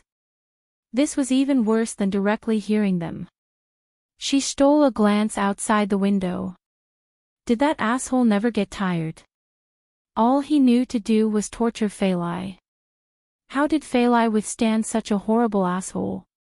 The two started from midnight to around 4 or 5 in the morning. Faur only watched secretly for around 2 hours. The next day, Chen Zhao was spirited as he prepared breakfast. Faur walked out of the bedroom with dark circles under her eyes. Chen Zhao placed a glass of milk and a fried egg before her. Morning. Faur glared at him. Where's Fei Lai? Chen Zhao pointed at the living room sofa. Still sleeping. Faur swore inwardly that she'd never come to Chen Zhao and Fei Lai's home again. These two bastards didn't care about others' feelings at all. Chen Zhao especially was crazy. He would never get tired out. Help me wake Fei Lai up at 9, Chen Zhao said. I'm going out. Just then, Morgery had called, asking Chen Zhao if he'd thought of a solution yet. Princess moved her stubby legs and waddled over to Chen Zhao. He had to make breakfast for her again. Her appetite was too big. It had only been a few days, but she'd already gotten bigger. Faur was speechless. I'm not your slave. But Chen Zhao didn't give her the chance to refuse. He grabbed the group of pets and herded them into the RV. Honk, honk. Morgery carefully opened the door and saw a huge RV parked outside. Then he saw Chen Zhao wave from the car. Morgery looked around and then ran onto the car. Is this your car? Yeah. Chen Zhao nodded. Let's start. You already thought of something. I figured it out long ago, but I needed to get ready, Chen Zhao said. Hold this. Morgery accepted it. It was a golden coin. One side had a 6-pointed star. The other side was blank. What's this? Drip your blood onto it. Morgery followed his orders and let a drop of blood fall onto the coin. Hold tight. Chen Zhao grabbed Morgery's hands while muttering a curse. Gradually, Morgery felt it. He felt the coin. It was a strange feeling, like the coin was part of him. Just then, Chen Zhao moved his hand to Morgery's chest. Then he slowly moved his hand to the shoulder and then down the arm to his palm. Finally, Chen Zhao yelled, "Enter." Morgery suddenly felt that the coin had changed. It was like something was added to it. "Open," Chen Zhao said. Morgery opened his hand and held up the coin. He discovered that there was a new face on the back of it. He immediately touched his chest. Really, one face was missing from his chest. The face on the coin seemed to be his father. Chen Zhao took the coin. Success. Now, the second one. Chen Zhao handed Morgery a second golden coin and followed the same steps. He first connected the coin to Morgery and then transferred the soul onto the coin. However, after casting the spell twice, Chen Zhao was already exhausted. "I need a break. The exertion is too much." Chen Zhao's magic wasn't strong enough. Merely these two easy spells were enough to fatigue him. "Chen, thank you." "No problem," Chen Zhao said. "This is a fair trade." After half an hour of resting, Chen Zhao finally started the third time. The entire process was successful. The souls of Morgery's three closest relatives were all transferred onto golden coins. "I actually haven't solved your problem from the root. I just combined the coins with you, so you must take care of these 3 coins forever. Don't lose them. If they're destroyed, you'll also die." "Understood." "I understand." Morgery nodded. "Can I talk to them?" "I can't do that. I'm just a doctor, not a professional spiritualist. I can recommend you to a professional though. She might have a solution." Morgery could finally take off the thick clothes. He didn't have to wrap himself up like before. He felt an unprecedented lightness as if he'd gotten a new life. "Wait, I'll go get the check." Soon, Morgery walked out. He ran onto the RV and handed Chen Zhao a $500,000 check. "Oh, do you know who cast the spell on you?" Chen Zhao asked. Morgery shook his head. "I have no clue. I've been wondering who did it too. Do you think that the spiritualist you mentioned can help answer the question?" "I'm not sure. Can you contact him now?" "Sure." Chen Zhao picked up his phone. "Hi, Sienna." "Chen, are you crazy? Do you know what time it is? I have a client. Are you sure you don't want to come?" "Client? What kind? How much money?" Sienna was instantly awake. "As long as you can solve my problem, I can give you $100,000, Morgery said generously. Sienna went crazy. "Wait, tell me right now where you are." "Chris, Shirley. Get up. Stop sleeping." $100,000. She'd never seen this much money in her life before. She was beyond herself now and didn't even care that she was still on the phone. A huge sale. Someone offered $100,000. "You too, get up and make yourself presentable." Morgery glanced at Chen Zhao. "Are you sure the madwoman in the phone can solve my problem?"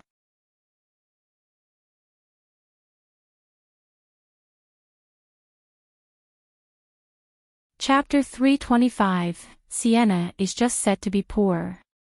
Chapter 325, Sienna is just set to be poor. After about half an hour, Sienna arrived in her tattered little car. "Chen, where's the client?" "I don't see him." "You see the RV opposite your car?" "Yes, and then?" "We're in the van." "Come in." When Sienna, Chris and Cheryl entered the RV, they were astonished by the luxurious decorations. "Wow, it's bigger than where we stay." "Is this the client's car?" "It's mine," Chen Zhao said. He's your client. It's you. Cheryl's face turned cold. You profiteer. Wait. Cheryl, you know him. He's the owner of the power supply company. When I was still in the orphanage, he argued with Granny twice. Both of them felt really awkward. Movich scratched his head. But I never cut off the electricity, although I did send someone to ask for the payment twice. During Christmas, did Yusuf go and find Movich? Chen Zhao asked. Chen Zhao recalled that Yusuf had become a monster precisely because of magic backlash. Was it because she had cast a spell on Movich? Cheryl immediately got it. You mean Granny Yusuf cast a curse on him? Very likely, Chen Zhao nodded. But I've never met her in person, Movich said. If a witch wants to curse you, you won't even realize it. It's no wonder that after Christmas, Granny Yusuf became very weird. Where's she now? Movich asked. Granny Yusuf is already dead, thanks to you. Why is it me? I didn't do anything. I'm also a victim. It's because of your threat. You said that if you didn't receive the payment, you would cut off the electricity to the orphanage before Christmas. Chen Zhao glanced at Movich. It was indeed a severe threat. Movich sighed, but I didn't do it. I didn't mean it. You can't just threaten people like that. Chen Zhao glanced at Movich. Alright, I think we're done here. Mr. Movich has already received his punishment, and Yusuf also paid the price for her actions. Wait, Sienna suddenly screamed. That means, it's over. Where's the 100,000? Chen Zhao looked at Sienna in sympathy. She was just not destined to be rich. To make up for my mistake, I'll donate $1 million to the orphanage, Movich said. Girl, I feel very sorry for what I've done and for those I've hurt. Humph, Cheryl still could not forgive Movich. Chen Zhao did not want to comment on this. After all, Movich did not do anything wrong in principle. Electricity companies were not charities, and he did not even cut off the electricity at the end. Of course, while he did not make a mistake by law, there were still ethical problems. Miss Sienna, I would like to hire you as my company's special security consultant. Special security consultant, again? Chen Zhao was surprised. It was just swings and roundabouts. What's the salary? 10,000 a month. How about my team? How much will they get? Them. 6,000 a month. What do you think? Well, I forgive you a bit, Cheryl said with her head high. Although Sienna did not receive $10,000, they were still elated by their new job. Cheryl still hated Movich, but she was a mature child. She did not act harshly. She knew that Movich was not the person to blame. Just then, Movich suddenly screamed, "Aw! Help! There's a bear!" Sienna, Chris and Cheryl were all shocked by Princess. Roar! Cheryl charged forward at once. However, Princess lifted her paw and Cheryl flew away. Don't fight in the van. Stop. If you break my stuff, I'll make you pay for it. Chen Zhao roared. Cheryl, Princess, stop now. Chen, do not tell me that it's your pet. Princess, go upstairs. Why did you come down? Chen Zhao ordered. Princess pointed at her stomach. Roar. She was hungry again. Chen Zhao patted his forehead. Go upstairs first. Is the bear similar to Abitos and the rest? Sienna asked. Kind of. Chen, you're a druid, right? Sienna asked. Okay, we're done here. You can leave now. Chen Zhao waved his hand, chasing everyone down his van. Chen, teach me druid spells, Sienna felt that she could hardly make any money with her current knowledge of magic. She wanted to be rich and own the deluxe van just like Qin Zhao. Maybe when my mood is better. Evely, your result is already excellent. If you follow my method to train, you'll definitely have an outstanding performance during UC games. Why would you hire another coach? It'll only change your habits and rhythm. I think it's a bad idea. Coach Cantor, I've already made up my mind, Evely said emotionlessly. Also, it's the changing room ahead. Please stop following me. Evely had already paid the money. It was too late to regret. It was not a small amount. 100,000 was what a middle-class family would earn in a year. She was not rich to the extent that she could throw away $100,000 easily. You'll regret it, Cantor said, displeased. That's my problem. Evely was determined. When Evely came out from the changing room, she was already in her one-piece swimsuit and swimming cap. Norman's just arrived. Norman's, when will he be here? He's already on his way, but don't expect him to be punctual. By fast, he might mean an hour. Don't tell me he'll only be here at noon. Evely was very dissatisfied. In her opinion, Qin Zhao should be punctual, since he had taken her money. That's just how he is. If you want him to be punctual, he wouldn't even have accepted the task. If his training is ineffective, I'll make him spit out all my money.